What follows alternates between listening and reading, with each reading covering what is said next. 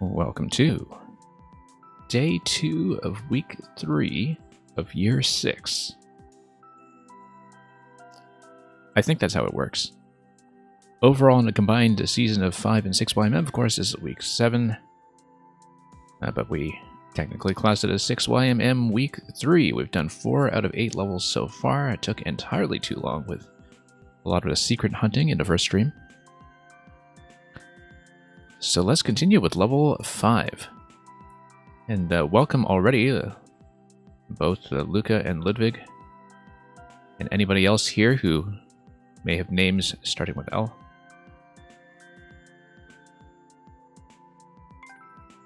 Six YMM is Super Meat Dress by Ben S., who is ordinarily a music maker.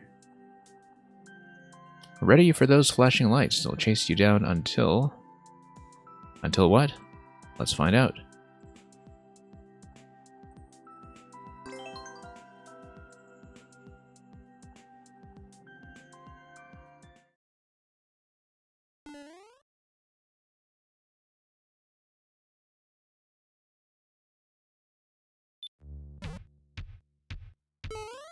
Now, my understanding is that this is a Lady Gaga track.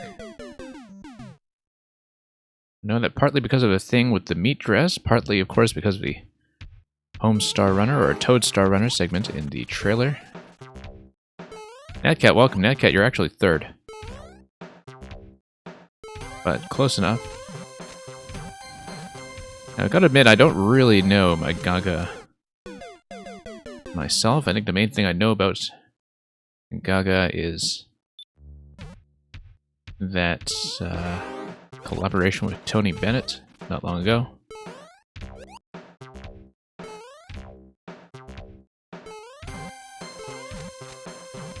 But anyway, looks like we are going to eventually be in for a state switch of some sort. We should just go straight up that shell. That POW upstairs does not look accessible just yet.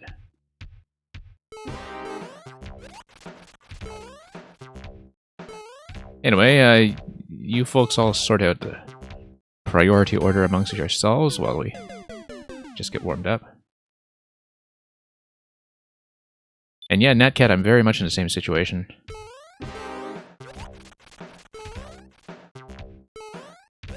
Don't have a whole lot of Gaga knowledge to work with. Look at that jump block that was very curiously accessible. I should try to hit that.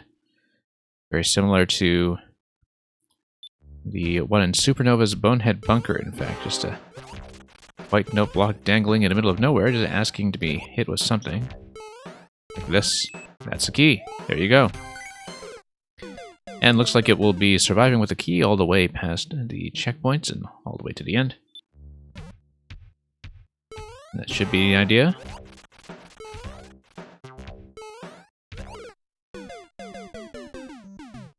Getting the true ending in this one took you a long time. Natcat, I'm glad then that we decided to split things up a little bit.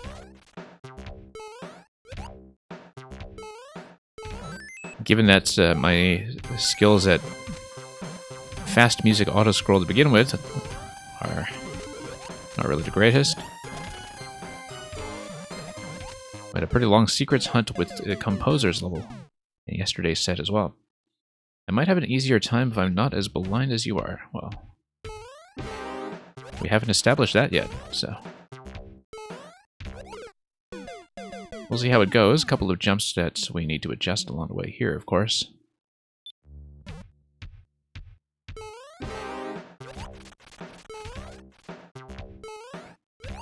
Anyway, let's move forward. Dodge some of the poison mushrooms everywhere.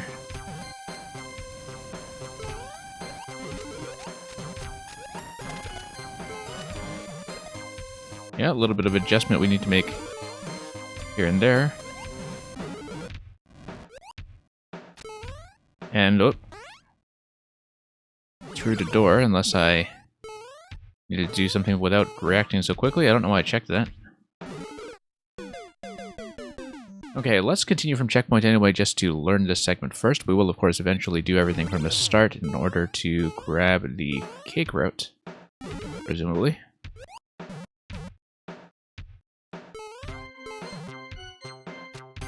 Yeah, a lot of things do line up pretty neatly, so not too much of a concern here. Oh, you need to go straight through the red blocks to the right. Just go up to slope, probably.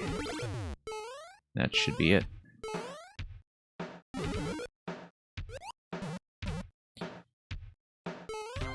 So yeah, this being a music level especially, I certainly hope that everything on the audio side is functional so far today. And do let me know if it's not.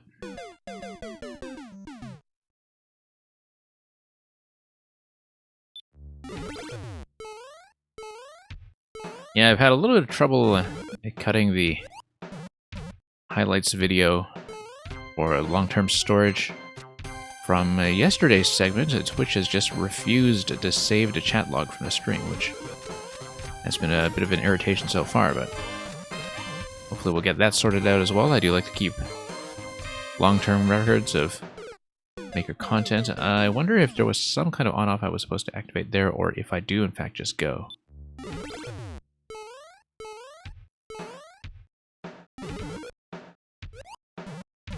Yeah, like I was saying, pretty much the one thing I've had a bit of exposure to when it comes to Lady Gaga is that she did record a jazz standards album of duets with Tony Bennett a few years back. Tony Bennett, of course, is someone I deeply revere.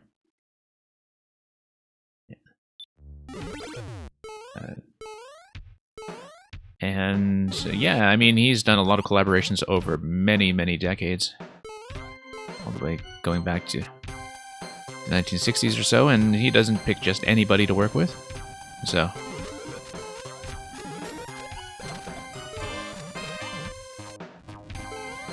clearly there was something to his judgment of her abilities. We should actually be able to jump out of the boot over to the red blocks over... Sorry, the blue blocks on the right side. Now that I look at that arc, I pulled back a bit too much previously, but don't need to overcorrect by that much.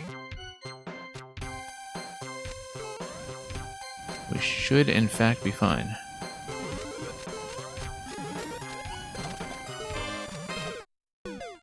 As long as I make the jumps, of course.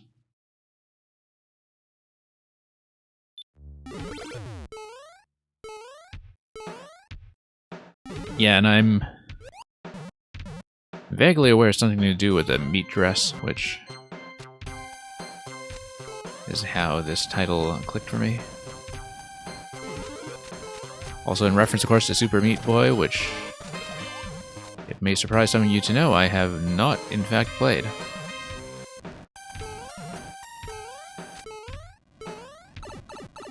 $6mm over here. Yeah, I haven't really taken time to look at the goal screen properly.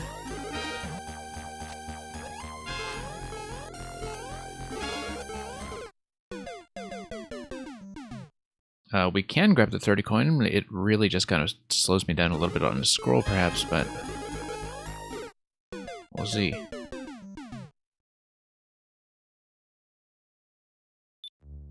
And then eventually we'll do this hard way.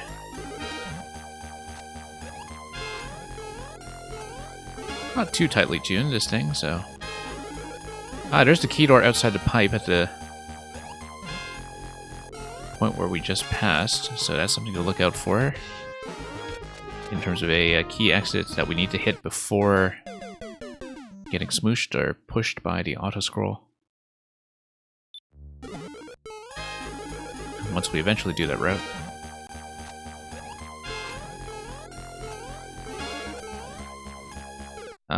Yeah, maybe not. Would be nice to get the 30 coin, but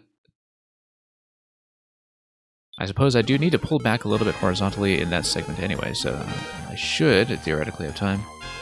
Whoops, losing a bit of time to miss jump there.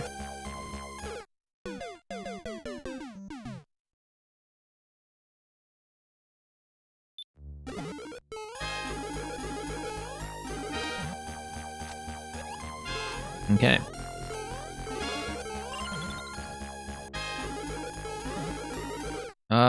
Probably just needed to do one jump over to Thwomp and then... Luca, you actually found a third secret in Meng's level and it's so silly.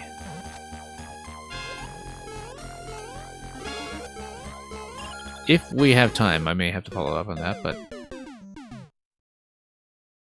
something you expect. Yeah, sometimes Meng will just hide sound effects in interesting places, like in the bottom corners of a bottomless pit or something.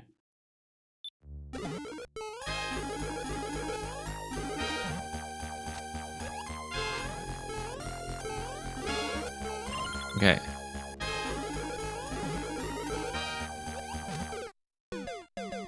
We're way off there. I'm looking, of course, at the white note block in that location as well. I don't know if we have too much flexibility there. Praying not to get DMCA'd because of this level. Oh, I don't know, but that's going to be a risk. I actually don't really know what the original track sounds like, I think. So, whoops. And Luca, you're saying it is insanely obscure, rather. So.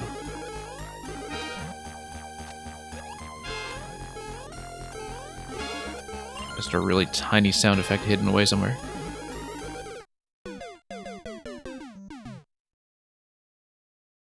Or something similar to that, perhaps.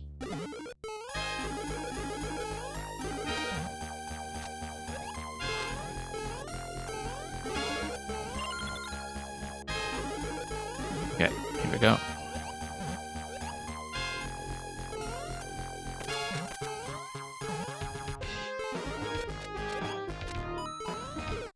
I mean, we do have to jump out. And then I need to head over to the on switch. Now, how do I do that without having Clown Crystal retained?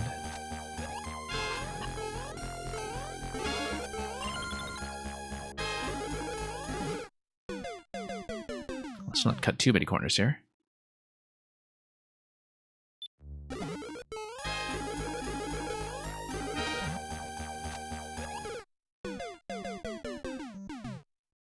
And yeah, eventually, of course, we'll have to do everything in one segment, which may inflate our time on this quite a bit, but I always find that kind of consistency check very worthwhile. My favorite kind of hard mode in some ways.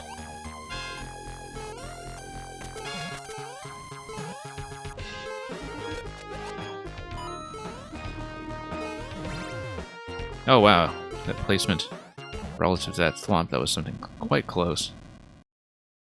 Mecha is just going to totally crowd me out here, almost. Now, would I be missing anything in this location? Doesn't seem like it. But we do need to watch out for poison now. Oh, okay, couldn't quite see there. And then I would need to exit out the pipe or out the door, depending on whether I have the key. And Lantis, welcome.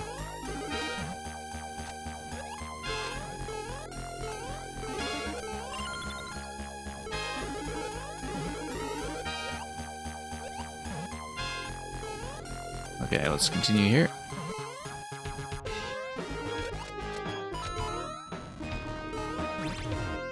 Yeah, nice circle around that thwomp. Very satisfying.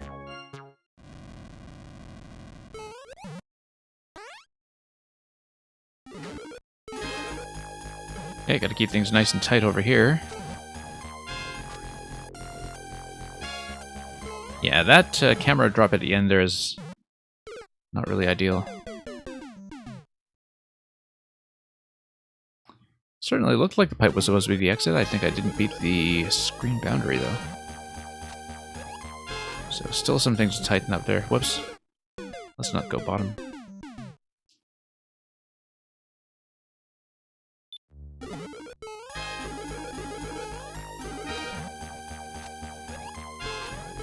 Nope, not quite.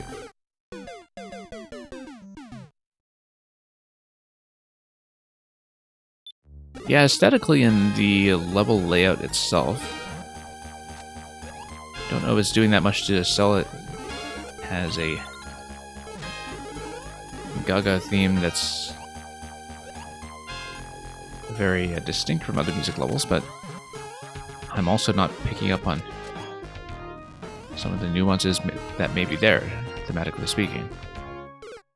Because I just don't have the background for that, so if anybody does have any insight about the flavor of the visual design of this level, do feel free to share.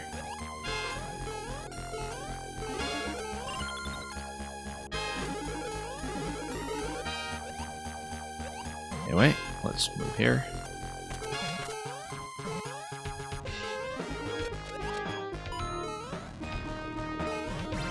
And not quite. Electro Dude, welcome.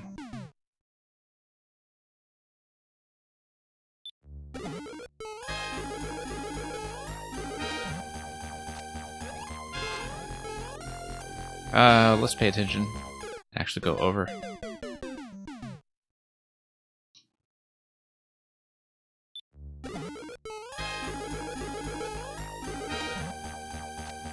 Yeah, I have to get this down quite fluently, given that it will be redone.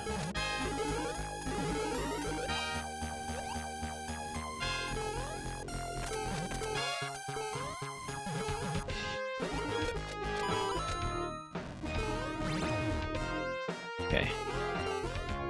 That circle around worked pretty well. Interesting, what's going on with that block on the track there? It looked like it was doing an offset, but I couldn't quite see offsetting what. Oh, no. See a mistake there. This is a tight corner. Ground tiles are made of grilled meat. I suppose they are. Looks well enough. Whoops. I mean, maybe a little overdone, but...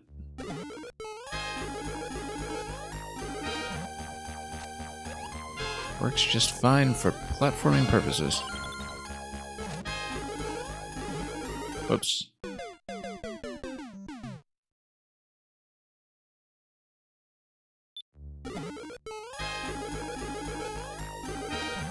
Okay.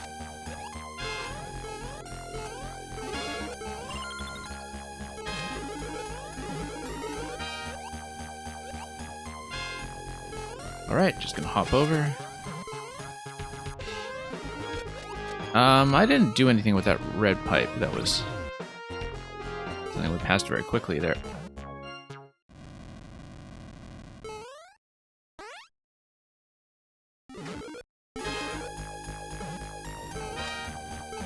Okay, now here's the issue. You go straight down. Ordinarily, we would try to enter the door. We'll have to redo it. 6YMM. So yeah, Natcat, I'm not quite seeing what the difficulty with the key route will be. I mean, we have found a key already, of course. But maybe there's something else we're unaware of. That is along the way. Thank you for the GGs, regardless.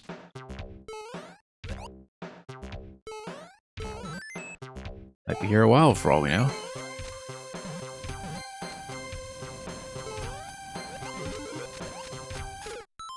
Yeah.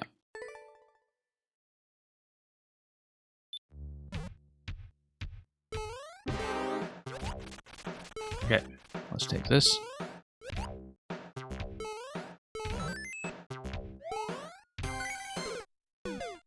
So yeah, today will likely be a comparatively short stream, depending on how well we do.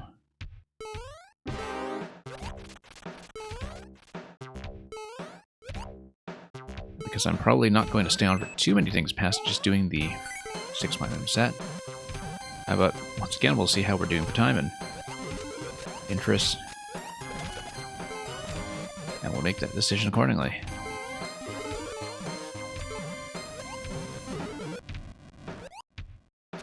Okay. Or I may get it right away. We'll see what you mean.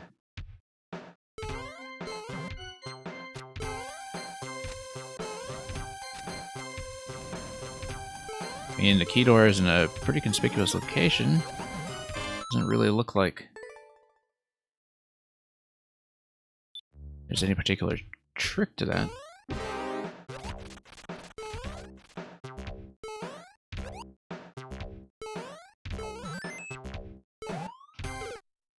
Have to do the platforming too, of course.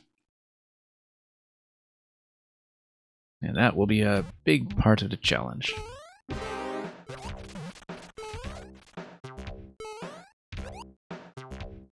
I mean, that's most of the challenge. Doing the platforming, not dying.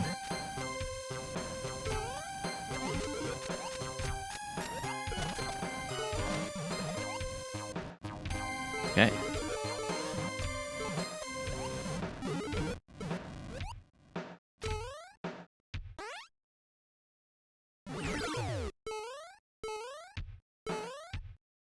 Everything there working out quickly. Yeah, I wasn't paying enough attention to that bounce because I was trying to enter the pipes along the way. Although I think the best bet right now is to go straight for that key door.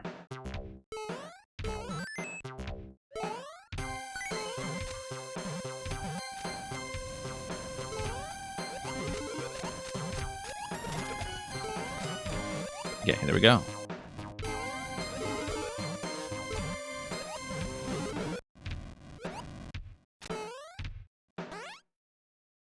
And Nolan Pog, welcome back.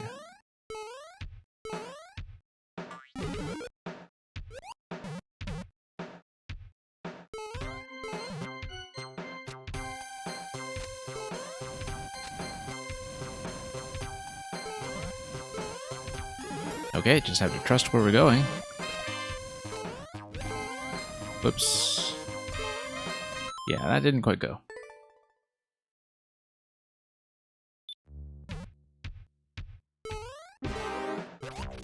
Well, let's not get too fancy about it. Just grab the key, go for the key door at the end.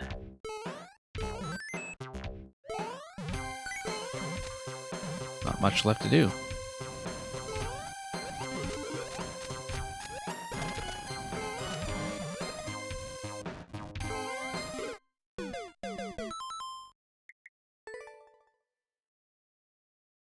I'm trying to think about how far we were on the best attempt.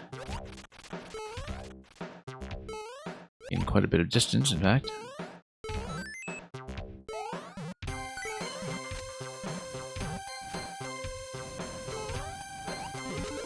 Interesting use of those ice columns to signify locations where the player is expected rather to hit and slide.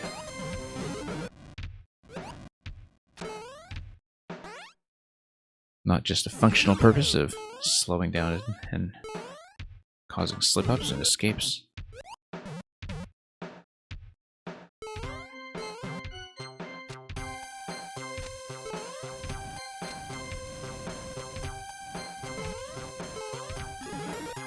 Okay, it's all fine.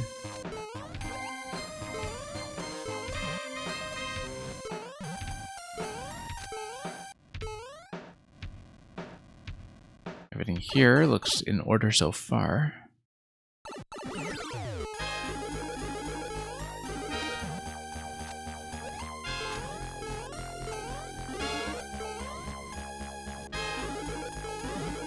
Whoa, close call there.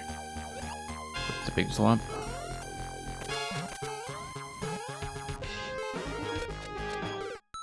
Spectacular miss.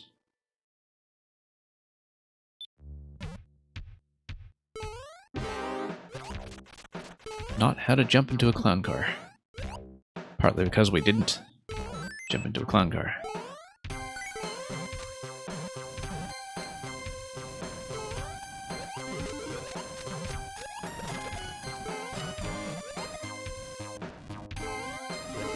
Okay. That we can do as long as I remember to jump.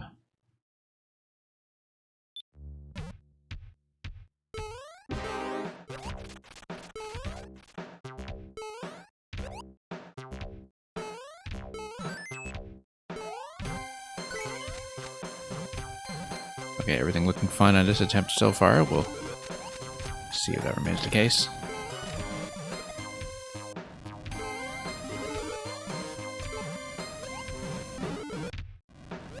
Yeah. Everything seemed to go alright.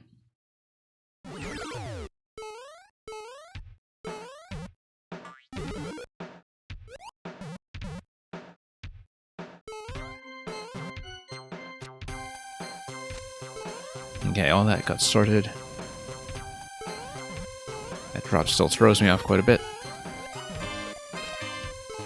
Oh, well. Let's not miss the boot that late.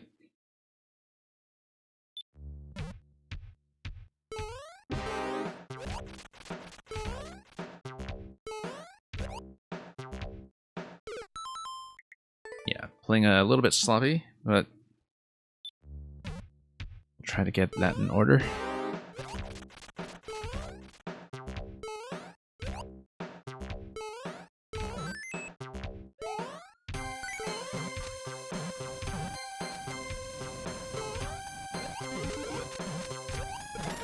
Okay, that's fine.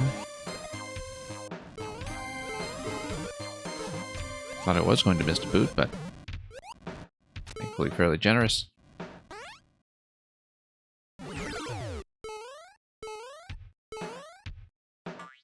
And by now we know most of the pitfall locations.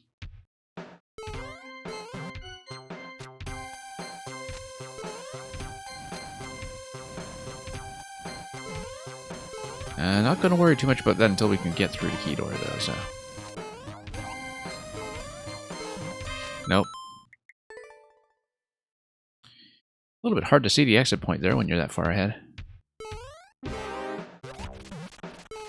Not really used to being ahead of pace in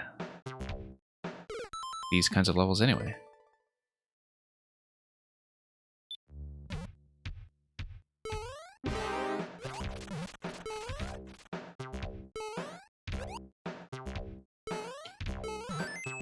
Okay, I bought that.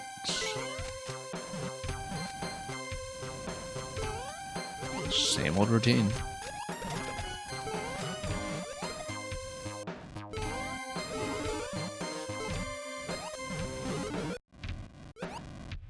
Okay, all done. Going to be another door, this time this segment with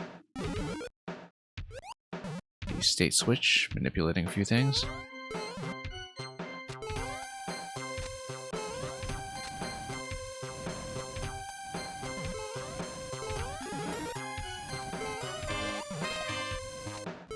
Getting the oddest feeling of deja vu here.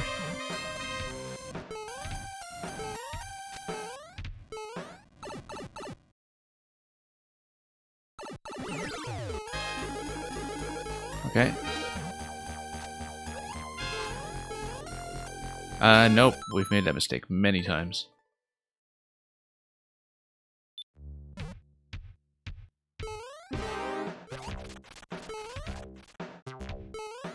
Close to the end, too. As far as I can tell.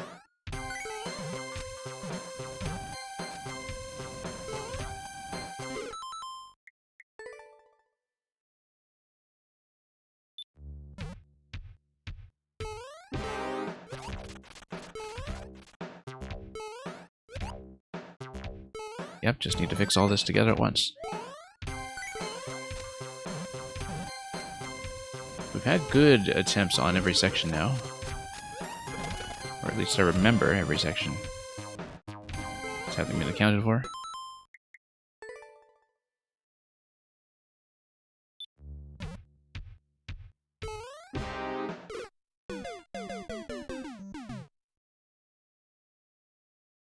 Poor Mario just going ahead and slipping like that.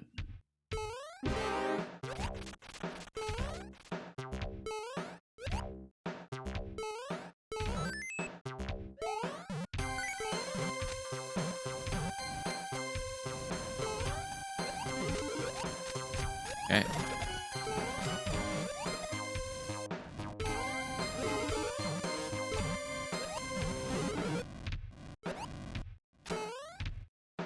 Part 1 out of the way.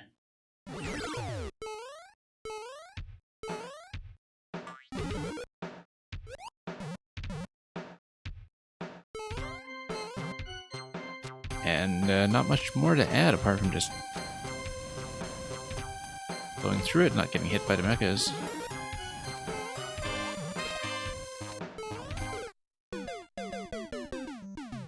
But yeah, I think I see how everything loops back now. It is seemingly an alternate route.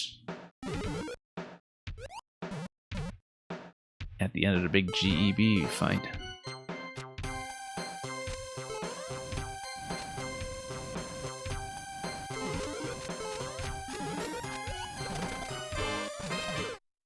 Yeah, lots of little things to fix along the way.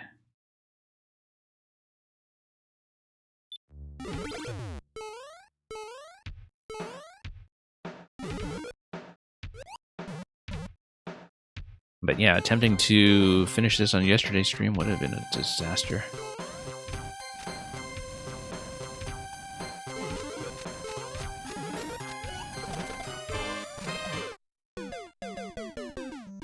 Yeah, just a little bit short. We know what adjustment we should be making.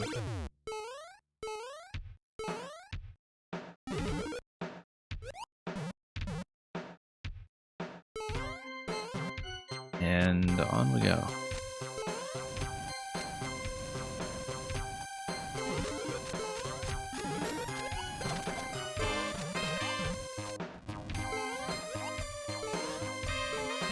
Yep, that jump is always a bit of a thrill.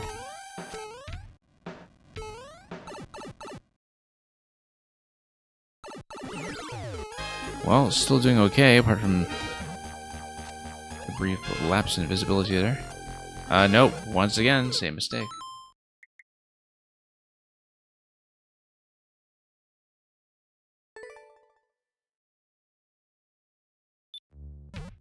Yeah, I have to go top in that segment. Should fix up a couple of things.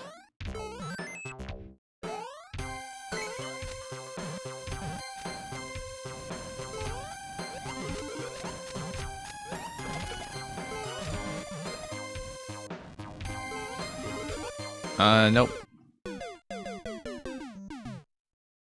Have to make pretty good decisions on the fly in terms of which style of block, red or blue, is still open.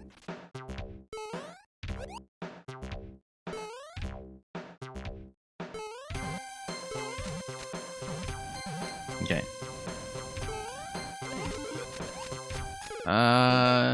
Nope, totally misread that for some reason. Should start over. I also forgot the key, did I really? Wow. Long ways to go without the key.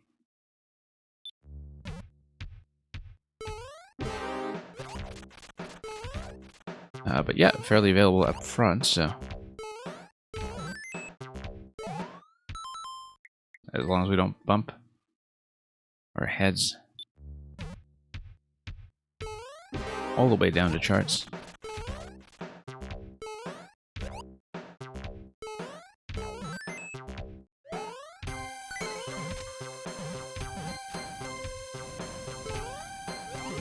Okay, here we go. Let's make sure we read that carefully and... whoops.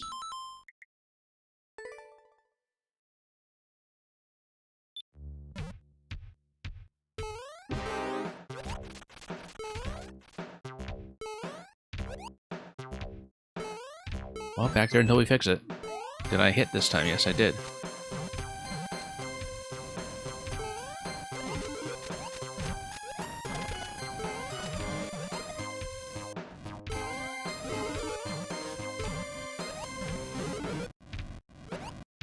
Okay, that's all straightforward.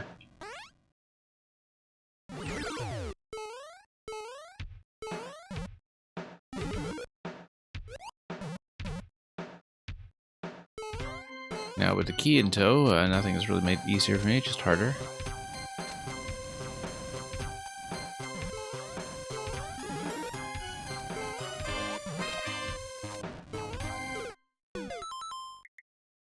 Yeah, one moment. Just need to sip a beverage here and rethink.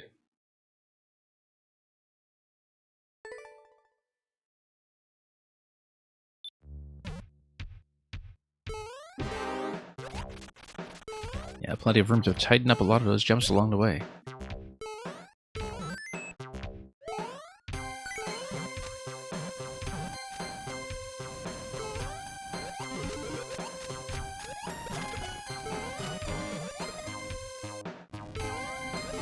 Okay.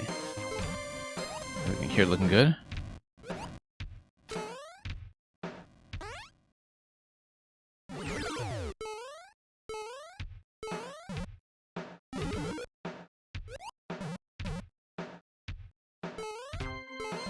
Okay.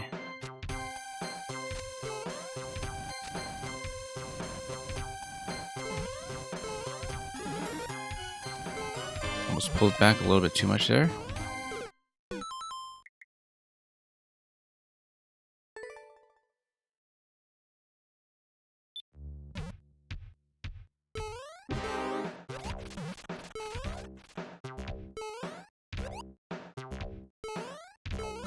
Yeah, I mean, apart from a lot of the platforming elements, I guess, most things here are going to be a very familiar experience, so...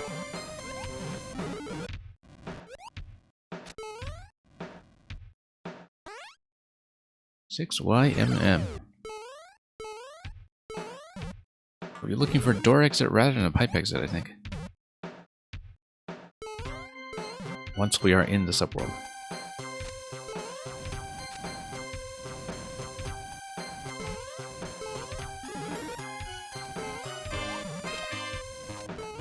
Okay. Yeah.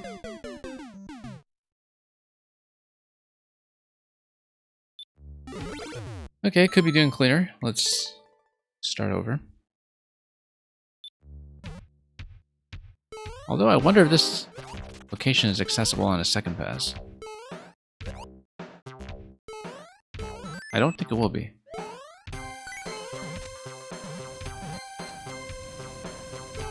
I see very little indication of that as an option.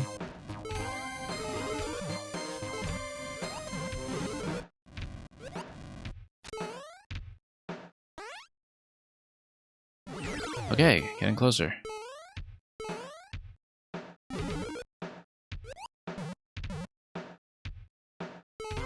Okay, that's fine.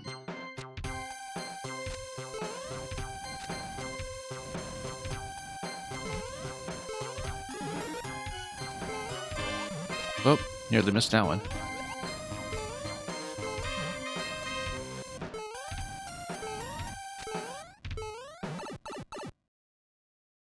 You have to pay a little bit of attention here.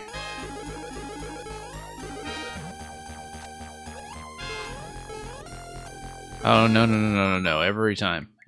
I don't know why I keep getting fooled by that.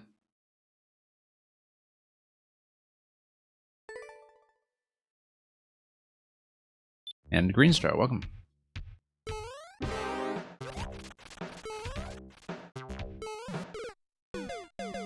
Yeah, back to the front. We'll grab the key. Getting quite close, just need to remember where to jump in that one location later.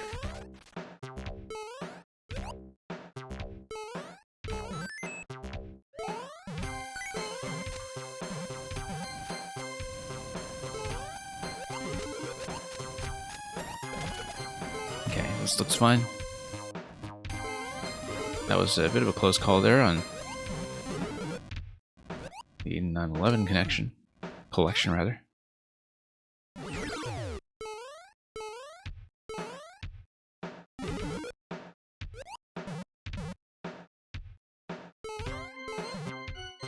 Yeah, I think I'd calculated looking at this layout now. You do need a minimum of 3 different characters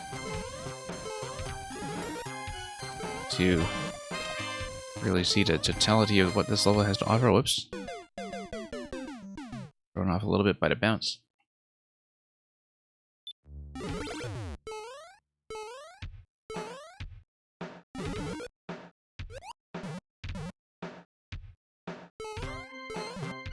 Yeah, and the chat box was hearing some rumors of highly entertaining sibling rivalry. We passed that rather quickly.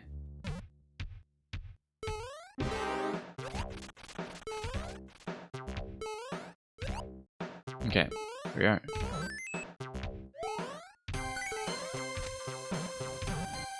No. I can see now why Natcat was saying it took a while. And we have the benefit of knowing where the key is. Being able to retrieve it somewhat safely. Oh, no. Same idea.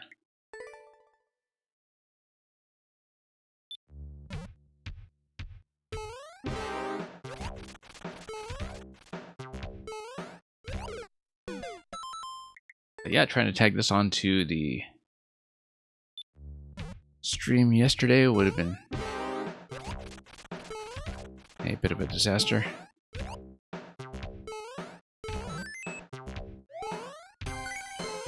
Okay, key over here.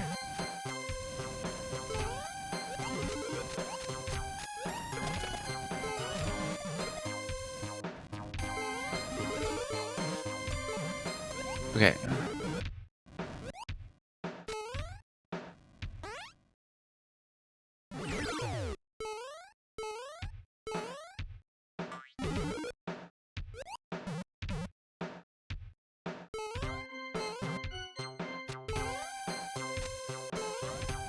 Okay, no sign this time of our work.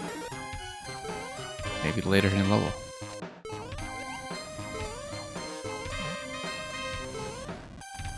Still a fair bit we haven't seen.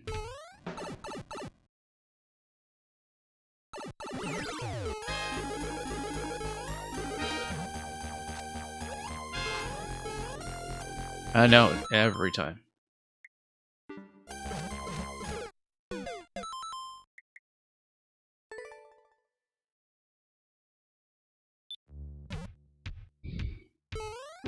And yeah, Green Star, that's happened quite a few times already. You would think I would learn. Eventually.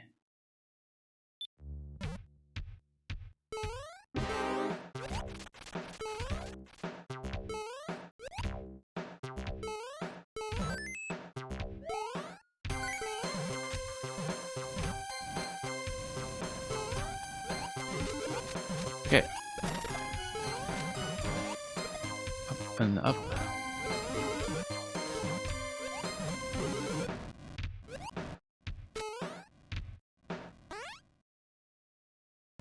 Yeah, it definitely seems like one of the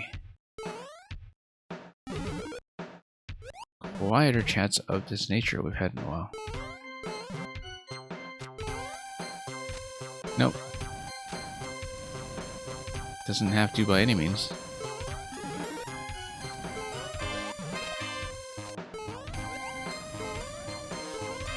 Okay, that's fine. Oh, whoops. Yeah. That was survivable, at least. That was not.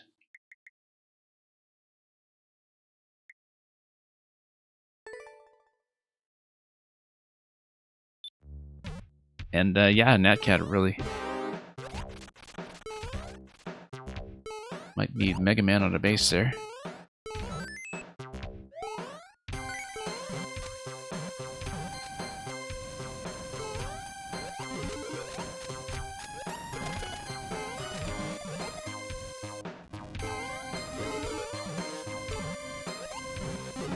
Okay, so far so good.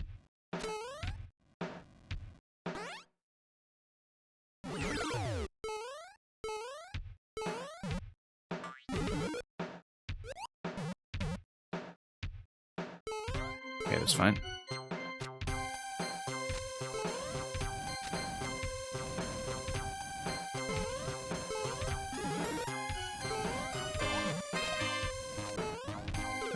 No, just processing a couple of different things at once. Just need to get my head straight about some of the easy jumps along the way.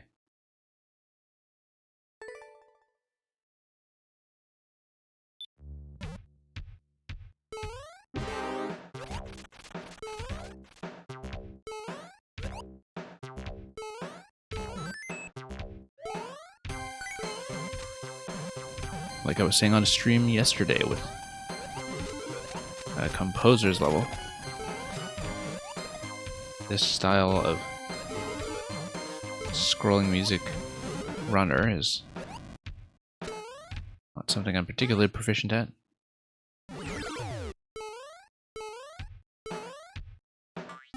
It's one thing to know all the rules, it's another to see them all in person.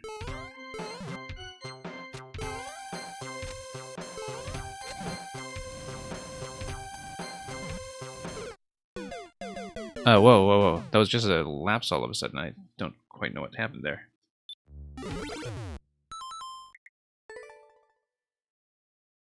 Yeah, no, that was just a momentary bit of inattention. I don't quite know why that went so badly.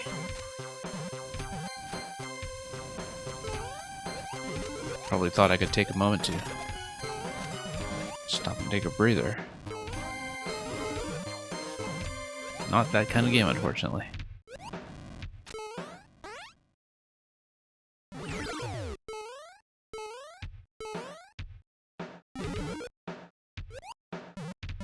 Okay, bounces there were a little bit weird. Not quite the distances I wanted, but works well enough.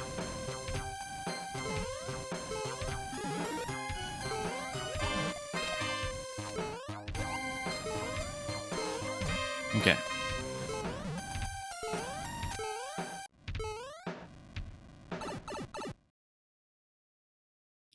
You had to learn a recorder when you were younger for class, yeah. That's why it is a very useful starter instrument in some ways.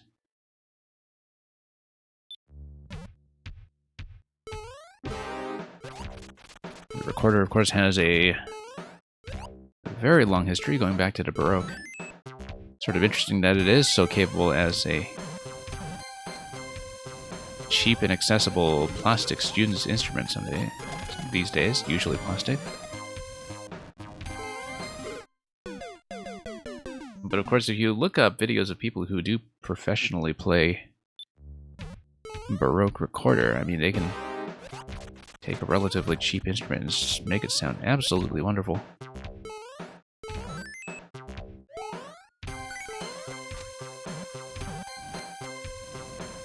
I mean, at a student level, one doesn't really learn that much about playing the recorder.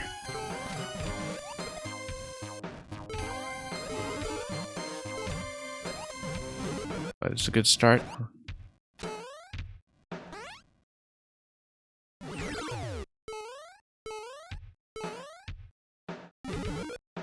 Mang plays piano music on a piano because Mang is apparently a purist. Lots of people, of course, play tons of other stuff not originally written for piano.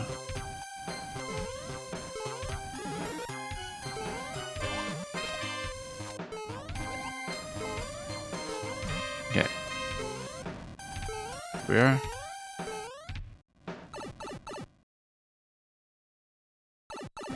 Mang music level when? Yeah, I guess we're still waiting for a baby shark. I've been doing the same thing here over and over. It's beginning to look like, you know, Murphy on Yarrow's flagpole or something, just in that location. I guess instinctively I just want to follow the platform, and it's clearly not the right thing to do.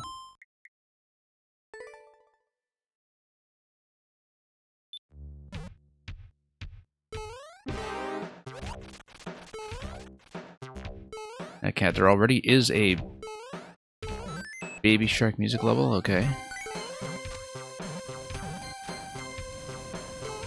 I'm glad you found out about these things so I don't have to.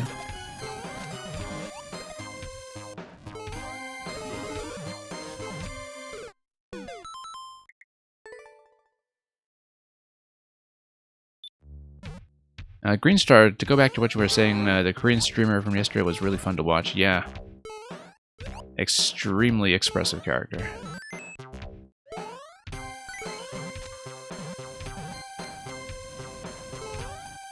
And clearly enjoys the levels a lot too, even when it looks like he's raging at them.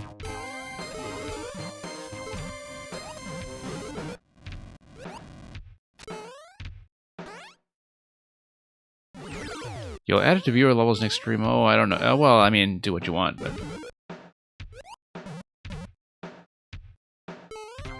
seems like it might be a downgrade from the usual Netcat recommendation, unless it is actually put together very well, which, for all we know, can be possible.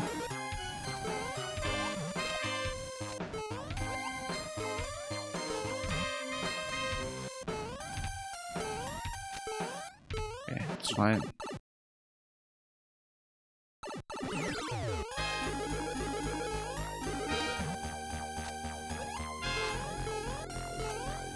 Hey, look, we remembered to go over. Oops. A little behind pace now.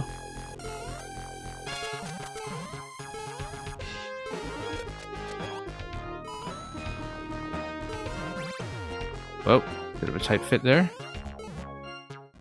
Okay, just barely made it.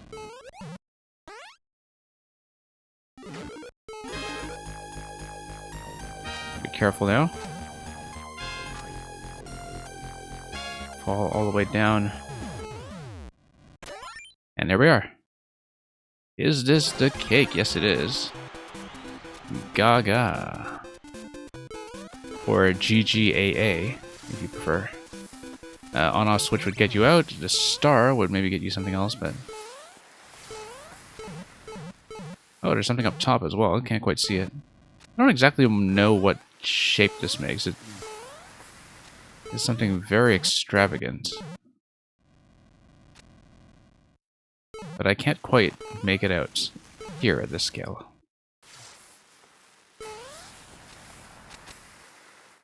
And we're missing a second key, I guess, aren't we? But in order to get out of here... I mean, we can't, of course, get back out this way.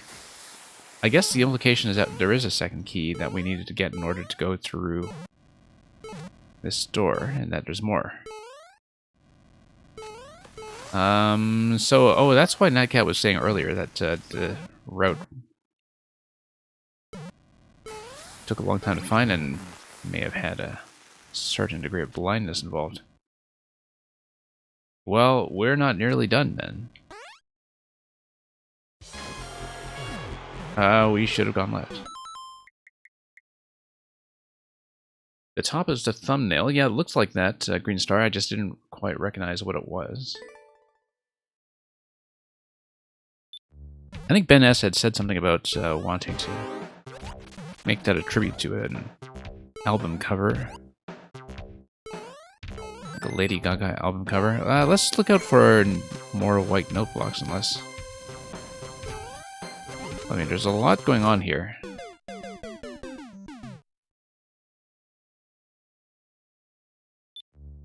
And yeah, RVamp, we were doing week 3 and week 7 overall yesterday as well. I just didn't make it too far because we spent a long time secrets hunting on just about every level.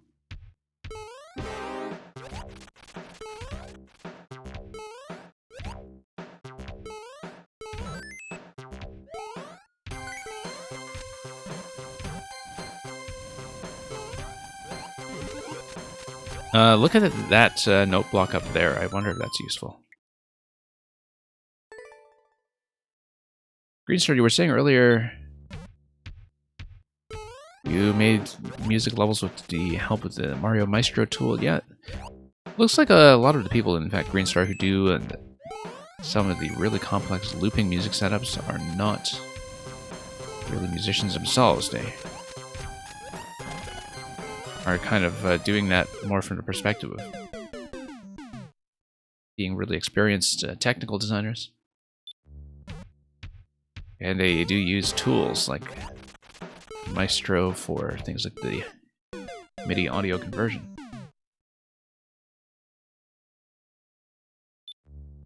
You're saying this is tricky to find and you know it because you saw it from another streamer. Yeah.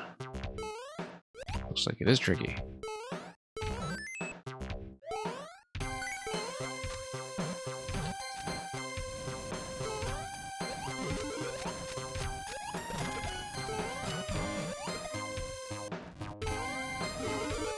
Unfortunately, attentiveness has been a bit of a problem as well.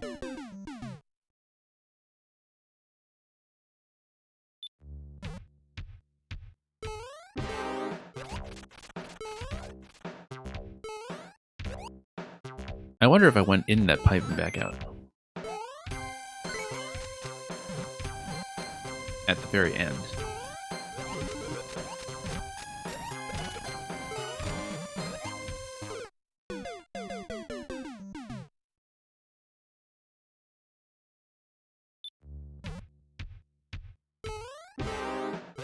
And yeah, we'll see. We've been on this one for a while, of course.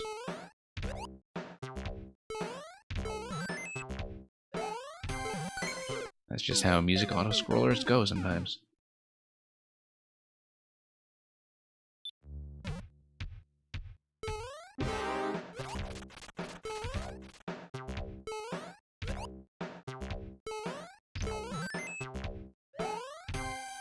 And yeah, just trying to explore this fairly carefully.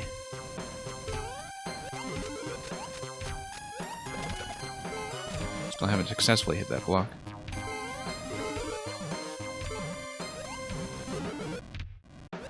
No block on my way down. Notice when we passed the thing right before the scroll stop brought me over to this location. There seemed to be something going on with the one-way panels down there. But looks like we are built on the bottom half, though, if you look at the scroll stop, so...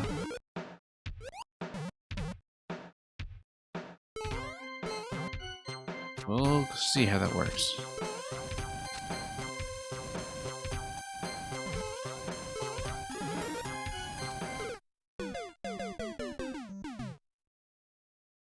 Yeah, I'm just looking around everywhere. There is a note block that's over top of the mecha in the center.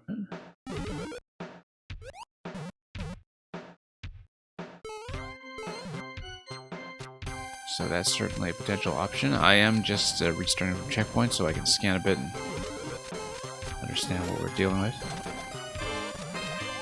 Yeah, that note block right there, if I can hit it. Looks like I would need a bit more speed to do it.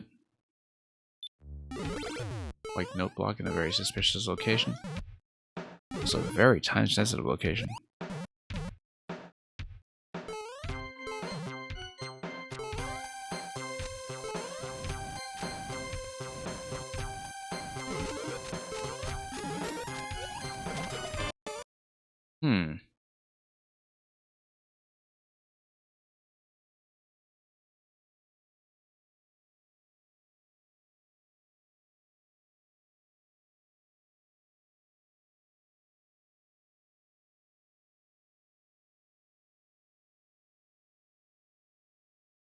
Okay, let's just try to remain somewhat focused on this. Whoops.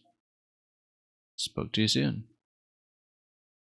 Yeah, let's start from checkpoint while I'm still exploring, trying to find out where things are. Sound is dead. Bad idea for a music level. Let's fix that. Thank you for letting me know. Hopefully that won't repeat.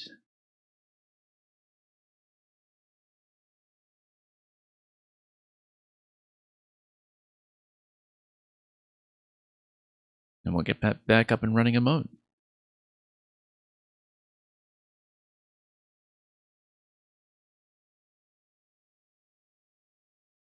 DMCA? Well, hopefully not. No, just the usual technical error on my end.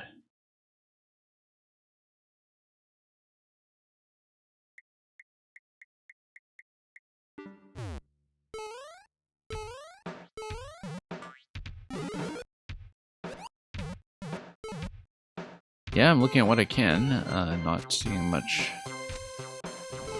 that is going to be manipulable.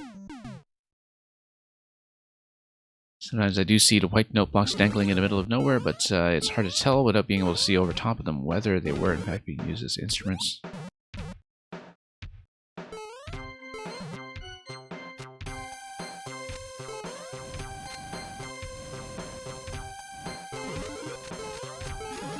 Why did I completely... Oh, I see. I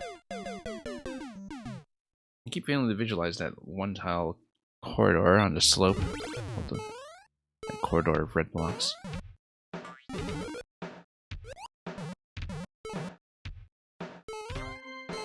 Yeah, not the real run, just checking as many things as we can.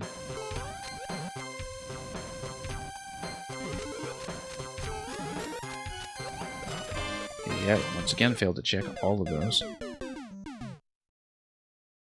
Taking a few deaths here to just looking around carefully and trying to observe the whole level.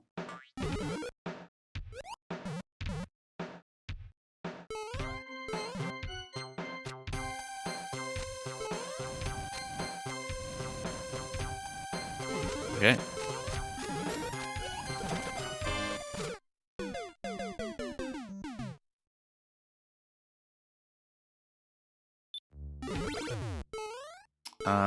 Okay, so we could be doing this a lot better.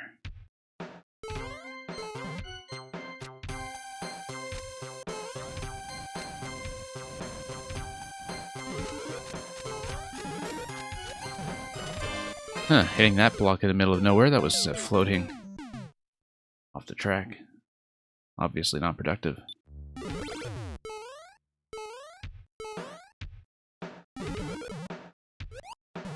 Nope, still just reading ahead of it.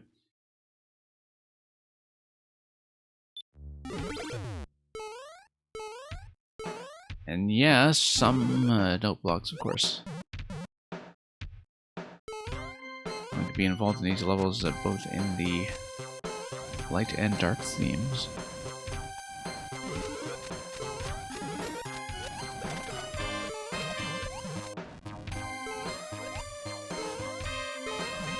Okay.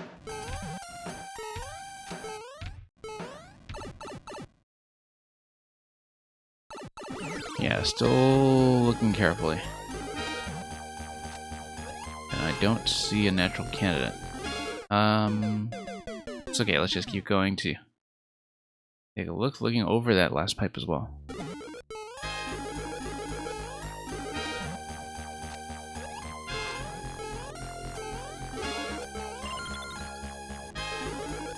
Okay, that's fine. Yeah, look, there's that middle location as well. I think that might have just been for the poison mushroom, though, to do its initial bounce, because if that's happening and the note block has not already had something else recently.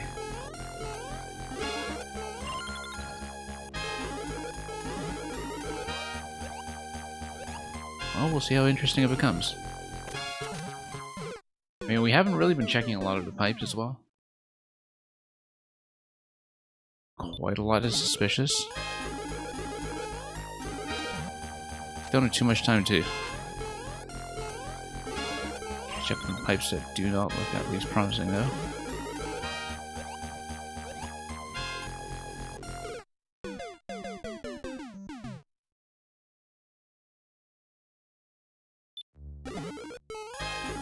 Yeah, that was just a bit of an intentional death. Just I'm trying to think ahead to the secrets hunt and look around. Whoops.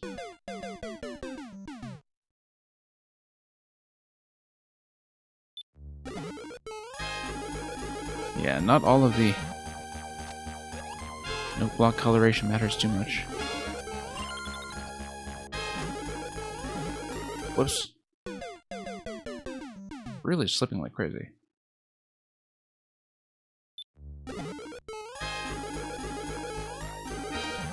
think last year one of the cakes that took me the longest was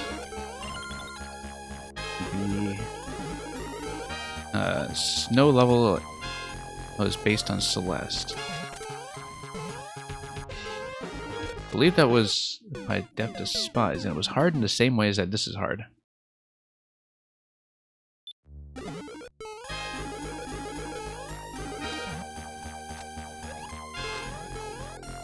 In that it's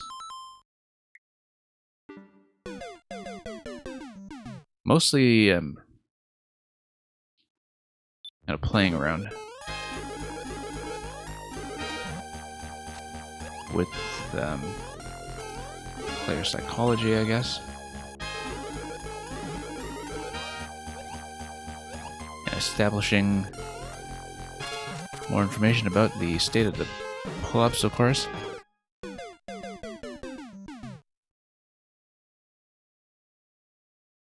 The reclining of the seats, if any. Whoops. Yeah, take the death, still look.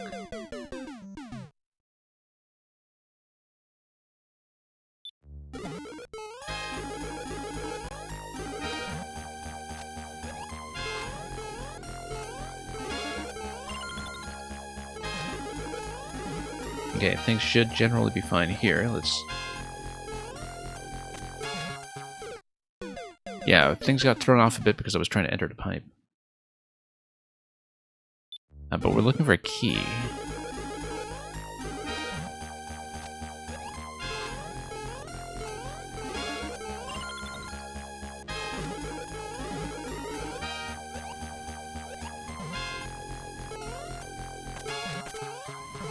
Well, no obvious location to check to prevent themselves.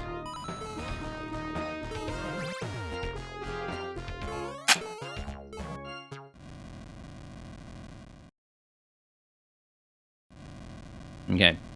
Might be something in this area, actually. If I destroy that guy?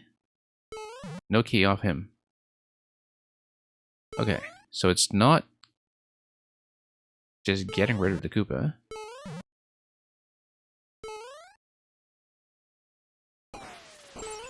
Or is it? Like, is the Koopa still here and alive? No, it's not.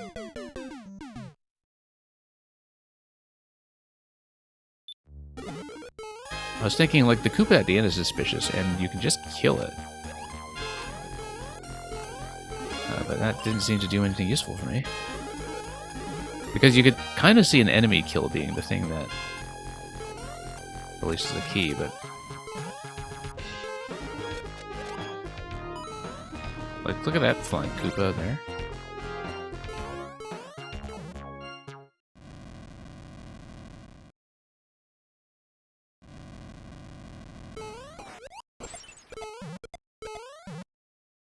And yeah, functionally going to be the same thing as put him in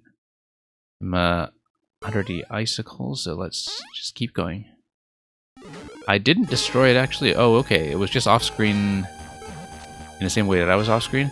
I feel like I should kill it with the icicle then. Let's do it from the checkpoint just to be sure. Because the icicle is constraining my position to the left, but it is capable of killing the Koopa. The Mecha Koopa.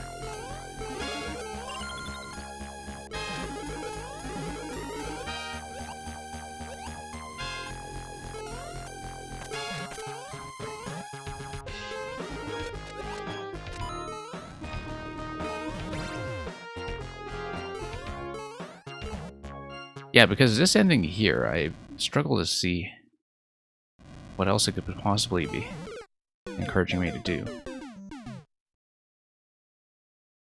You think just bosses die when they fall off screen? Well,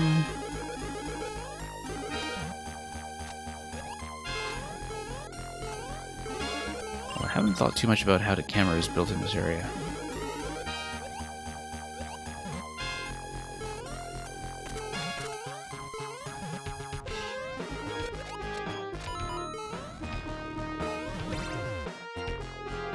Okay, here we are. We need to let him drop a second time here.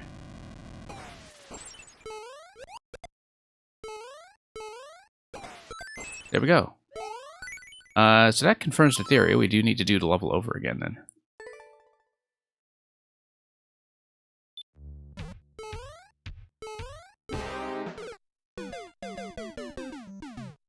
Yeah, it took me a while just to get back to that screen with all of the deaths that I was taking along the way.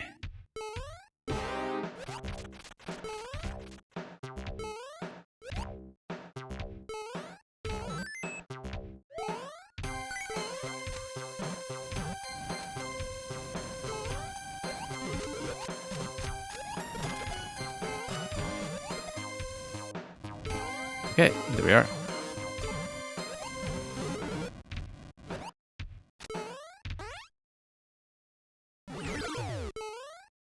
Still have to play all this cleanly, of course. Could take a while.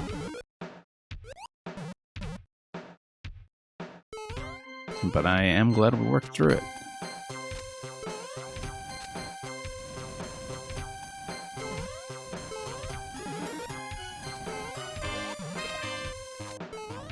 Okay. And that bit's always a little bit tricky.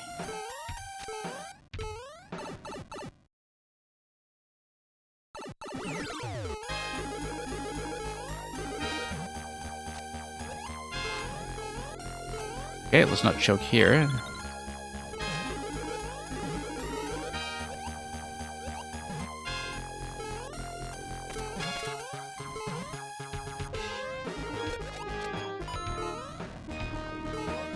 Sort of interesting, that first Koopa in that location we just passed.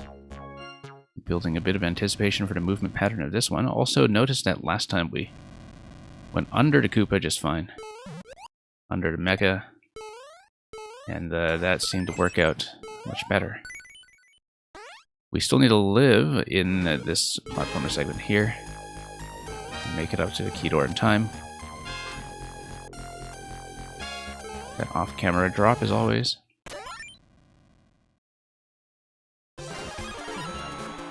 Let's keep the star if we can, in case invincibility gets anything over here. There we go. What a 6.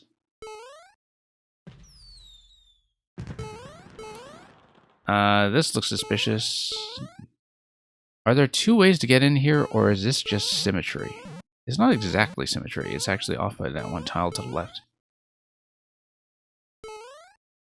Because if there are 2 ways to get here, or maybe there's something that spits you back here. But then this would be the exit either way, so...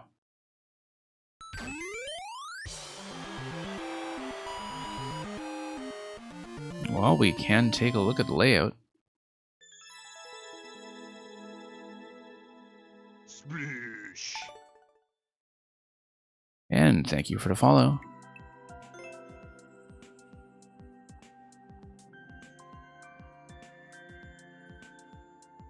Yeah, you got the 2 red pipes at the very end. I don't know if the other red pipe is linked to anything, because that would imply 2 routes into the final big cake.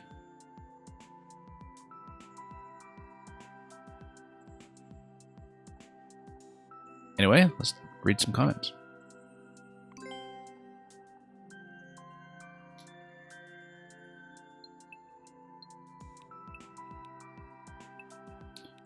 What do you call a meat dress without the top?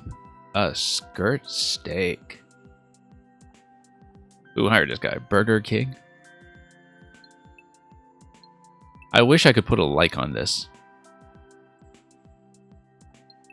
Cat, you didn't find the other route if there is one. Yeah, I think that might just be a quasi-symmetry thing, or just part of the art design in general.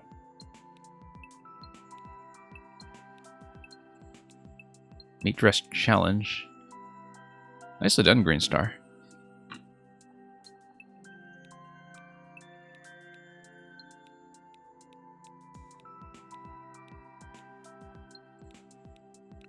And yeah, I guess Looney certainly interpreted the ground itself as being the meat. Mario's mystery meat, yeah. Well, we met the meat. So,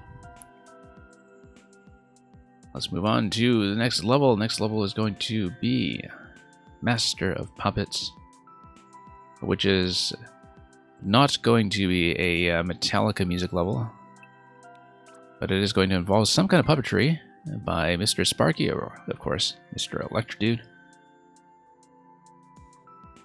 Yeah, the cake was a meaty challenge to get. I don't know if I really did interpret it as a meat cake. I believe, though, that it is some kind of Gaga-related album art or something that is based on. But anyway, seems like Mario is the one pulling the strings now. A bullet hell level in disguise, yeah. We'll see about that.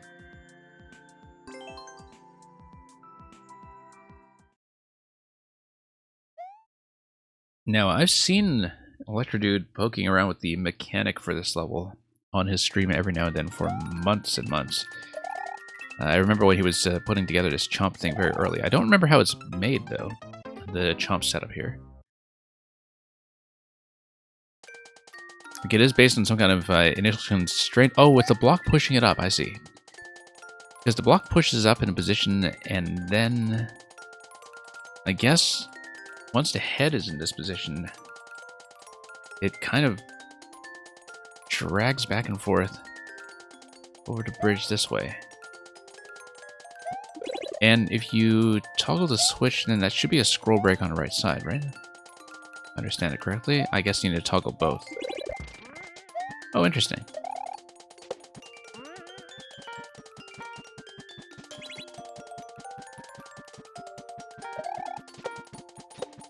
And then, oh, it goes pretty quickly once it turns.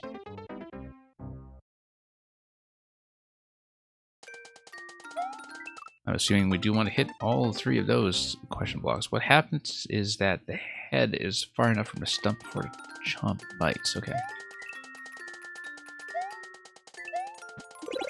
Okay, so before the first biting pattern.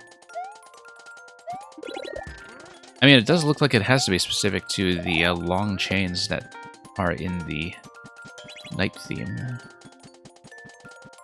If I'm not mistaken.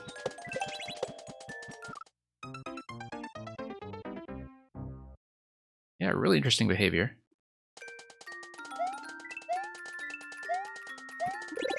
Yeah, this one has a hard block push, I think. There's some other push. It's going to come in on top of the stump after that. No. Yeah, I see that block on the top row that's kind of being lodged on top of the stump. Also works with short chains, just a bit more limited. Yeah, it's much fancier with long chains, for sure.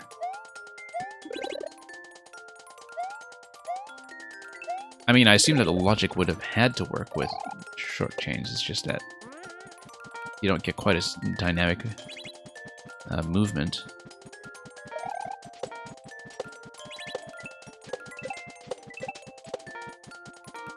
Okay, back we go. Yeah, this is all about clearing a path, actually. Whoa, okay. Well, we cleared it. Look at that mole. On the, whoa, didn't expect that. Interesting. Hard to spot that, but...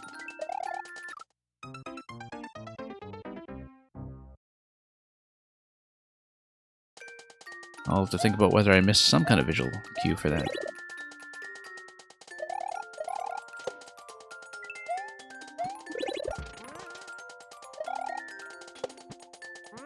And yeah, I guess we'll pet the Chomp.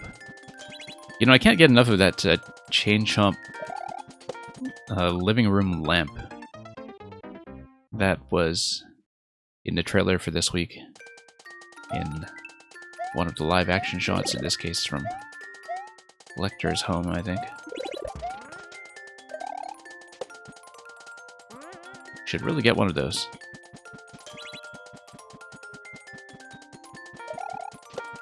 The Chain Chomp, of course, is also an unlockable weapon in Bayonetta 2. Hopefully that's not too much of a spoiler. It is just an unlockable. You can fight using the Chain Chomps.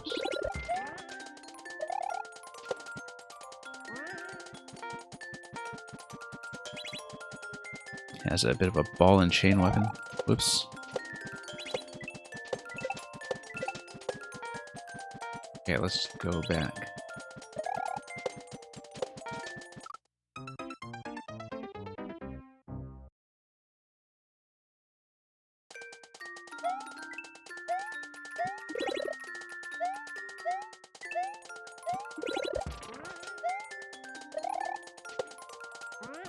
Okay, so far that's fine. One thing I have not really paid attention to is 3 pink coins. Don't know if we are retaining those for a secret or if they are required in a room we will later see.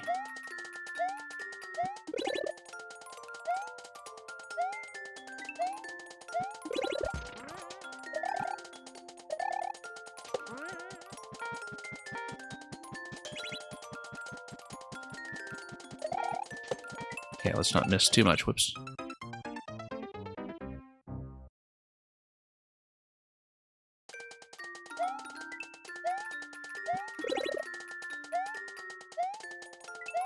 And yeah, you folks can take over all of the pet care in the chat.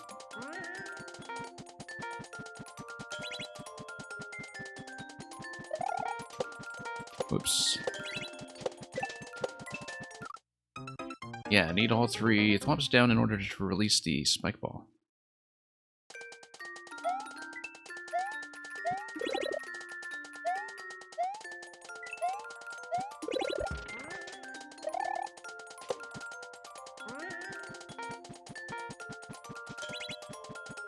Okay, this guy.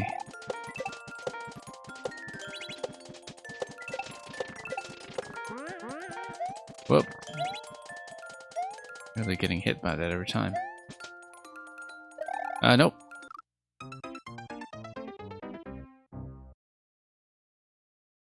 Well, that was a surprise. Even though I'd seen it once before.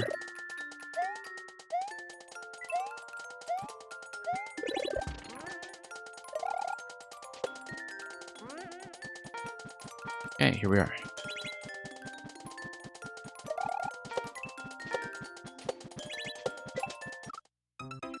Yeah, when I'm missing the block, the rebalancing of my position is something that does throw a bit of wrench into any plans.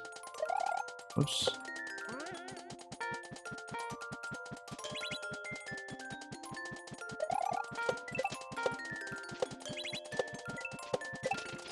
Okay, nope, not quite.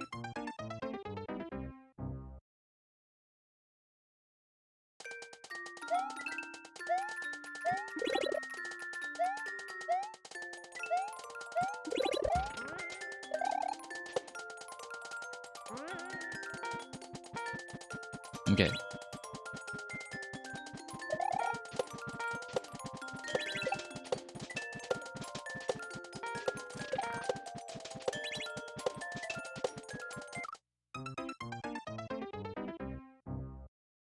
Yeah, reading the positioning of the turnaround on either end is one of the trickier things about that number.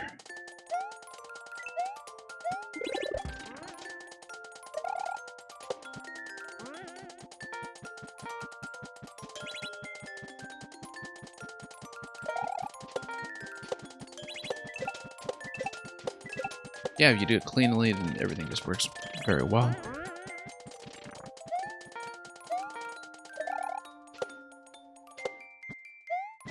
Okay, so you peel off the muncher and then you can hit the mole from below. Presumably the mole gives you the key. But the idea behind that room is that you do need to cross over 3 times.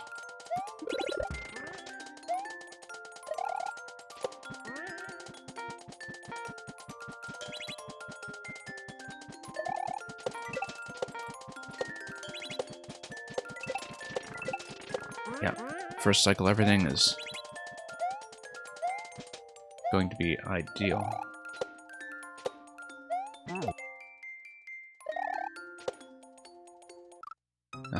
Nope, still need to plan around the swaying of the chumps a little bit.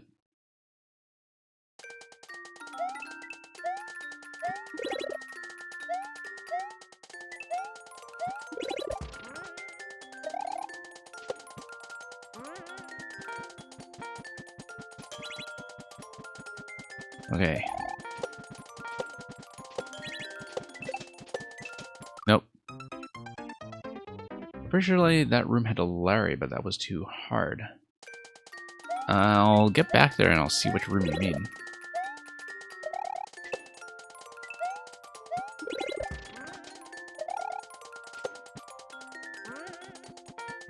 Yeah, it would have been interesting for this concept though, since you are just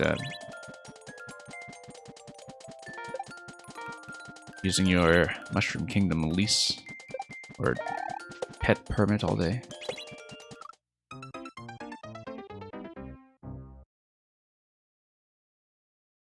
Using Larry, though, that's kind of interesting. I mean, Larry is about as straightforward as Koopalings come.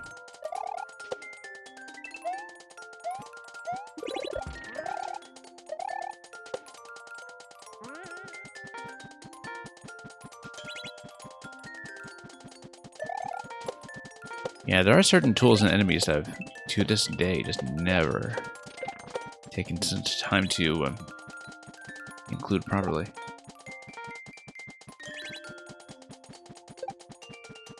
Let's go back over this way.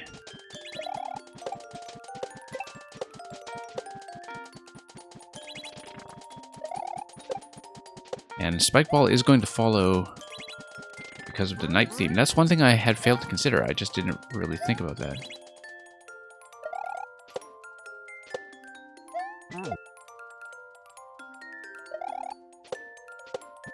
And then, whoops.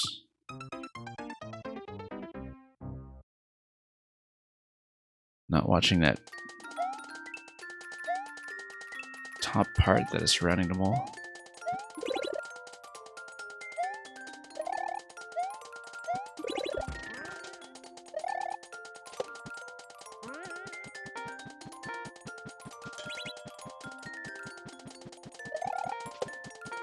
Okay, here we are.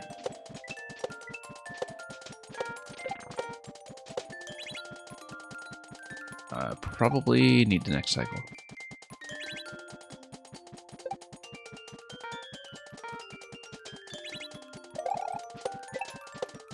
Yeah, we'll do the last one on the way over. Here we are.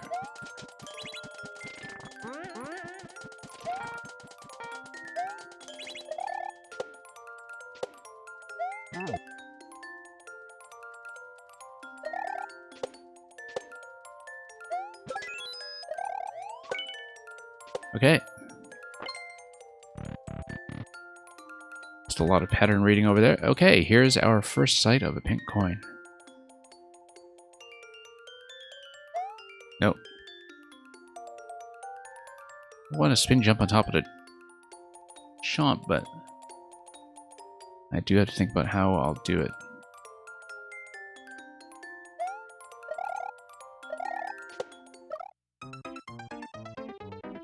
I mean, I could have just jumped from there. That's maybe a bit fancier than necessary.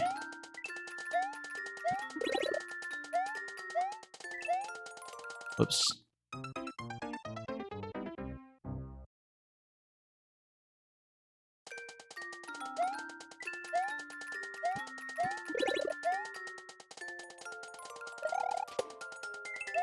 Okay, got this.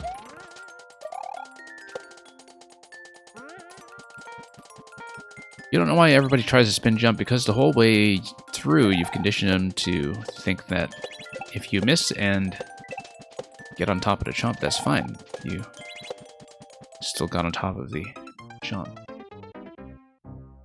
So, very natural reason to spin jump, especially if you're better at repeating buttons if they are the same button, rather than just tapping a sequence.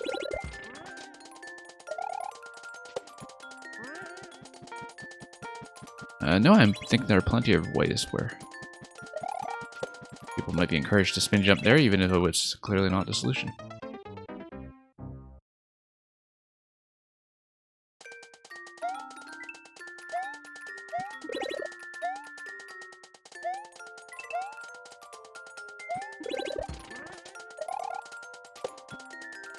Okay, in we go.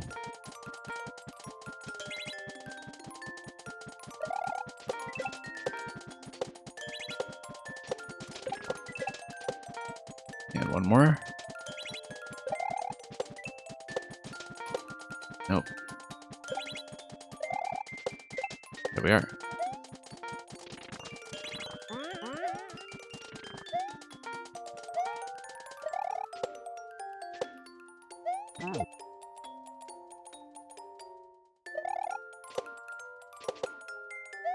Well, that nearly went badly. But we are actually okay.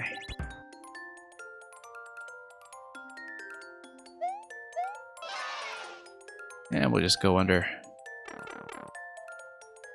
through the chain that way. Whoops. Okay, 2 jumps there and then spin jump on top of the pokey head.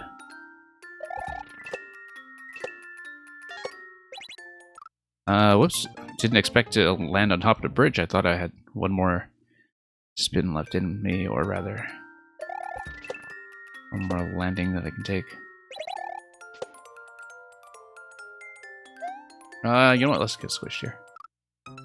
Look at that final chomp here on the screen. Just taking up the whole screen now that I've been scrolled off entirely. No.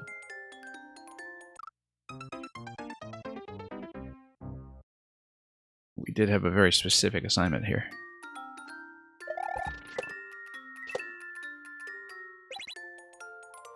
Oh, whoops. Trying to spin there, and I just missed the input.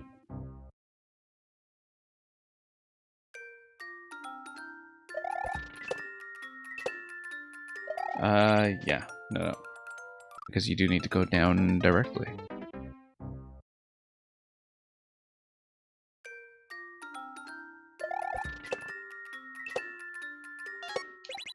Okay, much better.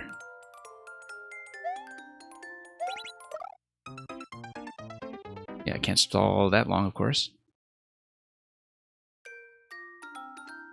But then afterwards we can catch up a little bit to the auto-scroll.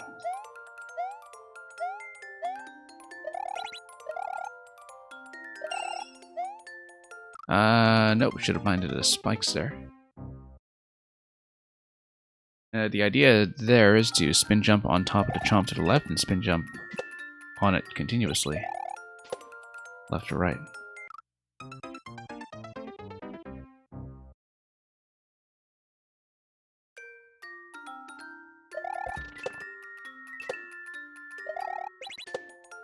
No, I have to go directly. Always fun in the space team to see the single pokey head setup, though.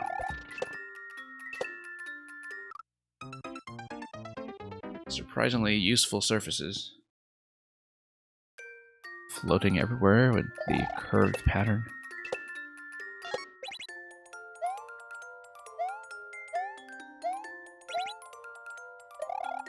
Too slow. Yeah, left bounce followed by right bounce. And then on to the next thing we're going to capture. Whoops, no. Let's take that first.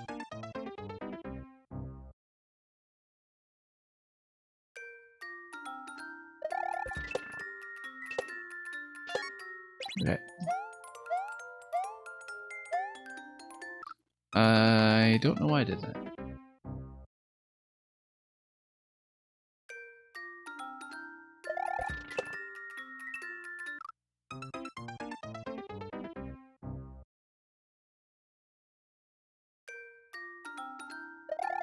Okay, over to chomps.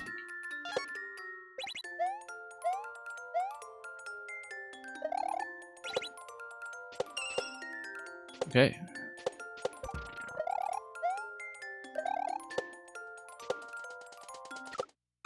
Yeah, the extra bounce in the Poke was not necessary and did get me into more trouble than it was worth.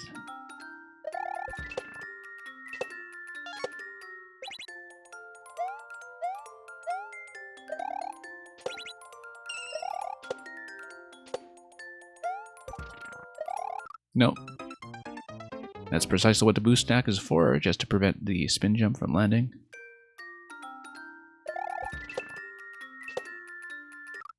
Too high on the second one.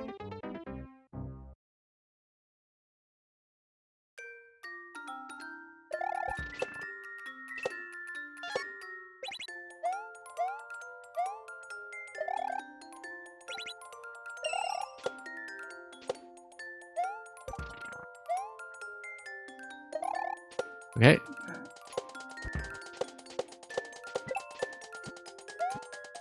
Worked out fine over there. Nope. Bit of a poor correction on the second last chomp over there. Quite close to the exit pipe, though. And with the coins split over checkpoints, could very well be just a safety coin awaiting us at the end.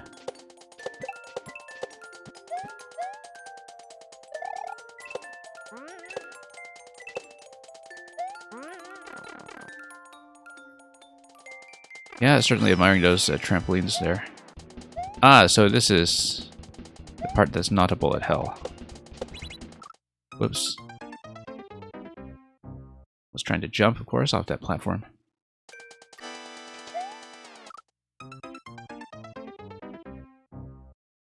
And yeah, it's just the heart blocks there giving that initial push and displacement.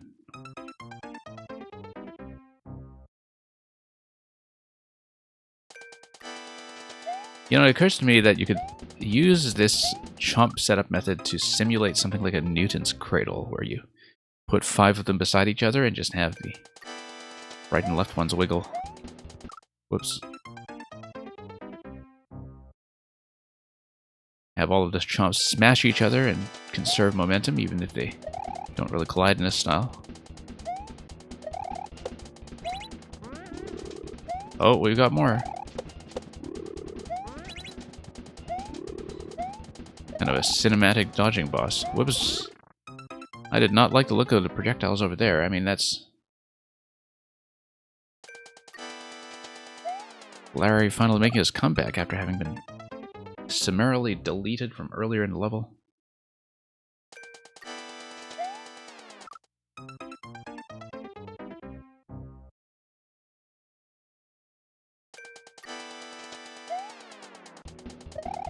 And chucking those projectiles everywhere in chat, of course. Whoops. No opportunity to get to the right place that time.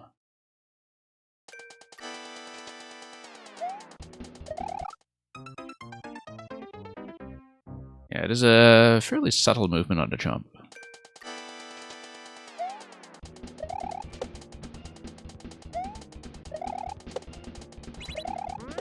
Yeah, not a lot of things in the game ask you, like this mechanic does to you.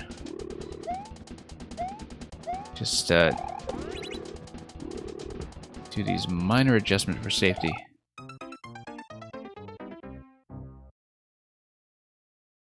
I think it's simulating what I was describing. I guess so. Whoops.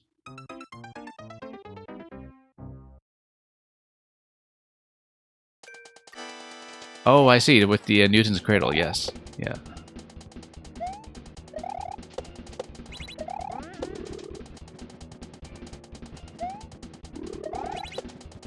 Took me a moment to understand that, despite having just mentioned it. Right on top of the spike top. Look at that.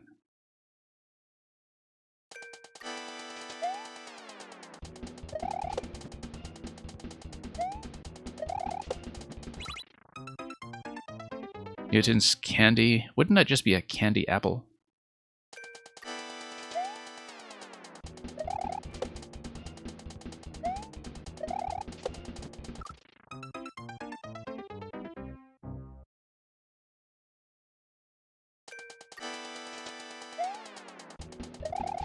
Okay.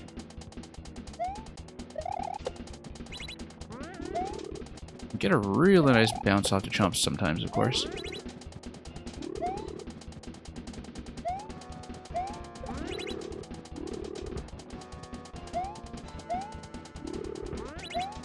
Okay, now this feels more like a bullet hell. Whoops, totally got zoned out. Once again, look at that corner. Absolutely no way around. Probably shouldn't have dropped there.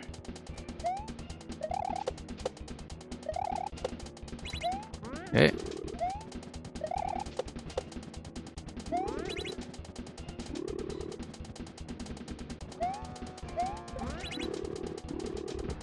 Yeah, nice dodging pattern though. I mean, just taking a direct advantage of that. Very steady but subtle movement of the chomps on either side where, you know, the sway is only really covering 3 tiles left and right at a very slow speed, but there's nothing else really quite that moves quite like that.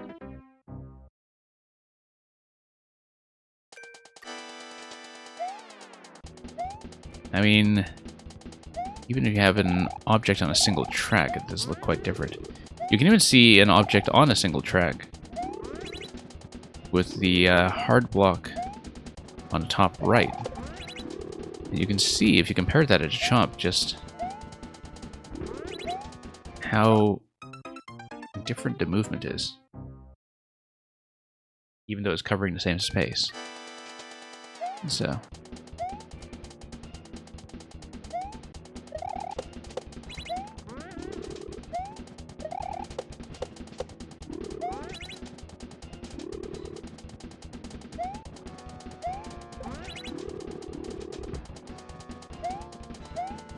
Okay.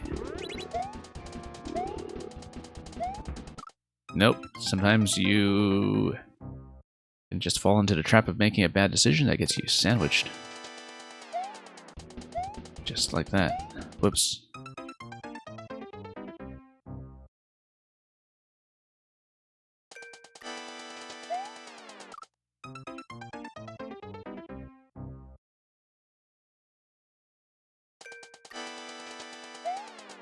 Anyway, we've been chomped quite a bit by now. But yeah, fun boss. Just a steady escalation of things that you need to deal with on screen. You get multiple options for how to deal with movement pattern. Just a very flexible fight overall. Notice that you can in fact duck under the spike tops. It seems. They kind of bob up and down a bit instead of just going straight, so I don't know if that's going to be consistently safe. Yeah, man, enjoy your food.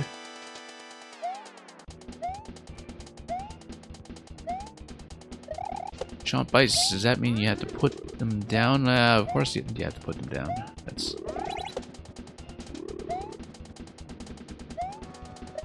just how chomps are going to behave.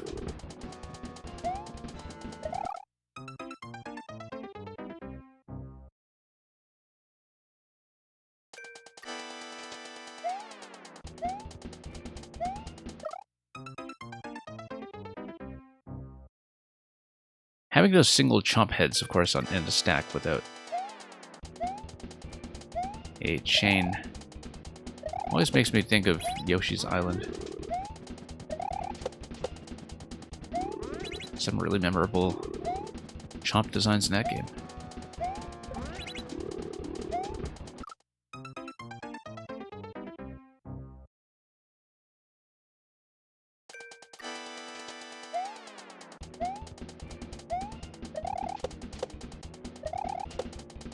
Okay. Nope. Still slipping everywhere.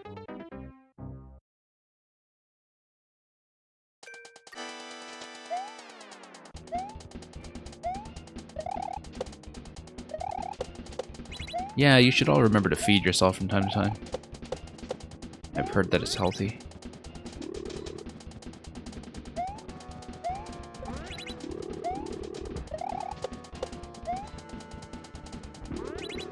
Okay.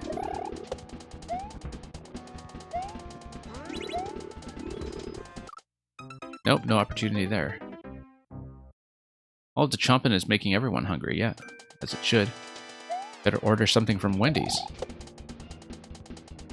You know, I didn't even comment when I got Composer's cake yesterday that it is a burger and soda. Like, the cake is a burger that's next to a cup that has, I'm sure, some kind of really sticky, sweet soft drink in it. And it's got the straw and everything.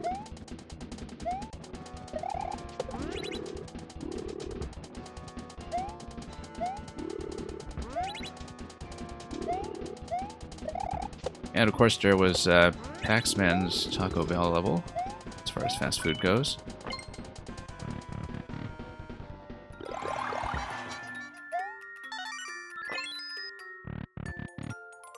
Yeah, it looks like there's a spot that you can drop into from up top. No, the chomp just drops from there. I don't think I can do anything else. However... There we go. I took a nibble off the side.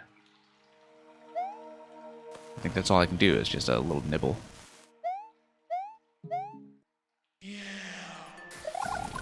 Yeah. Can't exactly duck into that.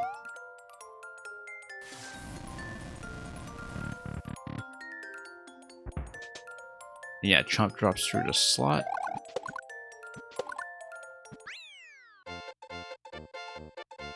And thank you for the GGs.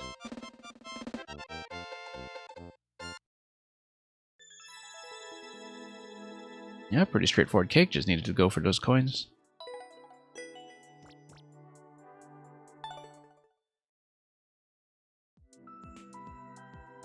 Yeah, really neat that you managed to get so many things to behave reliably from a setup that looks that weird.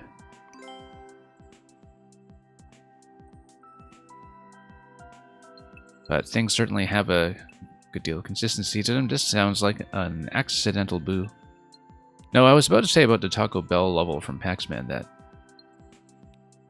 in the part at the beginning where you order food in the restaurant or in the Taco Bell, tons of people left comments there that were like placing a fast food order.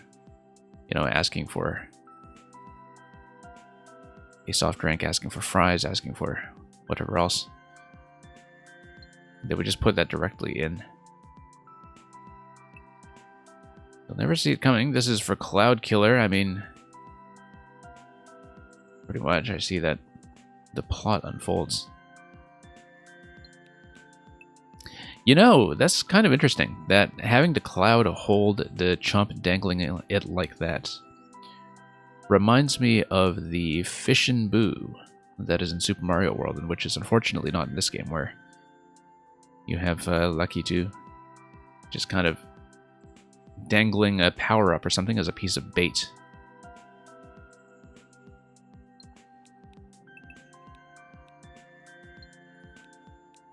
That's one thing that would have been nice to have in this game. Would have been pretty interesting anyway. But yeah, excellent boss as always. Look at this guy here. Oh, okay, yeah, it's a puppet show. With strings and Mario.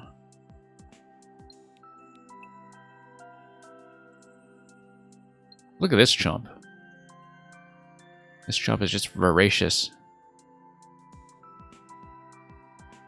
It's going to bite off its own tongue at this point, if it's not careful.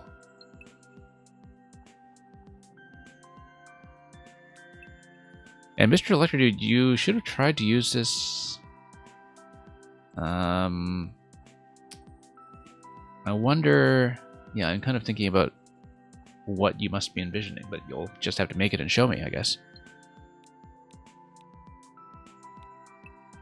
And yeah, Mang, certainly you don't want to forget about the pizza in the oven. I hope you certainly set a timer on that. And look at Samuel's chomps just going at hyperspeed in their own way. Oh, or maybe these are the chomps that are swinging back and forth. Who knows? The chain chomp movement was magical, almost hypnotic. Yeah. Don't want that to put you to sleep while playing the level. Look at Choo Choo's comment here. Choo Choo understands the puppetry the other way and thinks that it is Mario here with White Glove just controlling the chomps. Or, oh no, not Mario. It's just thinking of some kind of off-screen presence with a giant hand, like Master Hand almost. Master Hand controlling the chomps. Let's presume that's the case. Yeah, because it kind of like it is kind of like the chomps are the puppets on a string that are just being dangled in front of you the whole time, right? And I think that's very much the concept. Or Crazy Hand, yeah, that's right. Depending on their attack pattern and their method of cooperation.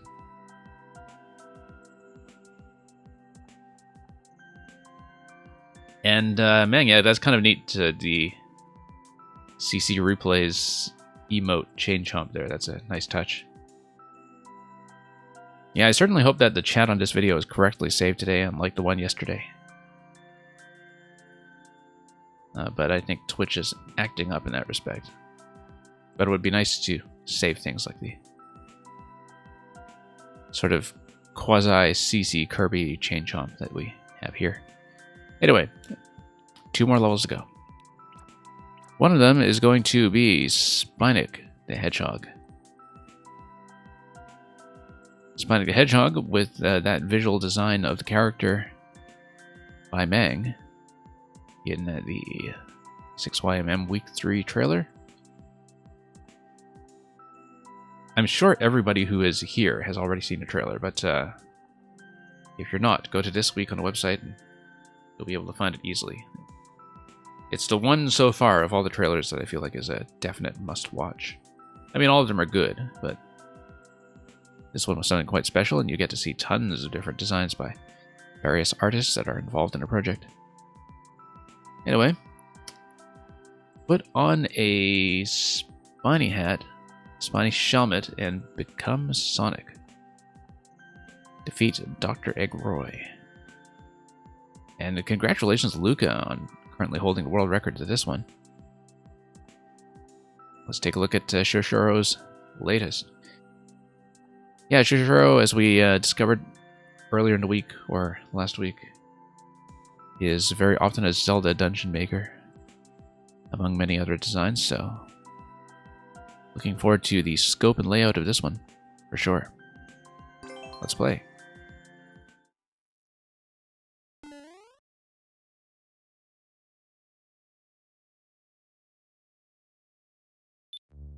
Yeah, Eggroy or Roy Botnick, depending on your localization. 6Y. And of course we're taking it. It's 10 coin down here. I kind of like how, to the extent that this is supposedly Sonic themed, you have all these curves here already with this background that is kind of deliberately reminiscent of Green Hill Zone. Even with these curves and everything, like look at this. I really enjoyed the terrain here, actually. Just the way the terrain really sells the concept. I'm looking at the spiny hat on the left. We can activate a bomb over here on the right, of course, if we just step on it.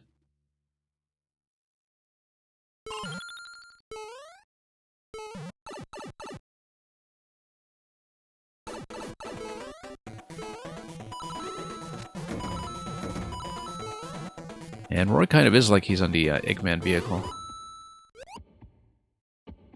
SMP1 mushroom isn't going to manipulate the bomb any other way. The bomb will open up a passage for me to hit the on-off switch manually.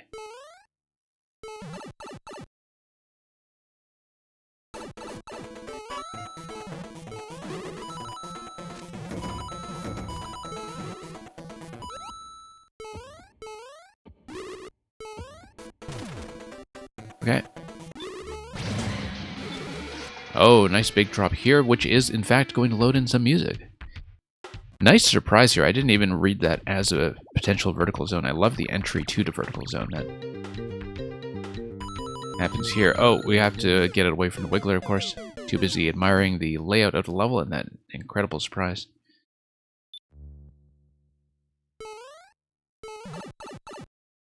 Really a fantastic scene transition. You don't often see music layouts being triggered like that either.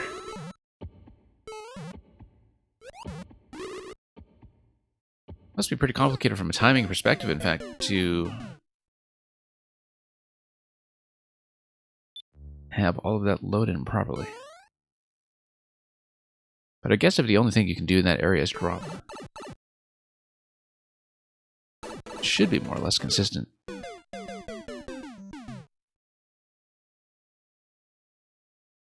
The writing and rules of this fiction.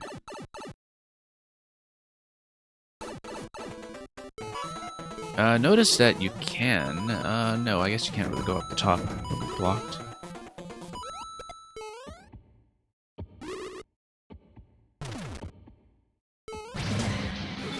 Yeah, I love the scroll break below you as well, just to make sure you land in the opening.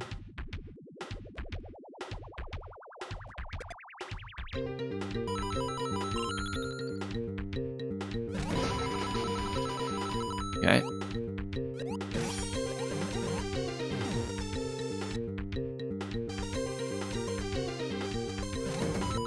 A lot of music levels this week. Kind of an embarrassment of riches.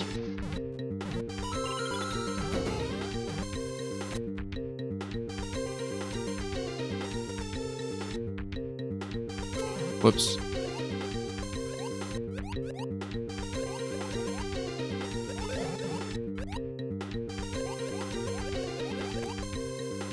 Yeah, would it be nice to have the Sonic Amiibo costume, of course, in a game with the spiny hats and the together. We really sell that Spinac concept. I guess it would be stacking 2 pieces of headwear, so maybe that's unlikely.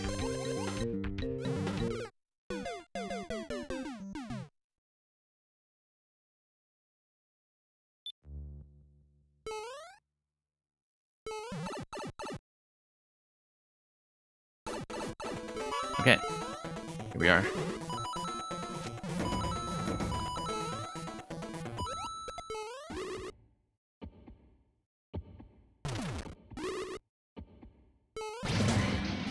Yeah, just fantastic moment here.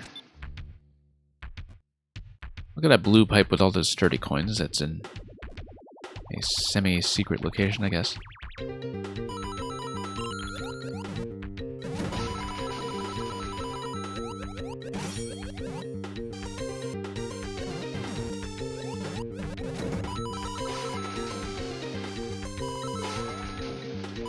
Okay. I like how the back and forth on the conveyors does, in fact, evoke how Sonic actually works in terms of...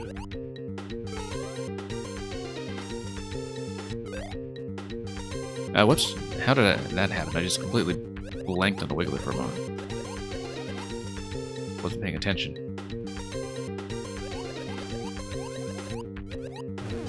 And yeah, Electrodude, thank you for sharing that. We'll hopefully see that soon enough. Lost a Spiny Head. So the whole time the water level is going up, and then it seems to hit a maximum at this point, and it stops. And that would allow you to go over to the right. But yeah, it looks like if that block is smashed, then perhaps you have something like a spike ball spawn out of the pipe, switch the on-off switch, and then that allows this whole thing to lower.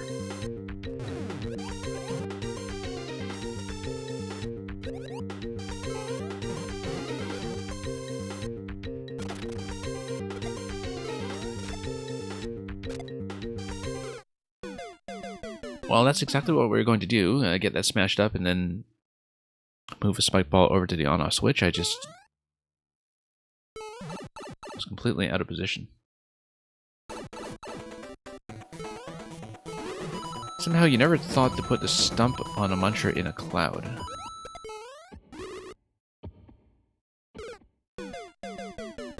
Yeah, it looks like playing with clouds is just a new direction here.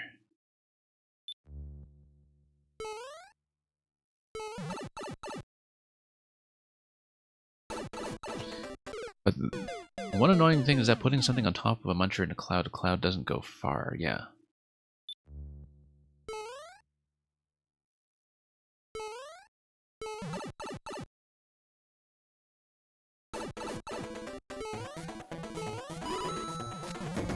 Oops, accidentally clinging on to things. Let's not do that.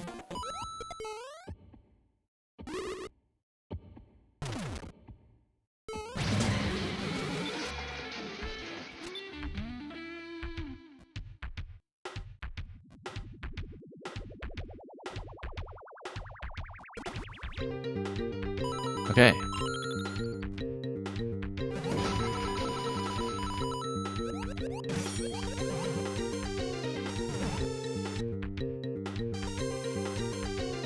Getting away from the Wiggler slightly, and then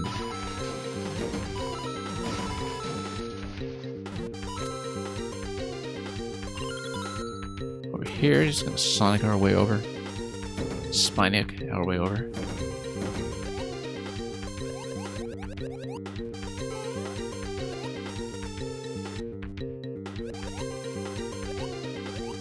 I was wondering if anything would happen from dropping the donut, of course, just from experience with that green star level. Oh, whoops. Why did I do that? Terrible location.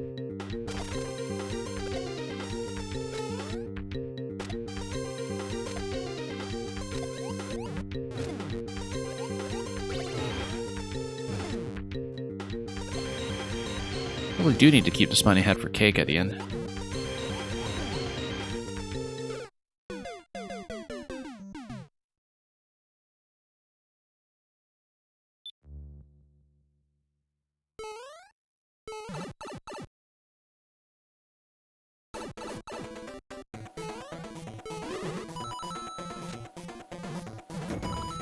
Okay.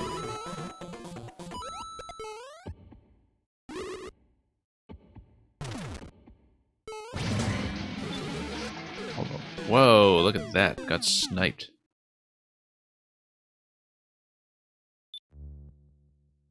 I mean, I guess I was outrunning a projectile that did fire on screen earlier. Or not quite outrunning it. It's getting sniped from afar.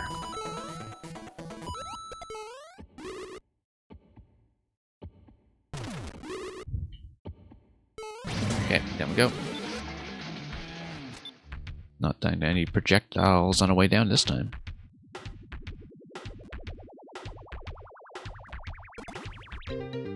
Alright, let's go for that spiny hat as soon as we can.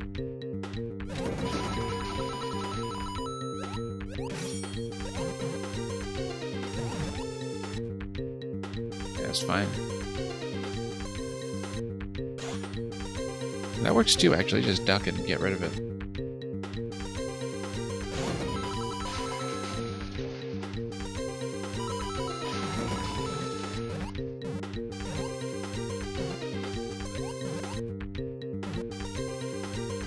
Okay, whoops.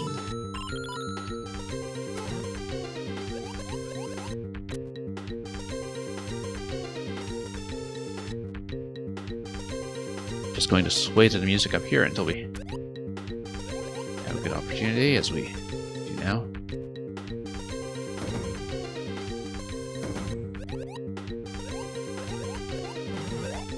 Whoops. Not the positioning I wanted, unfortunately.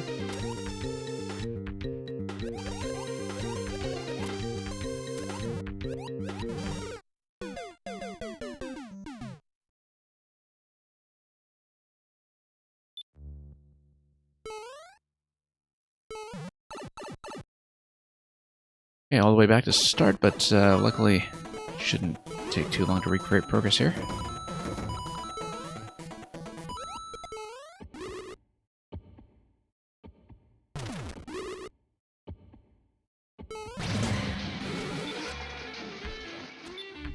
Gotta go fast, yeah.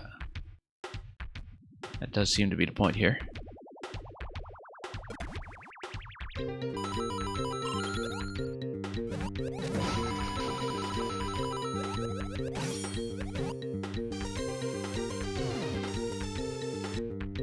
Okay.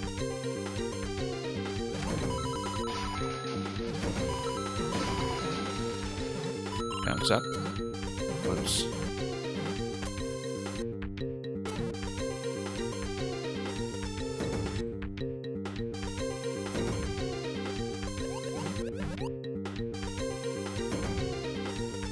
Okay, let's not get hit by that.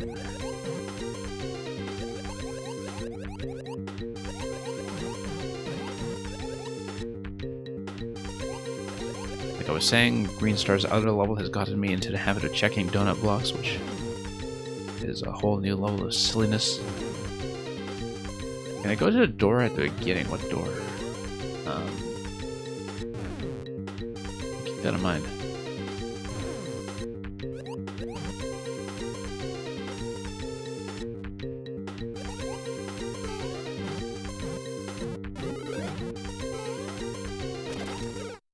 Nope. A little bit trapped there.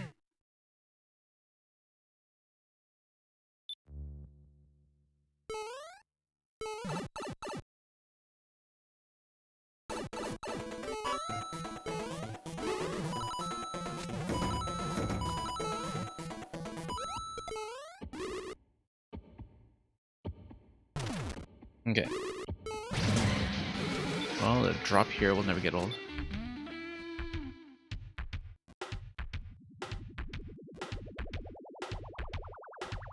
Look at all those boom booms in his stacks too as you get up into the credits.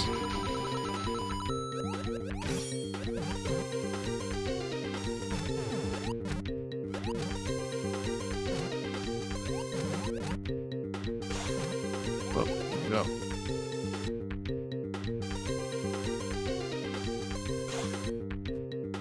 Works for me.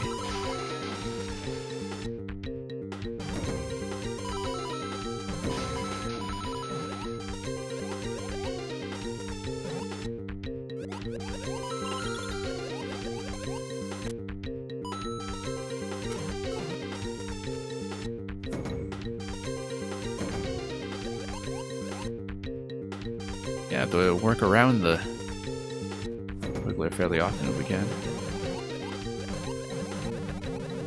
Oh, no. No, we need to keep going this way.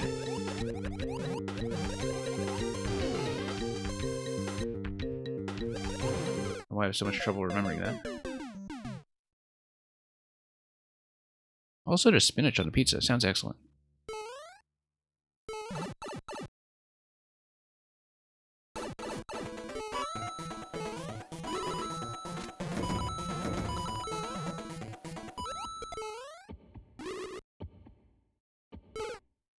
Yeah, we just got cornered. Nothing was going to happen in that location. Except in depth.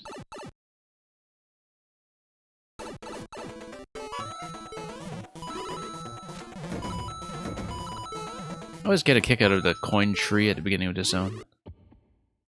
And a bit of foliage that's very conspicuously meant to be tree.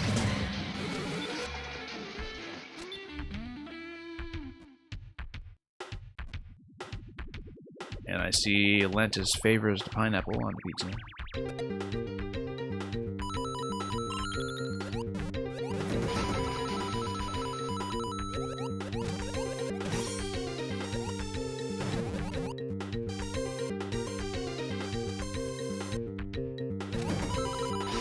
Okay. Here we go.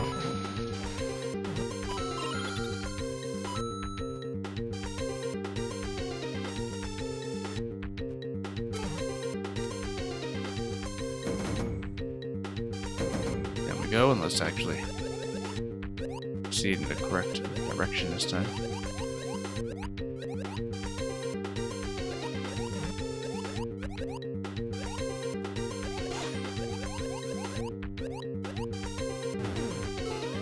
Just getting rid of the Wiggler while I can. Nope.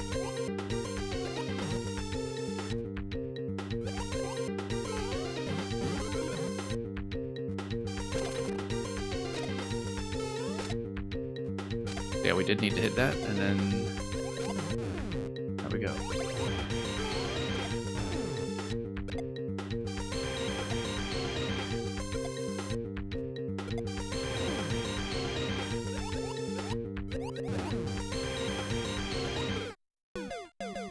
Okay, I need to drop a little bit better there.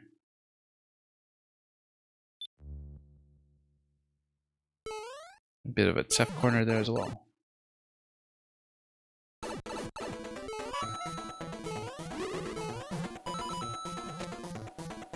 Oops.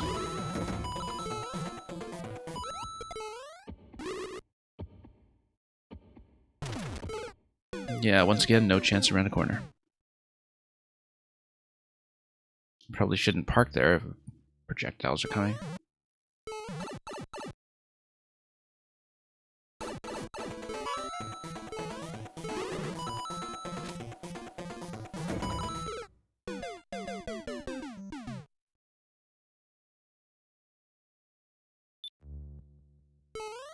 Okay, up we go.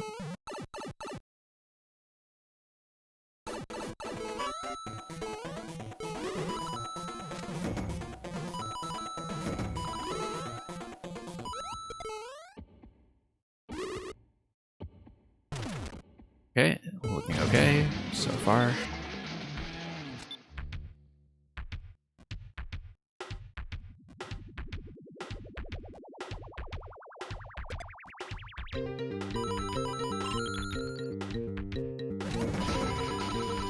Yeah, nice little boost over here.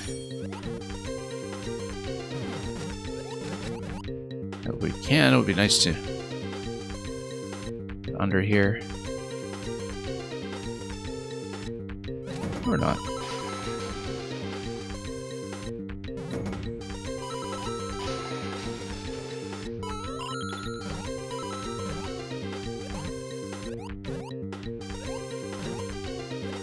Yeah, interesting. The water momentum just kind of takes precedence over the jump block.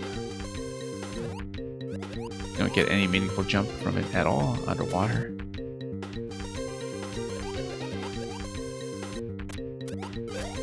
Whoops, nope. That's not a good idea. Okay, that's okay. At that point, we're able to swim over, so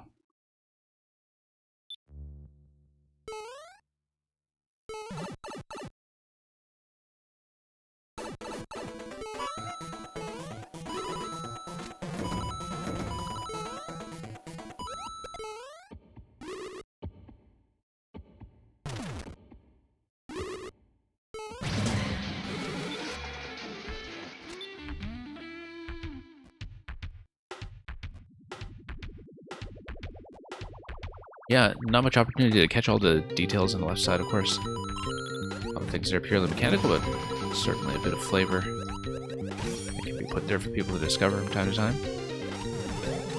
Nope.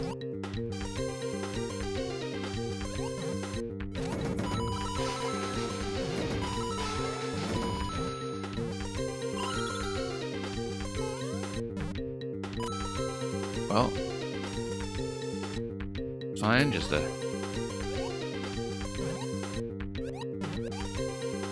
Oh, no, no, no.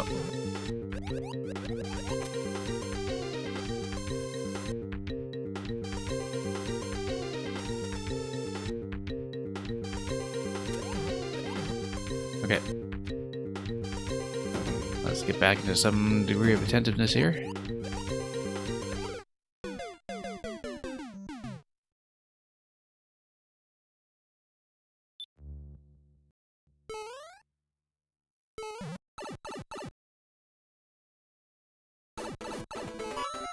Yeah, still looking at the left side and wondering if there's a way to go over. Oh, I guess we should, in fact, pick up the soundtrack to Chrono Trigger at some point. Seeing a lot of use currently in some of the advanced material that has been published in advance of Metroid Dread.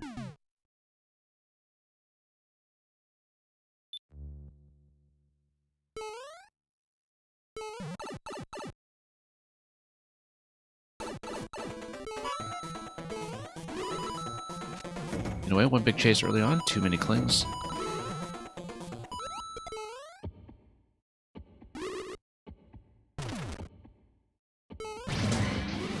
And down.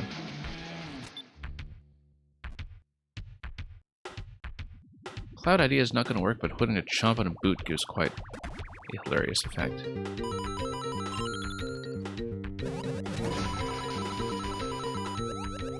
Yeah, looking forward to seeing that. Once I get a chance to catch up with it. Here we go.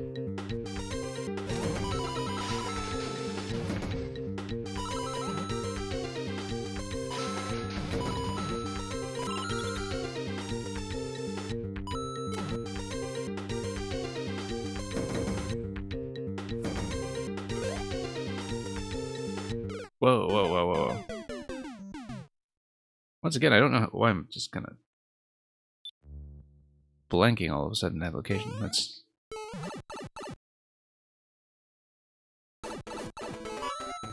getting a bit complacent here.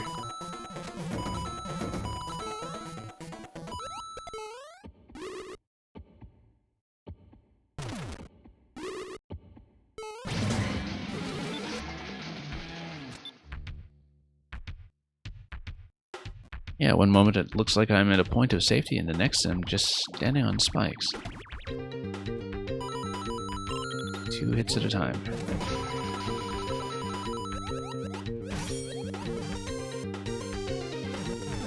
Okay, works well enough.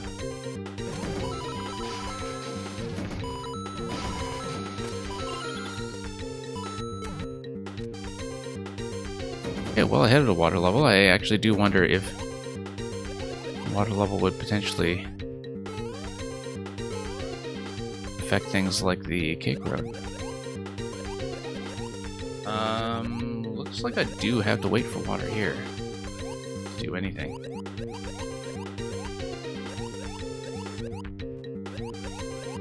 Yeah, I guess we got it quite early.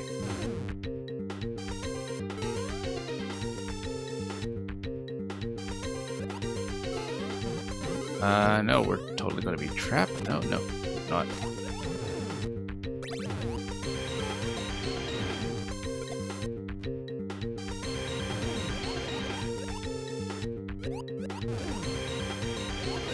Oh, nope, getting mobbed.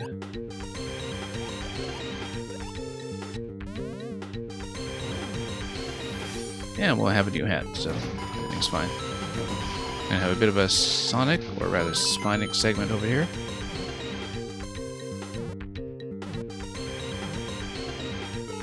Look how accurately it captures the pace of Sonic. Yeah, I don't know why I would want to go down here yet. This looks concealed relative to the other one. Like, this part looks more concealed. That you could get into a bit of this music track setup.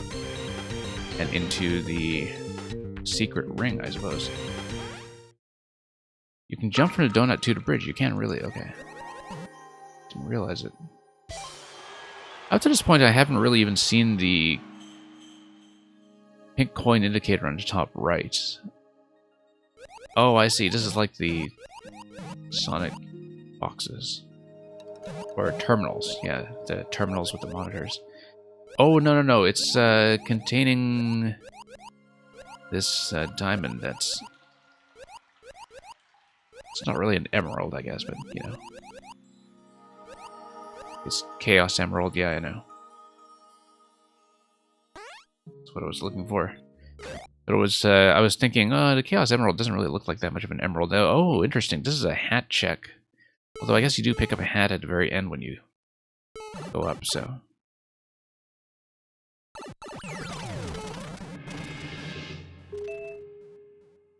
But yeah, no, I was thinking, was it a Chaos Emerald? And I wasn't sure for a moment, because Chaos Emeralds, of course, don't look that much like emeralds.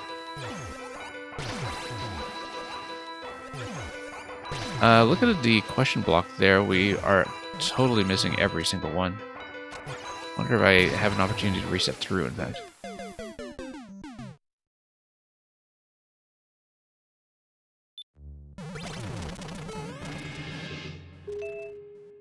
And I guess we'll see what happens with the other pink coin as we get closer to the end.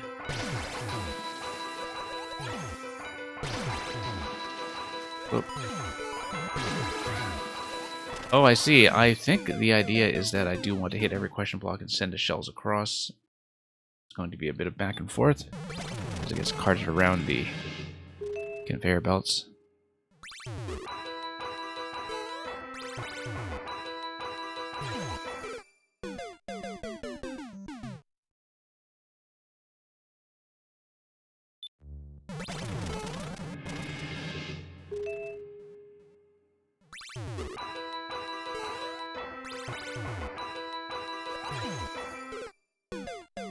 Okay, got a little bit dunked by that bomb there, but...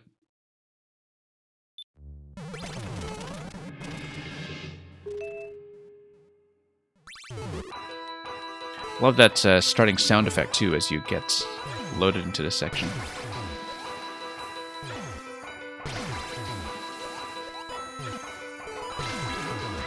Snake block giving you a bit of a ready, set, go.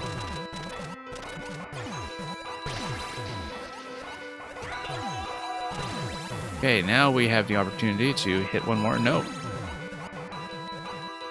No, we don't.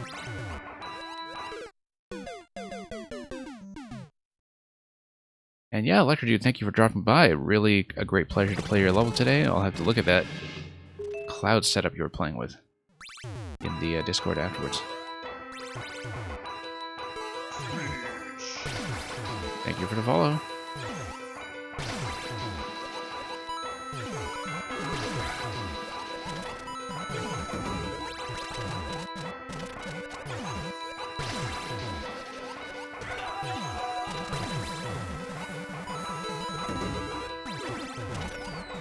Look at that hit over there. That's really pretty spectacular.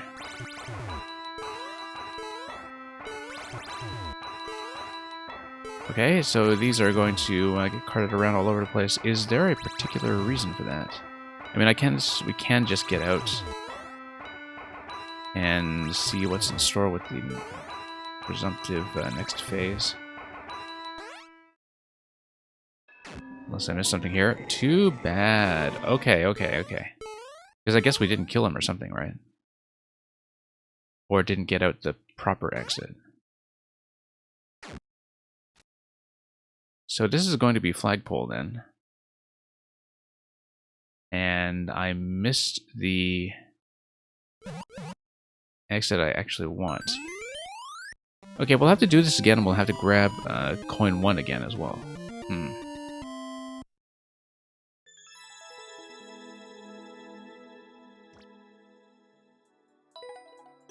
Very interesting structure, very complex.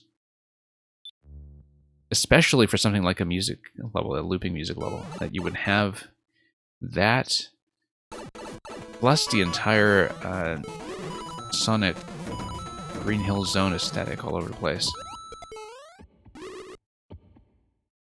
Like you would have a level that looks convincingly like that with a lot of those Sonic-like springs and loops and everything.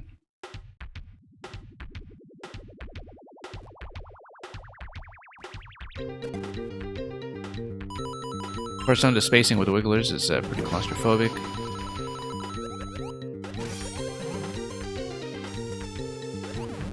Okay, good.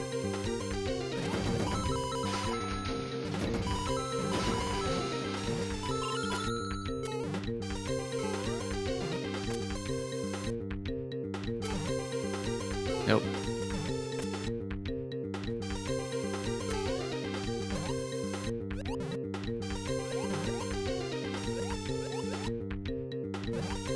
Nope. Getting into a bit of trouble here. Water level's gone way up at this point.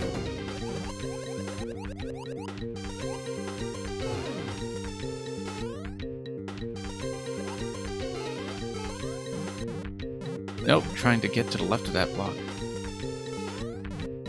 That's okay, we know there's going to be another spiny hat to come when we do the ascent. So, on the left side. All is not lost. Whoops, all is lost.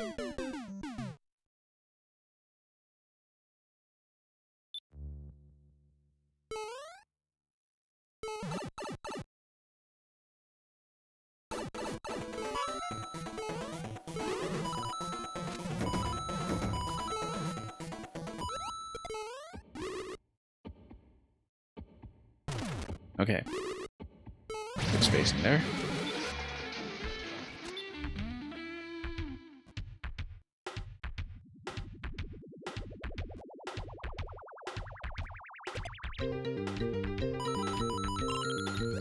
Yeah, I do need to paddle a little bit. Swim ahead to buy a little bit of time and some room. Whoops. There we go. Might as well stop and kill it.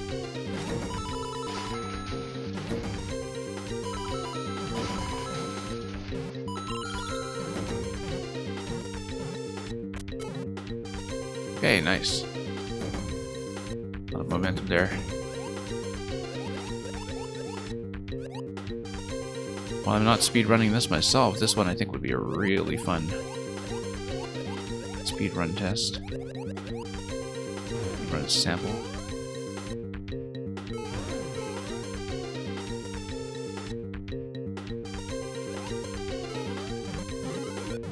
Okay.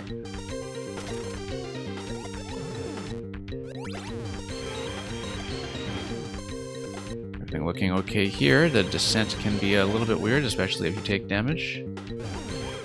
And I just couldn't escape from there. Okay. Yeah, I have to drop pretty smoothly.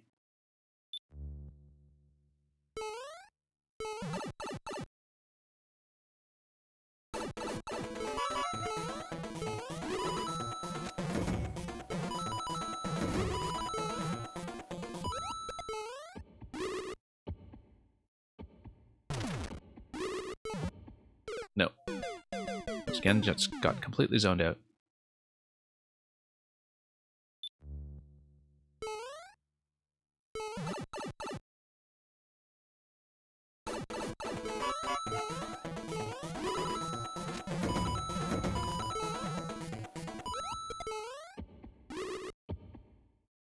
Well, straight back into it.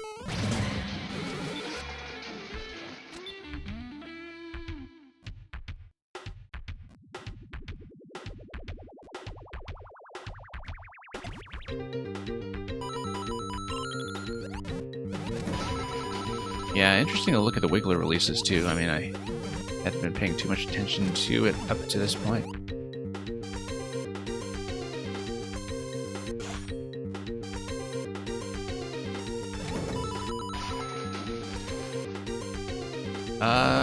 Yeah, okay, sure, we'll take that.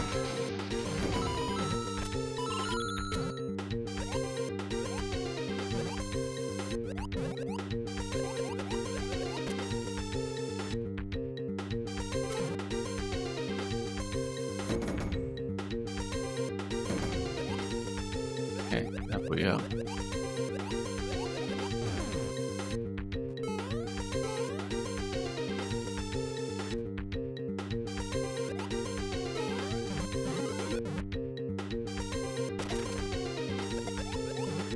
Okay.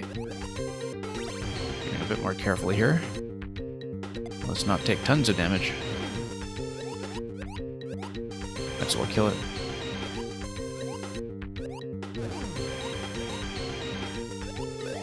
Nope.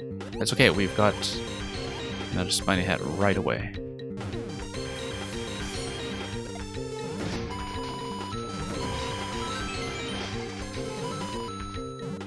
Yeah, I love that looping structure there.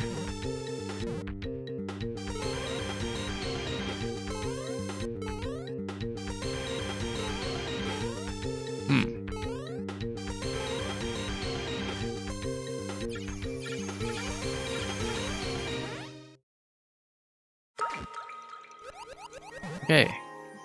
Grab this guy. Now let's go.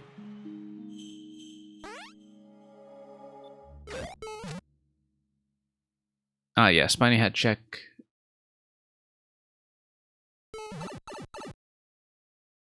Well, everything's going to drop you there either way, so...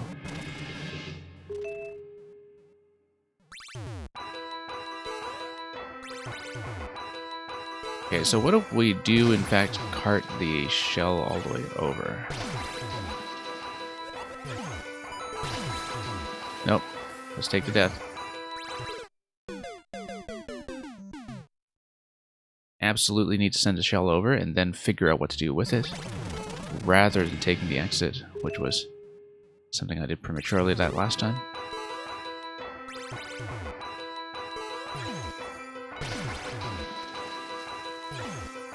Oops.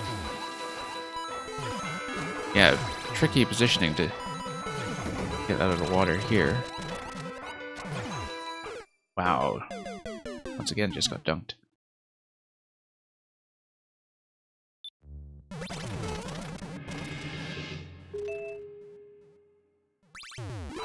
Okay.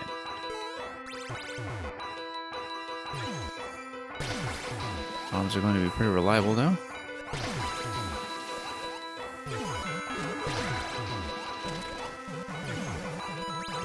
Nope. We'll take the death and try it again. Sometimes the projectiles can get a little bit inconvenient.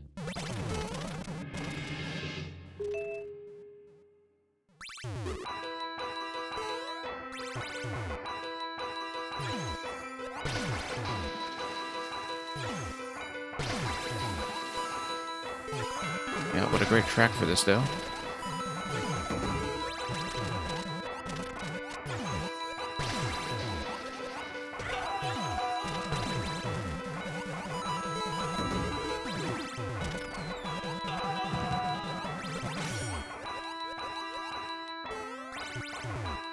Okay, I guess I missed my chance to hit Roy.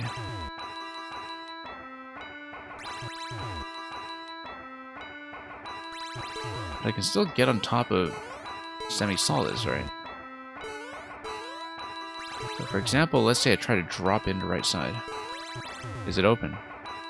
Doesn't seem to be. There seems to be a wall here. Hang on.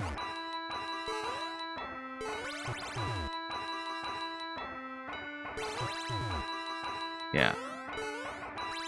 Something is bumping me on that end. We can try... Whoops.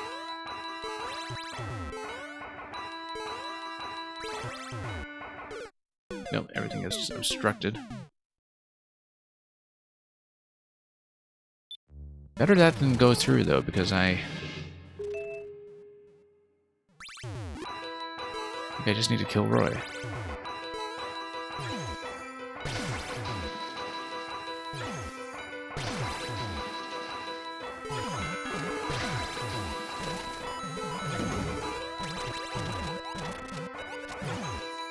Nope.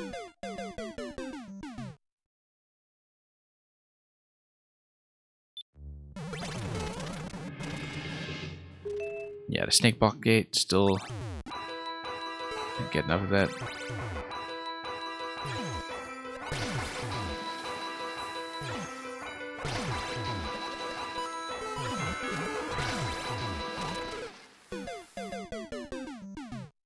Still trying to read the shell setup, and when you do send a final shell launch over to the boss, not exactly sure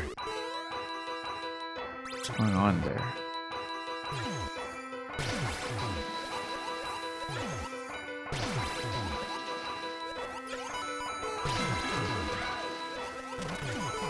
Nope, miss. Maybe he's trying to read the level too, just to understand what's going on here with every successive question block.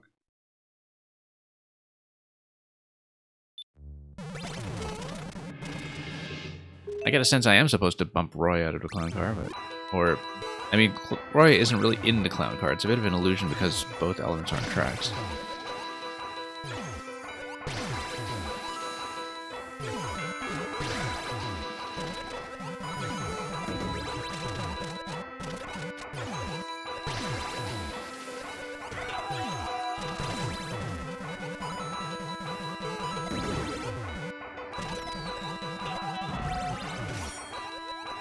So if I drop Stump, what does that even do for me? You've got a blaster up top. You've got the one-way panels over there.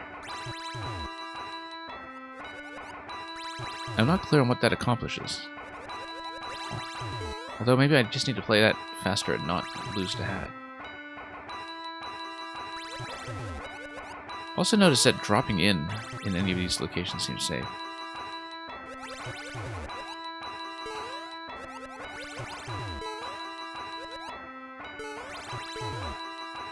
Curious.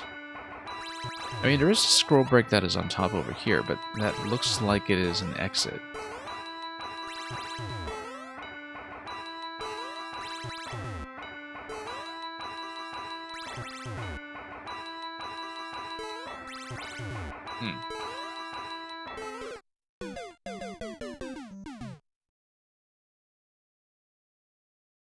Yeah, something tells me I'm just doing that whole segment here too slow.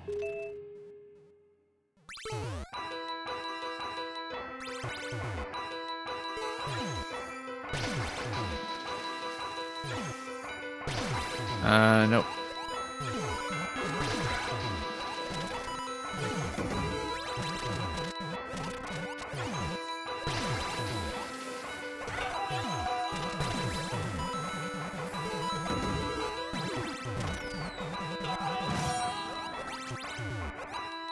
Now what is this? There we go. But then I've missed my opportunity anyway. Like, I need to... Oh, no. It's Roy. I should know that about Roy.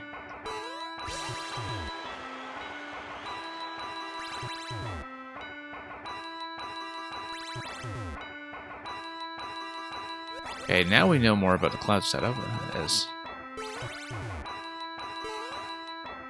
the general concept behind this spectacular duel that we're having. I guess we just take the duel out. What do you mean too bad? I got him. Wait, unless I can bust through... No, I got him and then I missed the thing I was supposed to do, didn't I? Okay, I guess we'll do it again.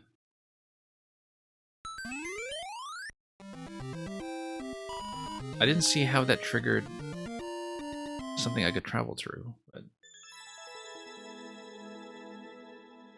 we have to do it. Oh, used a spike. Yeah. That's completely missed that. Well, we know how to kill him. I just...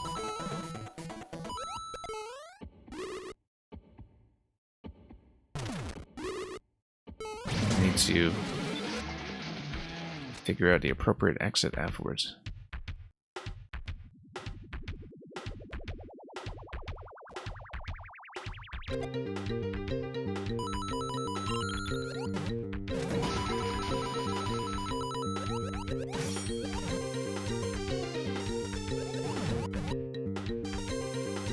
Okay, let's let the Wiggler turn back. It's a fairly consistent pattern there now, so...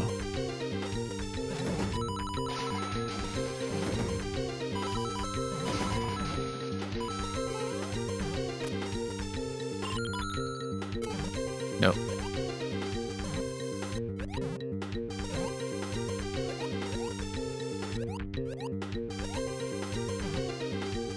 Nope, trying to get under the Wiggler there, or sort of beside it, and that was not going to work out.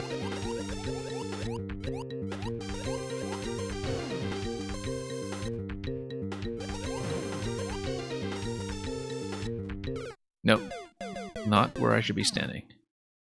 That's okay.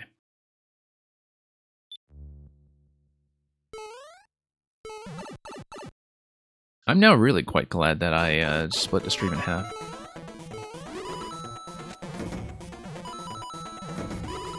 Although today I've been maybe a little bit slower on some things than usual. Whoops.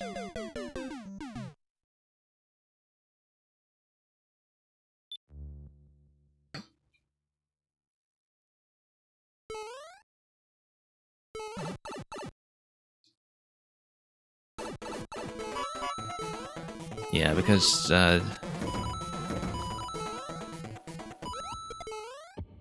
definitely having a few perceptual issues earlier, I think. Taking some needless deaths, but we should be mostly back on track. As long as I find out how to exit the final area. Hey guys, hello. We've been taking our time today as well. Glad you could join us. Hope you've been keeping up with that incredible comment art game. Whoops. There we go.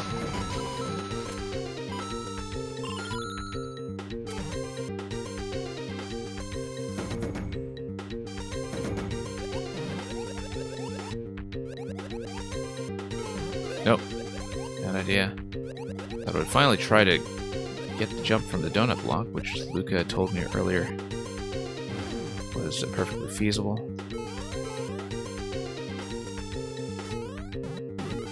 Feasible perhaps, but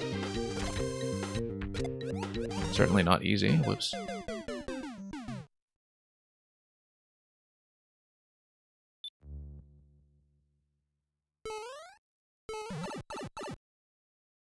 And yeah, no worries about running behind when it comes to playing and commenting on levels. I mean, you're still going to be here. Some may, in fact, get re-uploaded here and there.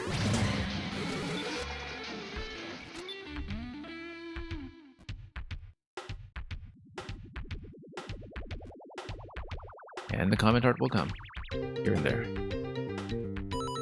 Yeah, I saw Maker Walk got re-uploaded again. I didn't know what the issue was, but definitely an unusual number of re-uploads for this year's edition in some ways, but you know, a quality check is a quality check. It's better for long-term health of the levels. That's perfectly fine.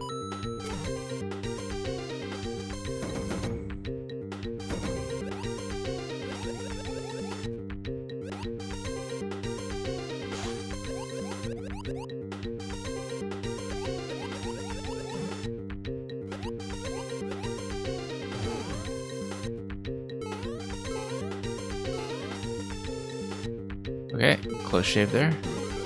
Whoops.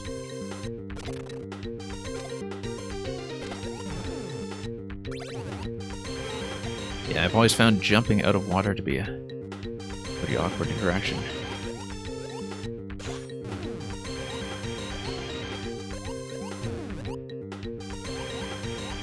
Okay, so nothing down here. We know that we can just take this. It would kick the other spiny shell out. Let's check some of this stuff. Look at this thing here. How do I get up there? Or, oh, no, I bounced back up at the very end. Yeah. It's the loop-loop, that's part of the standard path.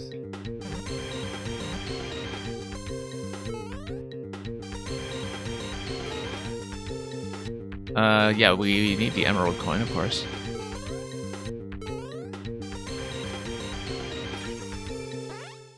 Rather critical to this whole operation. Look at everything on the left side here as well. You see this blue pipe. Oh, interesting. Okay. So I guess we need to find the second one.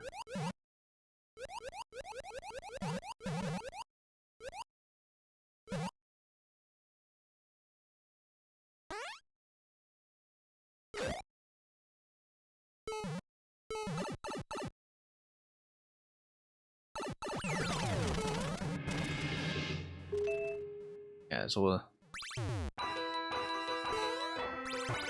need to find some way to get that second room to work. Whoops.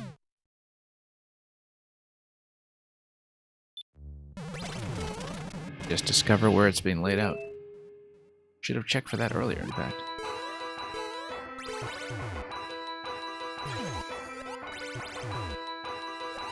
But you can jump on top of the bombs.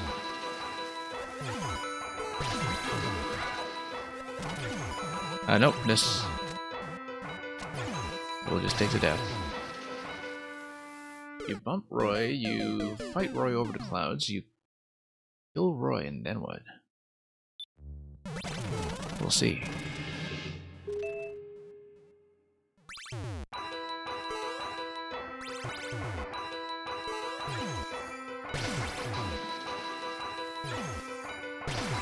Nope.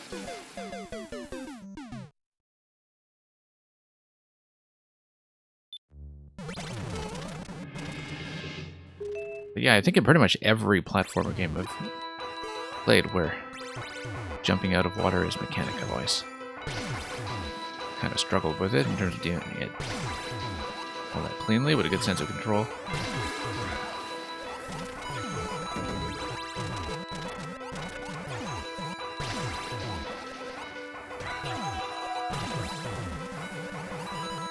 No. Absolutely no room there. I think if I waited a bit longer, I would have been sinking too low. Just a couple of situations like that from time to time where, depending on how my position is leading the shot, I can get myself into some situations that don't look very survivable.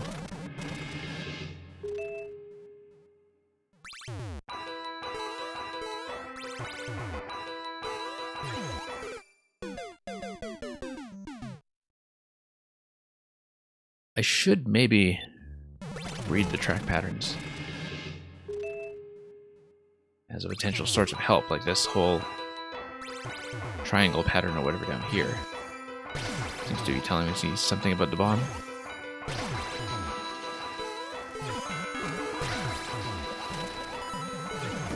The coins underneath each of the spiny hat locations also kind of helps, maybe. No, it does just back 3 coins again. So, same idea.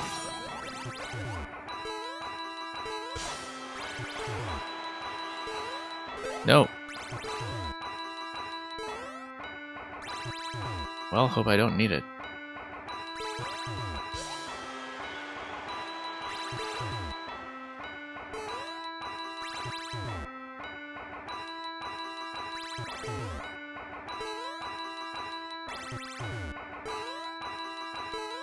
Nothing to do here so far, but wait things out. Fight him carefully. Whoa, that's a bit of a close call there. Like I've been saying, Roy's really been having a workout in this year's YMM. Aegis Cook, this is just the level you're looking for. If you are looking for the code, this one is Spinac the Hedgehog from this week's match.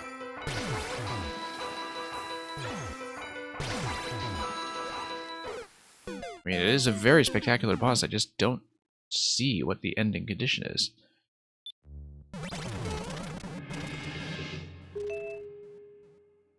And I wonder if I just missed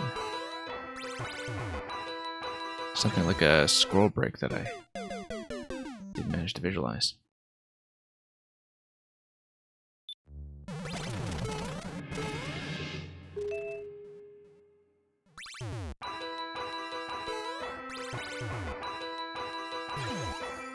Nope, every time. Nope, positionally, that's way off. Let's just take the death and go.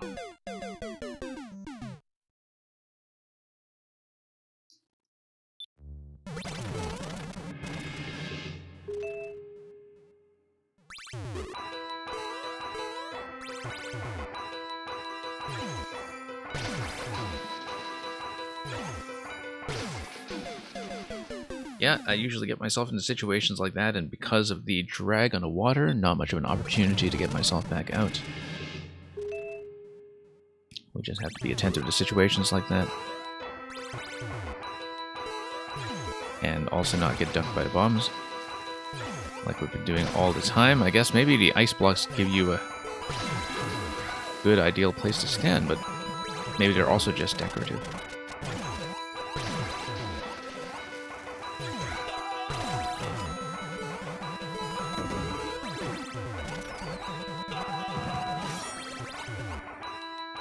Nope. Let's get up there. Hit Roy. Nope. Missed.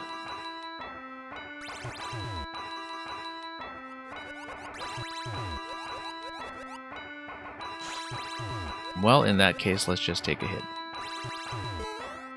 And do it again. Still looking at this and seeing what alternative exits there are in that room, and I just don't see it. But I maybe didn't pay enough attention to when I bumped Roy out of there. Possibly I was supposed to claim a clown car as well. If I bumped him out of there, maybe I had enough room to get into the clown car, and that could have taken me somewhere. Perhaps. Because the clown car would shoot, and would be able to break the ice in those sections at the end. It would also be able to possibly do a scroll break, or like some kind of hard block break from the side. I'm guessing I do need a clown car, then. If I'm bumping Roy from below, that does allow me to grab one, given its track placement. So you just need to bump Roy with maximal conviction and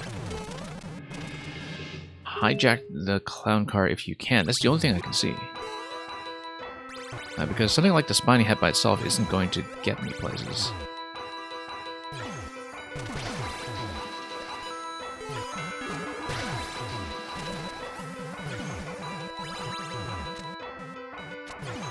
Yeah, you gotta go faster. Egg Roy is going to go faster. Yeah, I think it's got to be the clown car at this stage.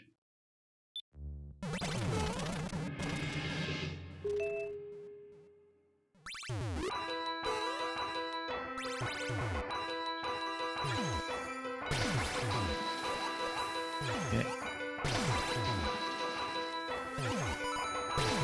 Nope, miss. Yeah, once again, the Roy projectile there did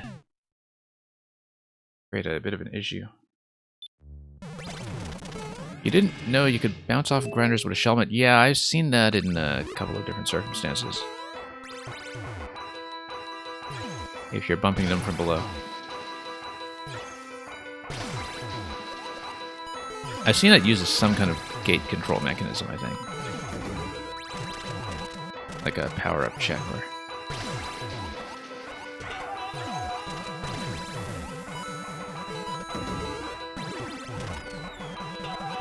Okay, let's go for it. There we go. There we go. Now we can just shoot him. Blast him to death.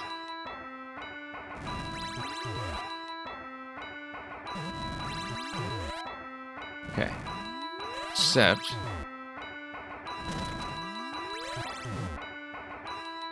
Yeah, let's just keep everything I can and fight him in aerial mode.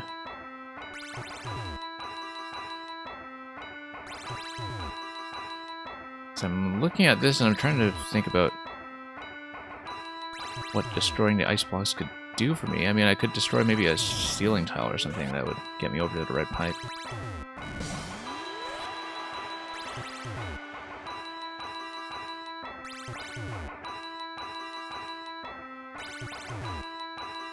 But of course, I'm thinking about the camera scrolling layout and thinking that that might not be it. Also, bumping him from below with a spiny hat, that's a nice touch. Very dynamic fight in many ways. Oh, I certainly hope I don't also need a spiny hat at the end. Oh, there we go. Ah, okay, we just need to wait a little bit, actually.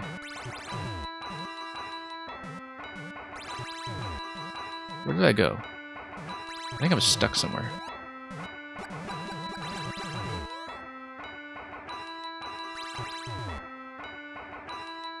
Okay, here's the clown car. There's a left side arrow. Oh, there's a detector of some sort. Clown car detector, you can't be serious.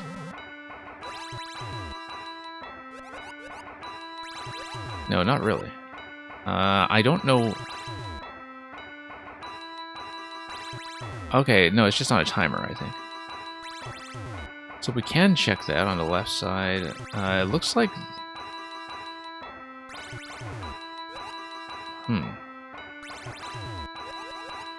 That left bit there, I kind of want to see if I can maybe shoot that. Because maybe there's a pipe that's just barely off screen, and the idea would be to try to head over towards it, but can we bump the car? Let's... Oh no, now we've got a problem. I can try to bump it from the left, I just don't want to die to the saw. No, we can't bump it anymore. Oh, yes we can, yes we can. Come on. Or we can actually just go back. Now, why would it give you the blue pipe as well as this arrow? What is this arrow doing? 1 up. Okay. I think that's probably it.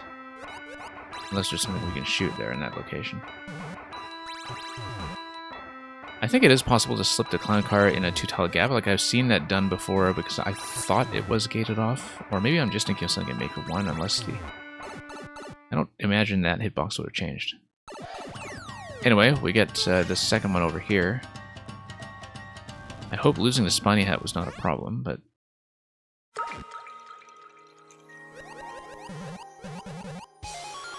So we'll get the key. I just want to take a look at this room once more. And totally take a key death, just watch.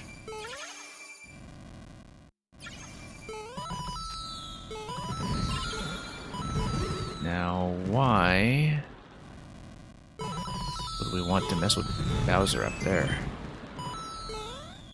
I think we should not go up.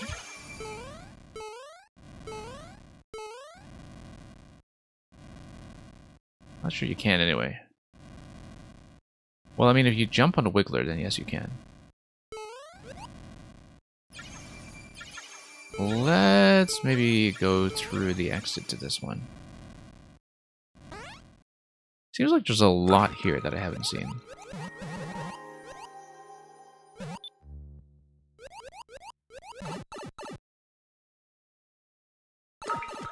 And it's hard to tell main paths and side paths sometimes, so... Oh, I guess if you hit this and you didn't grab both coins, then you have to go back and take the other path. Okay, so this is correct.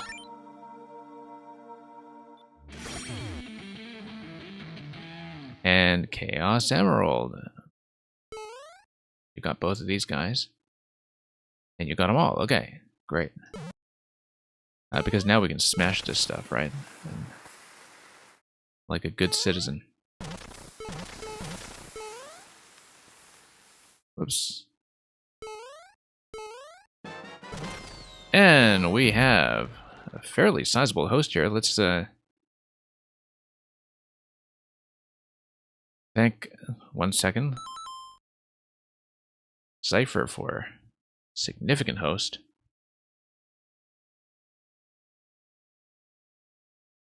Hope everything is going well on that side.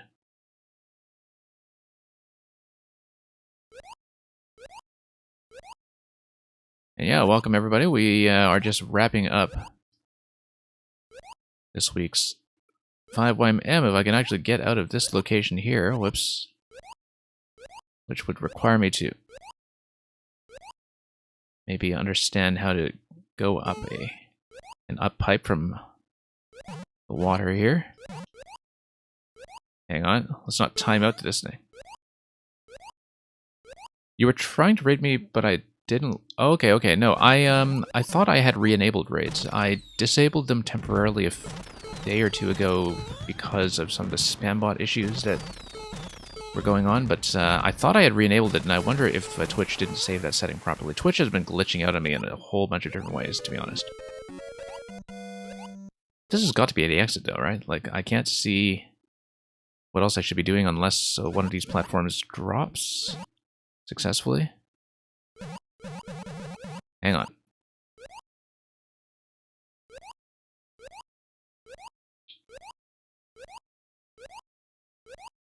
So yeah, thank you for the host anyway. Really appreciate you bringing people over, even if the raid command didn't initially work. It's going well. I've had a bit of a sloppy stream in some ways, in terms of not quite getting my secrets down. How do I guess I have to come off the side, don't I? Or did I just smash something that...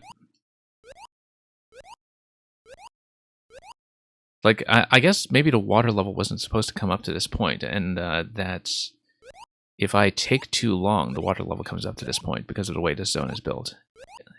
And it was expecting me to get out of here. Oh, we're totally going to take key death as well, aren't we? We may have to redo this so I can actually finish this room. That's okay, we can just show everybody what this looks like.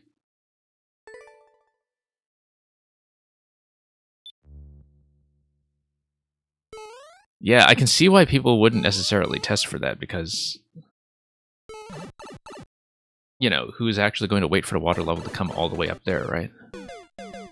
So, that's okay. We'll get to show off this really neat Sonic, or rather Spinic the Hedgehog level for everybody who just joined us from Cypher's very generous forward.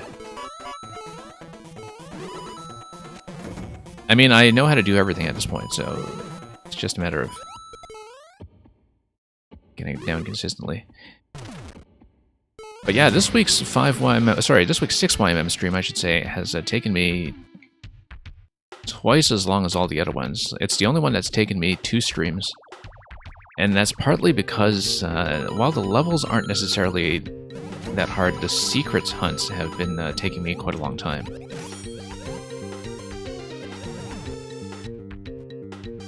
Yeah, because the secret finding this week has been lengthier than usual, not just because of the cake, but because of a lot of the other bonus objectives on the side.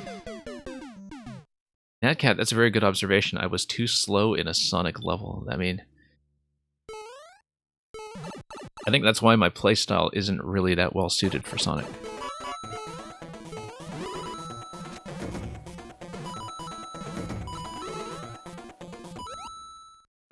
Yeah, no, I'm one of those players who found it really difficult to enjoy Sonic until I played Sonic Mania. Look at that dodge on the projectile as I was falling down. Yeah, when I played Sonic Mania, I suddenly sort of understood the structure of like how I was supposed to enjoy a Sonic game in terms of engaging with the multiple path structure and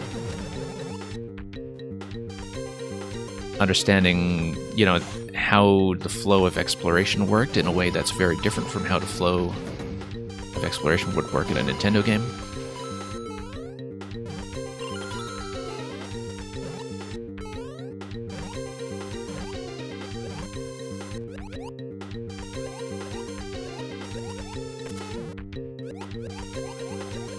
But yeah, a large part of it is that I am somebody who's temperamentally a bit of a slow, exploration-driven player. Zypher, thank you so much for the gift.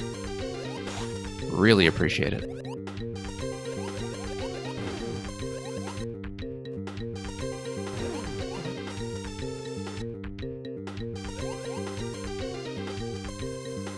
And yeah, it's a pretty common affliction, data traveler, among a lot of people whose background in platformers is mostly Nintendo. You can be extremely experienced in those platformers, and you'd still have a hard time just getting into how differently structured Sonic can be. Whoops.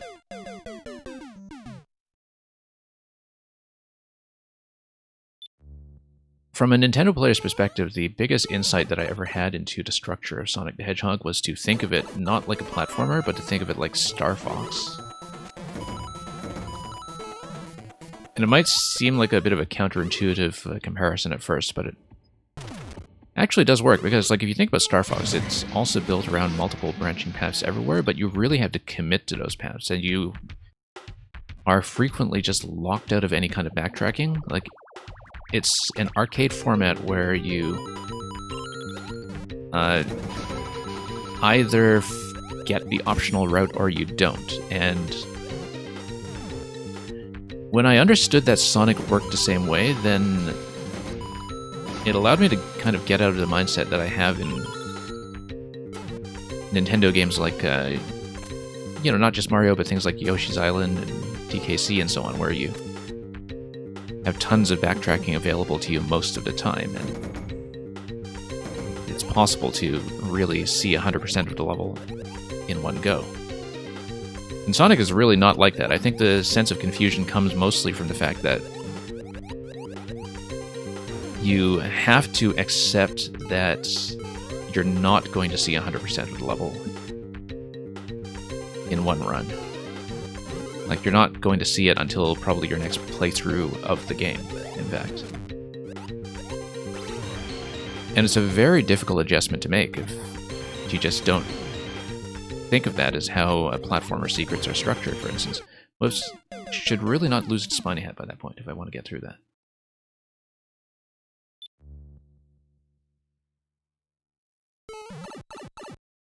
And yeah, Zypher, we've definitely had a few discussions about the Mario Cast over here in the past few days.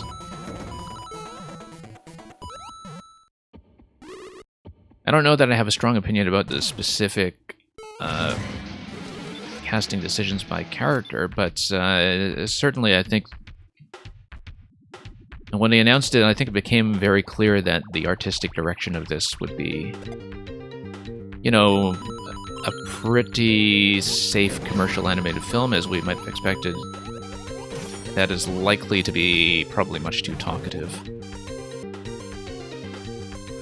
I mean, it was always kind of an open question how things like dialogue was going to be handled in a film featuring Nintendo characters who are largely famous for being silent and acting in pantomime. And yeah, I mean, it's going to be a very chatty film. I think that's very clear at this point. And more than any of the individual casting decisions, I think that's the main thing that we're going to have to adjust to.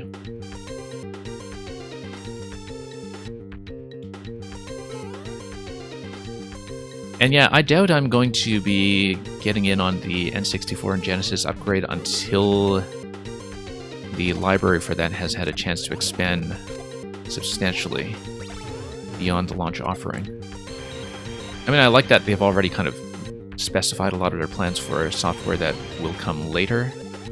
You know, things like Banjo-Kazooie and the like. But I'm happy with my current subscription tier. I've continued to get lots of mileage out of the Super Nintendo games in particular. I don't really have time to play the N64 and Genesis stuff at this point, and so it's one of those things where, you know, I'm happy to put it off for later, and yes, a lot of it is going to depend on the pricing as well. Okay, let's get Chaos Emerald number 1 again.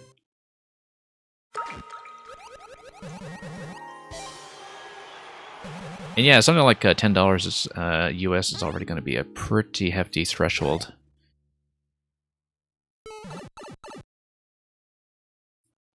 Like, I don't think the current offering is really going to justify that.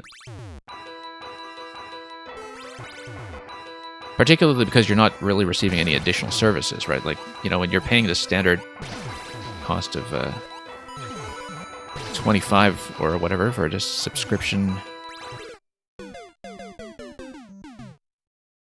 you're not just getting the NES and Super Nintendo games, you're getting access to everything online with Mario Maker, etc. Like, I think proportional to that, they've got to go pretty cheap with the N64 and Genesis library.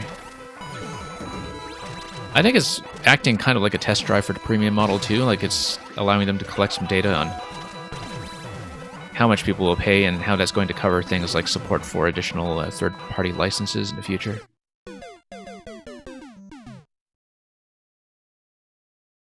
And yeah, thanks, Grandpa. I think that's a very good way of putting it. Like, in terms of feeling like you're being punished for mistakes, you know, getting slowed down and to a complete stop and losing all your rings. Like, it's not very granular, I guess. Like, the difference between success and failure is extremely dramatic.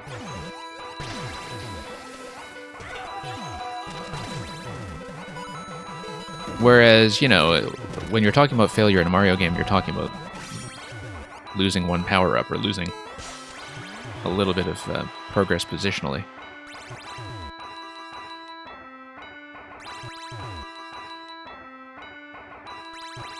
Okay, so this time we are in fact going to... Yeah, I guess killing Roy is going to be the trigger that is going to get the scroll to break going towards the bottom. I wonder how that scroll break is even working. It's a custom scroll, I think. But I wasn't looking very carefully at the structure of what we were doing in this zone. I think it is a custom scroll, and then the scroll break on the side that we're about to see allows the custom scroll to pull the screen down. Yeah, there we go. Because look at that, that's really interesting that you have the side scroll break pull the screen down like that, and it's just going to be the custom scrolling pattern that does that for you. I'm stuck in the clown car, still. Let me see if I can get out. There we go. We've checked the left side already, that's just a 1-up. Right side is going to be the other Chaos Emerald. Sonic is blue and fast, so he wins. Yeah, I suppose so. Sonic wins the race. Yeah, I don't think Bowser is going to be reachable. Very tempting to bounce on a Wiggler, though. Very tempting. But then how do I get back down? I guess it is SMB1, which tells me that if I get up there, maybe I get access to an SMB2 mushroom that allows me to pluck the clouds. Really tempting to get in there and fight him, actually, but this might be a really bad idea. However, we don't have the other coin, so at worst, we take a death and redo the Roy segment. Right? Okay, not enough momentum anyway, never mind. It's just cutscene material. That's okay. We'll do this, and this time we won't stay too long and break the Chaos Emeralds and soft lock from staying too long on water.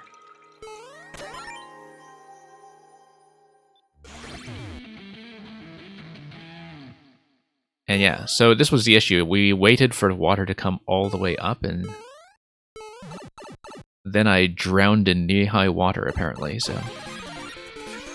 Okay. Now we punch him. Oh, and it's a damage boosty segment here.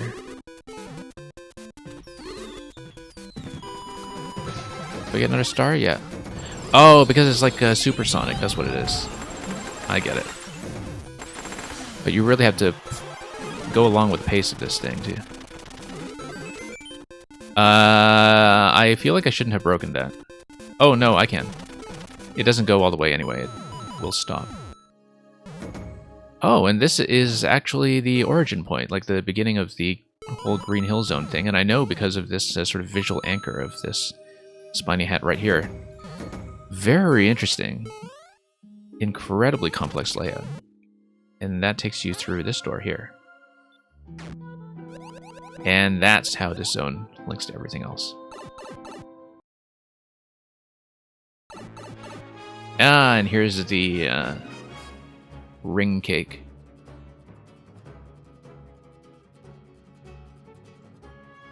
With more spinies everywhere for Spinic the Hedgehog.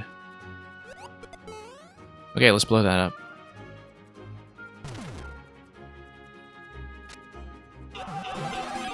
Yeah, we can do that too.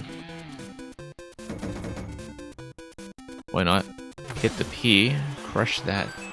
There's a lot of stuff going on in this. And then we get the good part of the flag, I guess. Wait. What's this?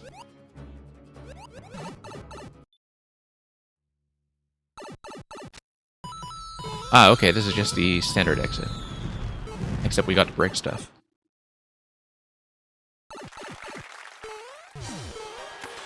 Yeah, I guess that's just the exit for if you missed the first Chaos Emerald.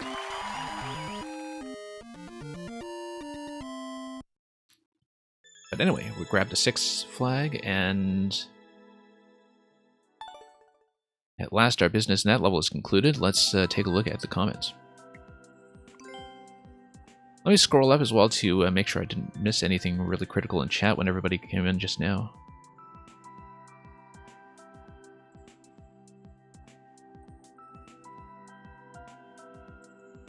And I think we got most things there, so...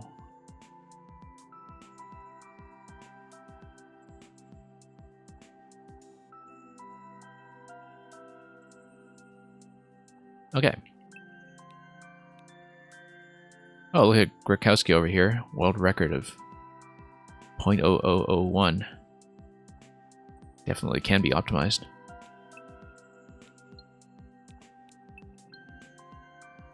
I don't know what this is. Soft block of the water rises. Okay, so I'm not the only one who just decided to hang out there all day.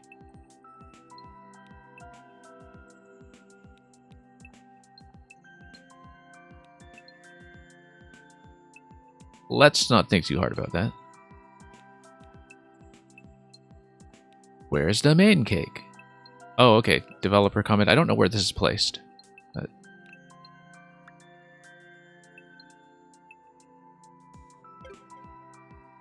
Anyway.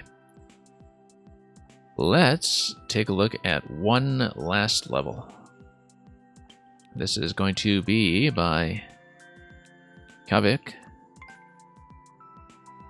The lead, of course, of the YMM projects ever since their inception.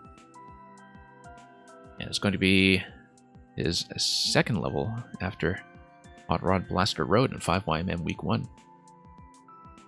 This is greatest story ever told. It's a buoyancy bouillabaisse. Don't worry if you lose the key. Now, I'm actually going to read a long description of this one because I wrote it. Since Kavik was sort of putting off, I guess, filling in something on the website. And Natcat, let me get the define bot up so I can tell you exactly what kind of dish that is. Let's run the bot. 1 second, let me dig that out. And get the dictionary going. If I can get that to join the stream successfully.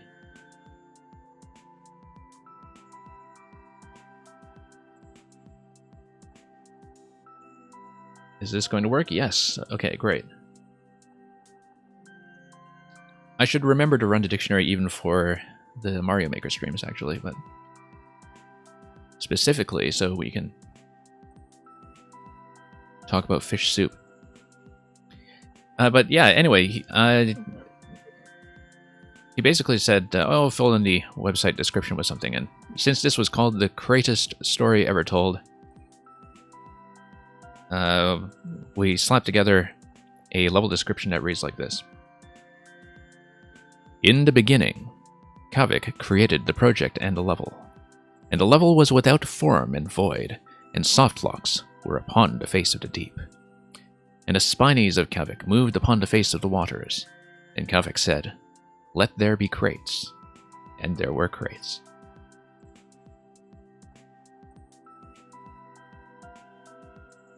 So, Meng, the dictionary usually just goes for the simplest definition that catches the most additional forms. Like, so that's why it would go with the verb of, you know, being pooped out and so on. Because that would also give you pooped, pooping, and poops. Anyway. Let's bump the spiny.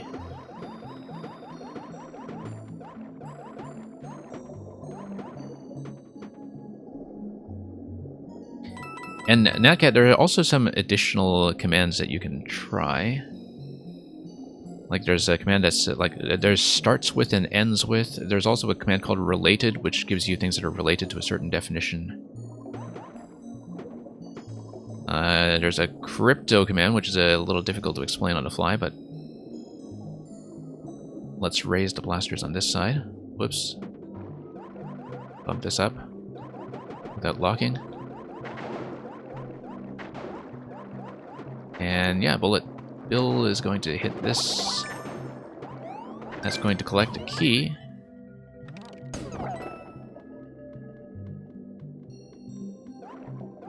And yeah, like I said, the maximally inclusive definition, Natcat, happens to be catting all over the place.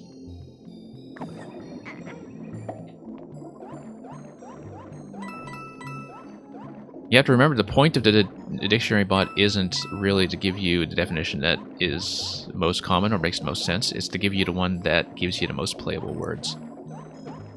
Let's take a look at this zone. It's going to be a multi-checkpoint level with a whole bunch of buoyancy puzzles. Thwomp comes here. And you'll notice that the Thwomp gets restricted by the crate when it's on the left side, but if the Thwomp slams again, it should be able to reset all the way back as far as it's able to go. So this actually has some interesting consequences, I think, because if you drop the crate, you can just stop the Thwomp and push it up, as long as I don't activate it. Hang on. Like I should be able to push the crate and just bump this guy. And then I can activate it again. Except, let me make sure I don't get blocked, actually. I think I have to probably... Let's see here. Yeah, I have to raise the Thwomp here so it can go left, probably, and back up into all those spinies and build them. I have to go around first, though. Let's get back out. Can I? Hang on.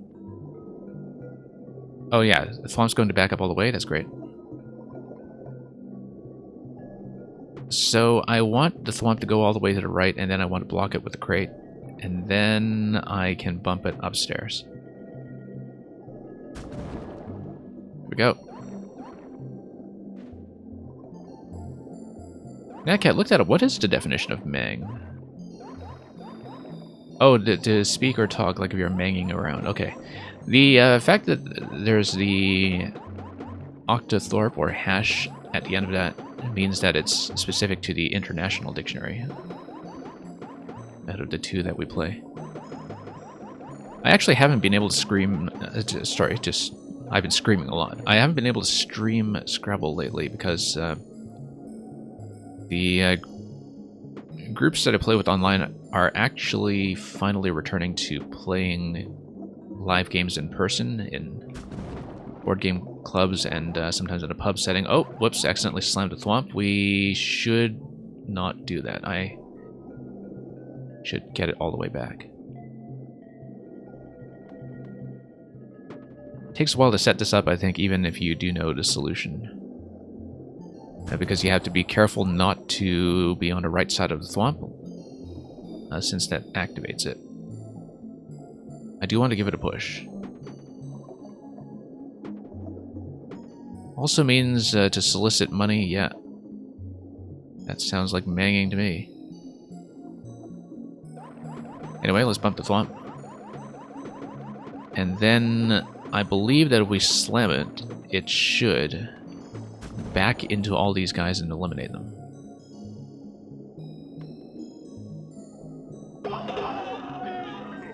Now I should be able to take the crate with me as well. Don't know if I need it.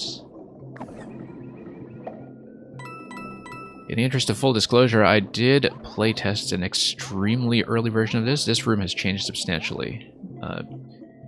Partly because, like, obviously with this kind of puzzle, if you're not very careful, there's tons of locking potential, so... And it's been long enough now that I do basically have to solve everything from scratch, so... Some things are familiar to me, but this will hopefully be mostly a fresh experience. So yeah. Coin setup here, as you can see, is built around anti-key death, hence in the description, don't worry about the key.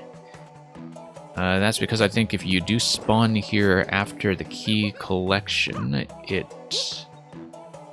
does trigger some kind of on-off, I think, to lock you out of the individual puzzle rooms and just kind of funnel you to the end, but I think that's how it works. Look at how this is like a question mark as well, this whole central setup here. It totally is a question mark. Anyway, let's just do each puzzle one at a time. Yeah, Meng, there actually has been some talk among... so the dictionary was last updated in 2019. And this has been discussed among people who play Scrabble that it's only a matter of time before they add something like uwu. We kind of expect that at some point there will be a revision that adds uwu.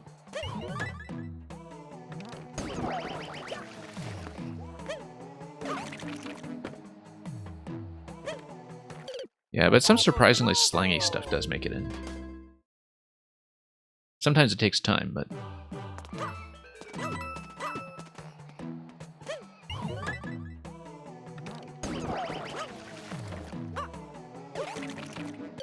Oh no!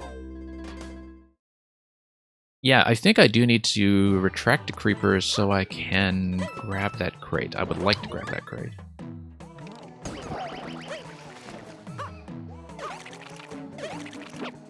There we go. And we'll want to get across. Ah, here's a car. Raise the car and push it. This is all crate pushing puzzles. I think I'm pretty clear on what to do, so. And not just because I tested some early stuff. Look how it slams right into the blooper. Not the blooper, the Cheep Cheep, rather. I know the names of things in this game most of the time. You know, it occurred to me, actually, that despite knowing the names of tons of the Mario enemies by heart, you know, just from playing Mario games all my life, I actually barely know the names of any of the Metroid enemies, despite playing Metroid for most of my life. Like, for some reason, I just don't know it.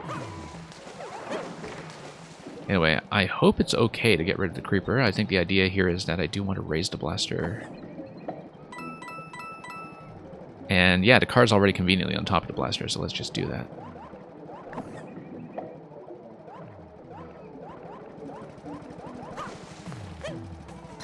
And yeah, actually, that's a pretty common classic definition for gaming, like when people talk about gaming halls and the sort of gaming industry as it existed before video games was very clearly about things like casinos. And there are a lot of people in the casino industry who still use it that way.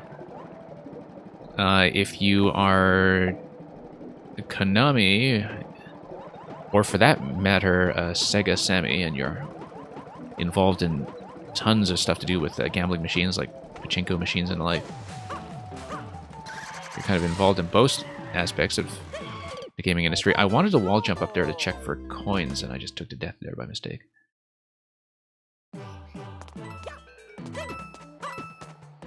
Anyway, let's go back.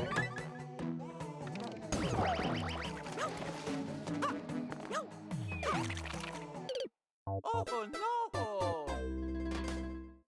And yeah, Luca, there's no shame in being a vacuum cleaner.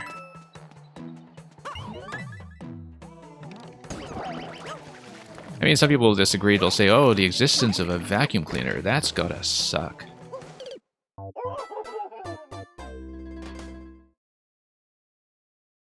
And yes, Netcat, like I was saying, you know, one of the reasons that people think Uwu is going to be in a dictionary is that stuff like Pwn is already in.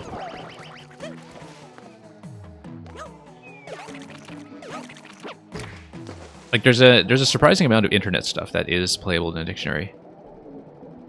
I think it was pointed out to me by one person who is like a big championship player that Goatsy is in a dictionary. And there's a whole bunch of other internet stuff like that, like some genericized words like MySpace, and because for a very brief period in history, people would be saying, "Oh, let's MySpace this and MySpace that" as a verb, like how we now say Google this and Google that. You can try looking it up; like it will actually tell you.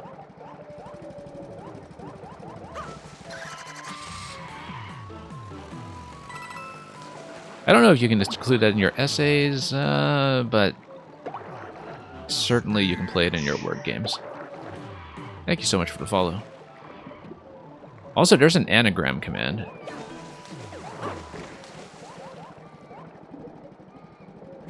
If you want to scramble the letters that you're working with.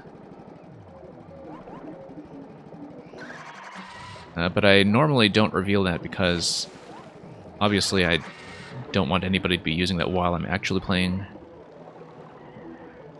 word games like Scrabble, so they don't give away solutions.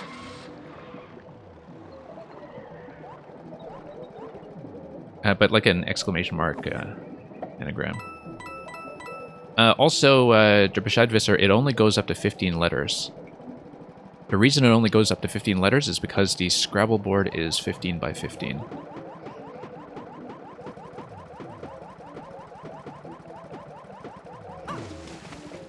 But yeah, you'd have to... Whoops. Oh. I think I locked that one. That's okay, because we have a reset position. I think we can despawn and respawn just by going through this pipe.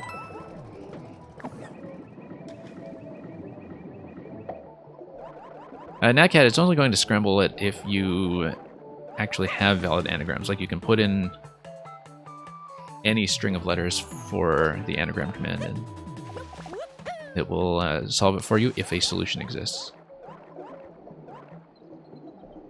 Okay, we actually do need to go through the pipe to reset, I think.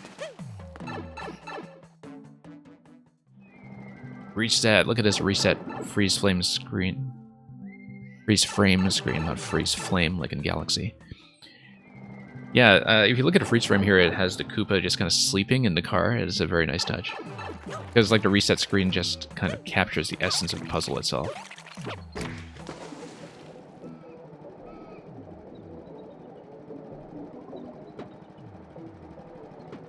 And yeah, Natcat, it unscrambles it. That's what it does.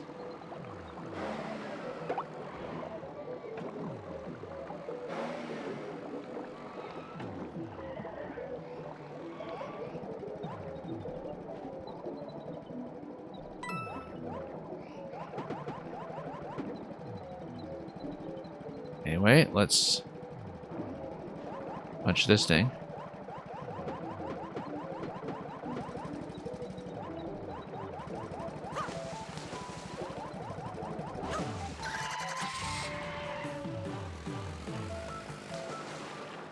Okay, just going to slide onto the creeper over here.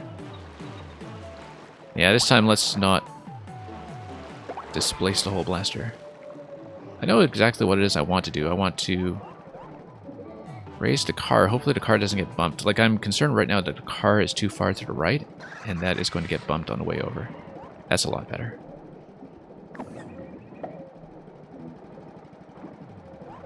And so now we bump this, and then we wall jump up the blaster, as we did before.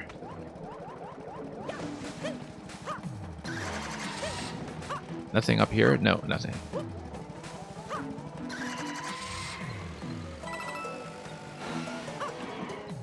There's the 10 coin up here, of course. And that's going to be it for this. Yeah, the thing about the crate physics in the 3D world theme in this is that the crates are really quite unintuitive. Like, they block fireballs, for instance. And in terms of the floating mechanics, like, they have this kind of return position. Or sort of maximum float position that is like calculated in a very reliable way, but also a very finicky way, I think. And of course, that's what this entire puzzle is designed to exploit. Like,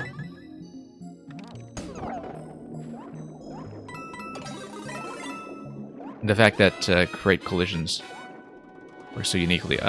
We'd better not try to whack him in the face because we'll get swallowed. I should know better than that. I think I just have to go around. Because the idea, I obviously want to clear this out.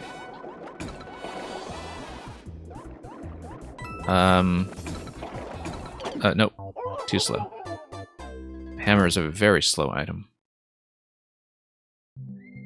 Huge wind-up time.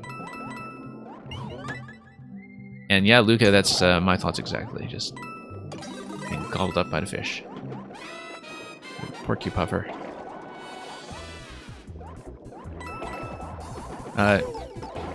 Nope. Let's get another hammer if we can. Can I?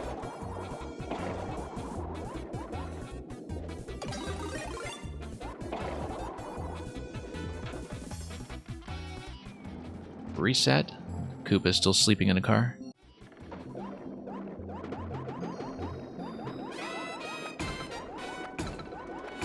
Okay, up we go. Nope. Go, go, go. Yeah, I need to reposition Porcupuffer somehow. I can try to whack it from the back, maybe, but Porcupuffer does die to fireballs. It dies to 3 shots, and it explodes spectacularly. Don't think too hard about the physics of setting things on fire underwater. It just works. Here it's just blasters. Okay. Let's go down for the hammer. Yeah, I think I just need to use the pipes defensively. Or just dodge all day. Or just do that. That works too.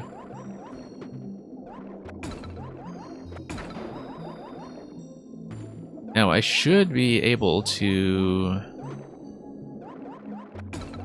raise that using crates, such that the spike ball is going to go through the pipe, I think. Oh, no, no, no, no. I want to trap that, actually. That's too much. Let's let it sink. Yeah, because that's 1 block too high. Thank you for the follow. You can try to hammer it, but in that position, it's kind of difficult to do so. No, we actually need a second one still. We need 2 crates. Because of the way that crates go up kind of a third of a tile.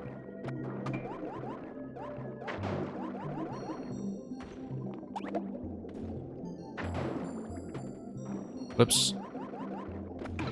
No, come on, let's find a safe position here.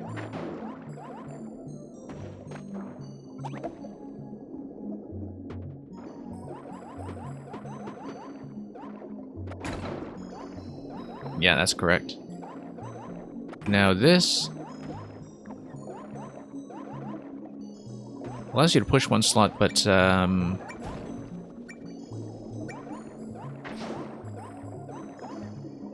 whoa. Let's get out of there. Let me take a look at this first of all. 10 coin. Yeah, no, I want to activate the exclamation blocks all the way so they hit the blaster. In order to do that, I have to send a spike ball back, which means I should block the pipe. And it should successfully block. As Nintendo discovered to their peril when crates blocking entrances in multiplayer was a thing in Versus early on, I think. Whoa, there we go. And, yeah, Twister on the snake block. Oh, that's just power-up control, yeah. I believe the Goomba hat at the exit down here is as an anti-crate control because the Goomba hat does force you to drop items. So you can't just smuggle crates with Hammer Suit all the way out. And you've got a second Goomba just to check that.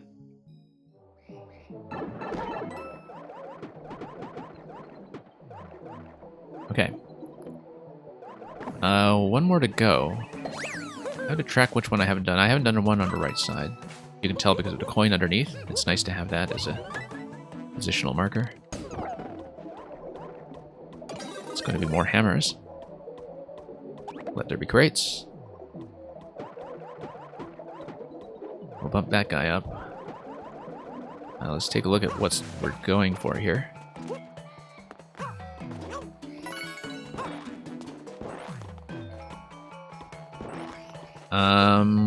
Probably exclamation block as before to blow up the blaster gate. To do that, we want to escort the bully down here, and it's probably going to slam that. Slams the exclamation block. It probably bends and knocks out the blaster gate as we've been seeing so far. So we have a pretty limited crate budget here, up to 5 crates. So we'll need to use them wisely.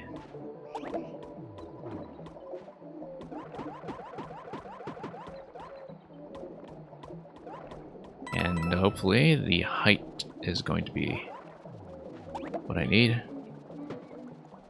Whoops.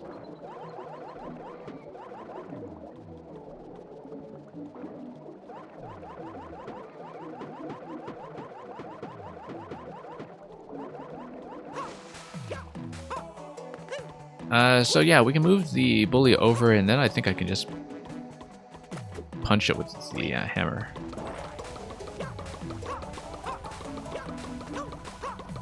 Like, just punch it over.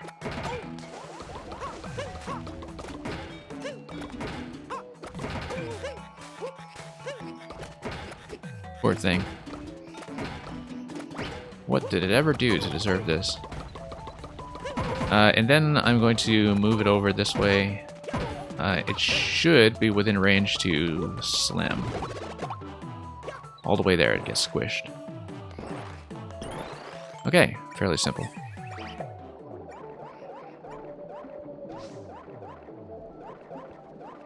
And then, same thing, power-up check. Probably followed by a crate check.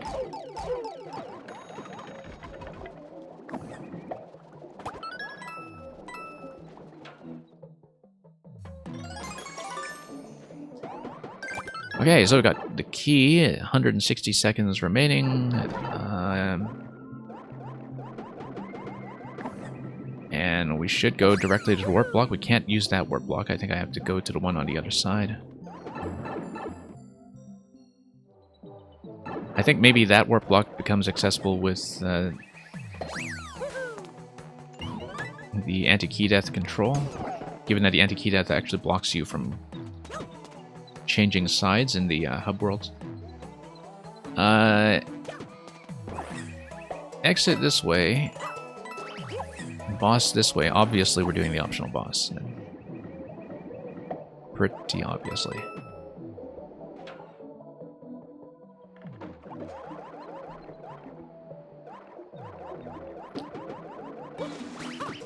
Okay, tons of blasters here. They're obviously going to be nuked by that exclamation block. That's going to probably come up and push it all over the place.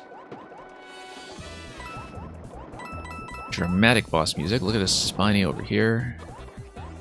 Let's scout ahead a little bit more just to see what the objective is. Objective looks like it's going to be the key warp block, so we need to fetch a key. Probably off killing something. Bully looks like it can be escorted across the thwomp, but in order to do that we need to escort the bully across this spot here first.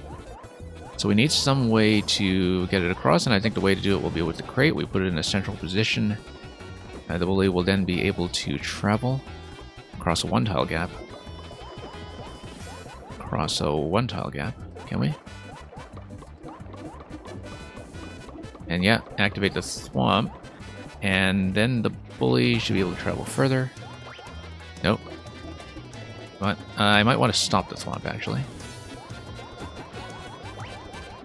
50 seconds remaining. I will almost certainly time out here.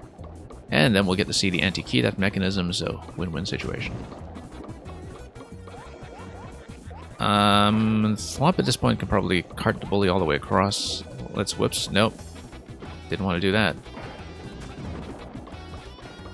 It's just going to kill it. Well, we'll know if the bully holds the key, and it doesn't, of course, because the bully is needed to do this, so we'll reset. We'll also time out in 20 seconds. Natcat, you really enjoyed this last room, yeah? It's kind of nice how it does synthesize a lot of the ideas that the rest of the small puzzles have been training you on so far.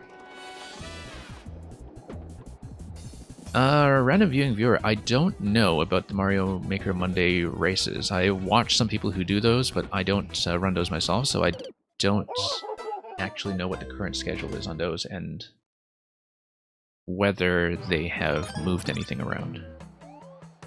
And so yeah, as you can see here, you start with everything toggled immediately onto the off state. Pops you a key, locks you out of going anywhere special.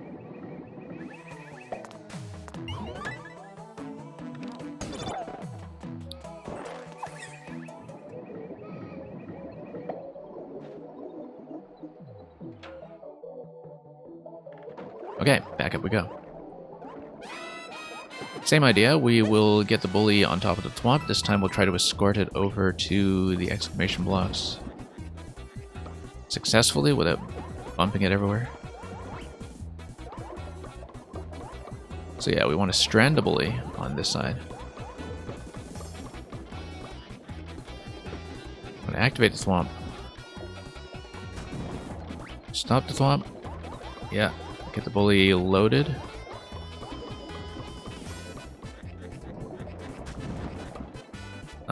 Yep, loaded all the way over.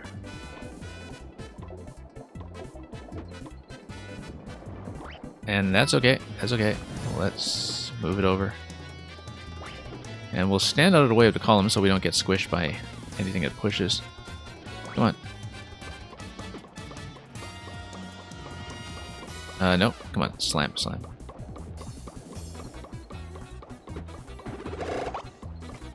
Drops the blaster. Oh, we probably wanted that, didn't we? Yeah. No, we probably didn't want to just lose the red blaster. Hang on.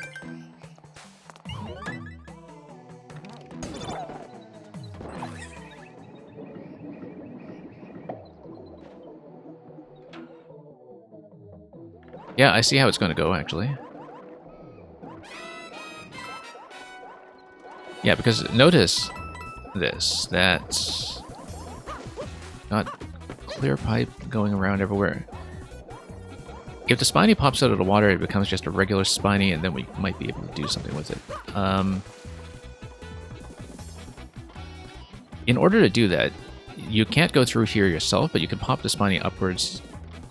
However, if you use something like a crate, you'll see that it doesn't go high enough to do anything useful for you. You just lose access to the crate. But the Spiny does come up and walk around. Ideally, you might want to kill the Spiny by squishing. This blaster isn't really tall enough to do it. Oh no, but you can get the Spiny to get pushed above the clouds and then it'll walk. So the thing is, like, look at this shape of this slot here. 4 tiles wide, 2 tiles wide. So if you have a thwomp, for instance, thwomp pushes up to this level. If you wanted to position a thwomp here and push it up with the crate. So that's not going to be high enough. And plus a crate is not going to be high enough. So the idea, I think, is that you have the red blaster drop down to the swamp. And then you move everything over and you push it.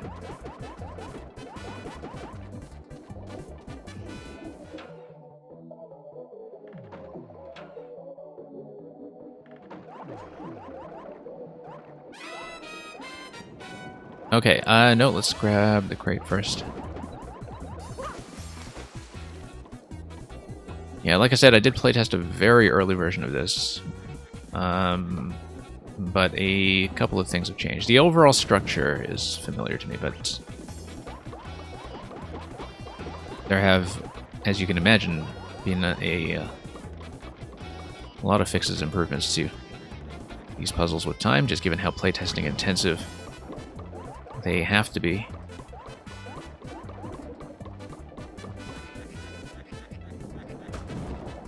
Yeah, but the idea is that before I get the bully to kill everything... well, let's unload the bully first. Yeah, there we go. And we stop the thwomp in this middle position here by just doing a partial drop of the crate. And the idea behind this is that if the red blaster gets pushed, it'll get pushed on top of the thwomp. And then, if it's roughly central on top of the thwomp... Whoop, that's not roughly central. Then, we can use it to push the spiny up. That's probably a good position. Let's leave the crate for the time being in a place where it's not going to get destroyed in case we need it. Alright, bully, go over here. Go on, come on. Come on, bully, get over here. Don't want to get crushed myself. I don't know. Yeah, no, I would just get pushed. I might get crushed, actually. No. I would actually end up on the top left of the junction if I had stayed on top. So I'll just show you. We have 10 point over here. We have this whole loop-the-loop. If the spiny comes out, what the spiny can do, we can't kill it directly, but it would be able to walk through the pipe and drop out. And then we might be able to do something with it. Yeah. So let's say we take the crate, take the thwomp, stop the thwomp, and push everything up as we've been doing throughout the whole level. And then the thwomp gets permanently trapped there. It's not going to go anywhere from this point. Spiny is going to walk, and then it goes here. We can move it up. I don't think there's a reason to do so, given that... Yeah, if you drop a crate, the spiny does crawl back and forth around here. It's going to be the same result, I think. Either way, we want to crush it, and I think it's going to give us the key here. No, come on. Let's get the bully to bully some things for once. There we go.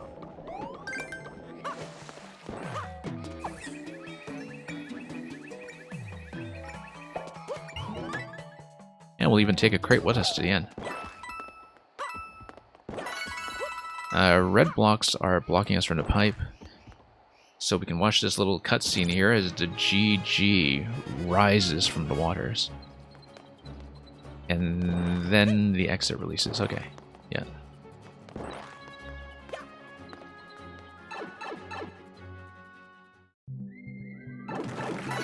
Wait. Flagpole... Warp block, I'm sure, must get me to... something like a cake room, right? Like, it looks like blue pipe is a standard exit. It looks also like we could probably raise the blaster. Nope, hang on. We have to be very careful not to touch the flagpole when we're doing this. Might have to do a partial drop over here so we're not sitting at the base. There we go. Let's be really, really careful.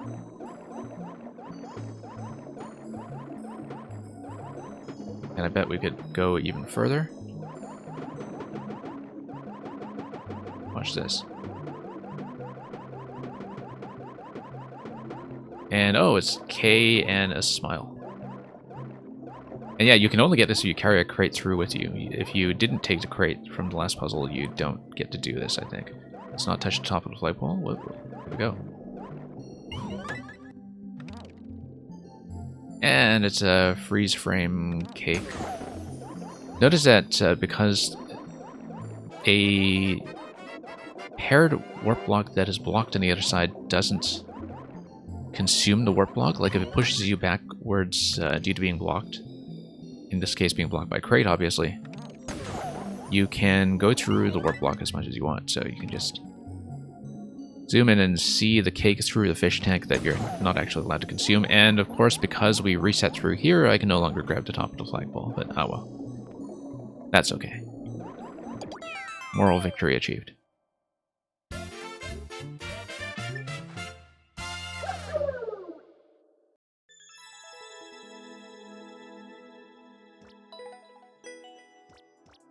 Okay.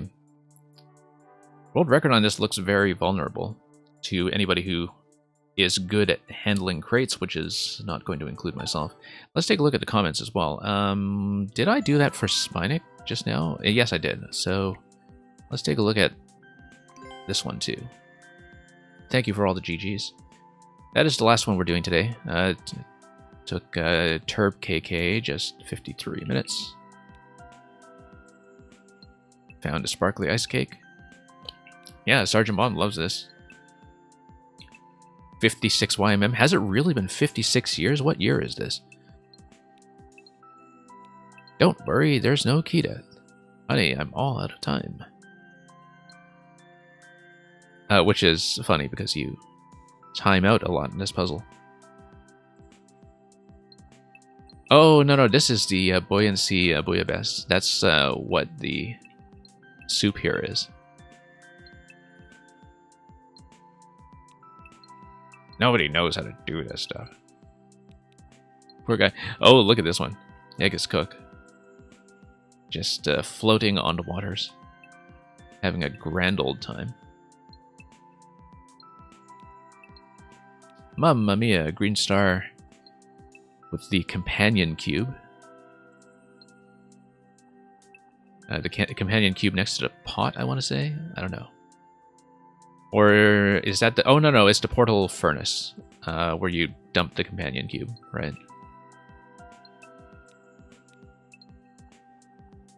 And set it on fire. Yeah, Red Moon trying to lift the crate over here.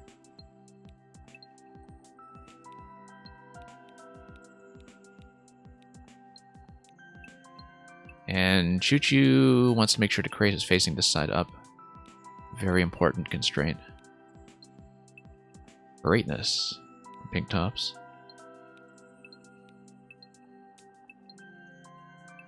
I'm not that great at car puzzles, says Salt Lake. Oh, I didn't know there was a developer comment as well for people who have comments on for some reason. You can defeat Porcupuffers with a single hammer swing. Yeah, you can. You'd kind of need to get them from the back, though, I think.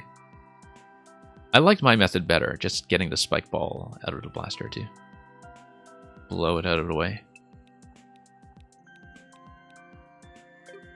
Anyway, excellent series of puzzles. I mean, I play tons of puzzles in this stream, so I've seen some of the crate mechanics before in more of a scattered fashion, but not in like a single concentrated level like this that really develops the idea very thoroughly, all the way to that bonus boss puzzle at the end. And I quite like these bonus final puzzles, like in both this as well as the Grakowski POW level. In, I want to say, 6YMM week 1, so 2 weeks ago, yeah. So it's a very nice structure, I think, just to have something that would normally be a very good puzzle level by itself if you wanted to publish it that way, but also have like lots of build up towards it to train people on the mechanics. So anyway, great fun with today's set as well as yesterday's set to make up this week of 6YMM. Yeah, I was actually, despite how much time I spent on Spinac and also getting locked at the bonus screen, I was quite impressed with this one in terms of just how well it captured the feeling of actually playing as the blue guy. Infiltration Station, as I said, was one of my most hotly anticipated levels of the entire project because it used a Goomba head, and I think it absolutely delivered. I think it is absolutely one of my favorites. Looking forward to when Paxman runs it, because Paxman does do behind-the-scenes tours of the levels that he creates. But anyway, great stream, or rather great selection of levels all around for me to stream. Great content. Looking forward to next week. Criticism, you arrived right at the very, very end. We took forever on some of the secrets today, but that's why we split this week into 2 streams. It was my longest week yet by running time, and it was completely worth it. I played really poorly earlier in the stream, but I think we made up for it by the end. That's it for me. I'm going to send you folks off to somebody else. Thank you once again to Zypher for the attempted raid that turned into a host. I'll also have to fix up my settings somehow. I'll be passing you folks on to somebody else fairly shortly, likely somebody else doing Mario Maker. And we'll announce who that is in a moment, but in the meantime, thank you so much for watching. Look forward to more content coming this way. We're not exactly on our regular schedule this week. There's, I think, probably not going to be a Scrabble stream tomorrow, just due to, of course, some schedules being rejuggled in real life. But viewer levels should be back this coming weekend, and I usually try to do one additional Maker stream, sometimes puzzles, sometimes some other kind of feature, but we'll announce that onto the Discord accordingly if I do manage to fit that in. Otherwise, see you for viewer levels next weekend. It's going to be our last weekend of doing that until Metroid takes over for a little bit, so looking forward to the levels you send me then. In the meantime, thank you so much for joining me, and for staying, and for chatting and keeping me company. I hope you have been enjoying tons of these levels yourselves as players. And until next time, fare thee well.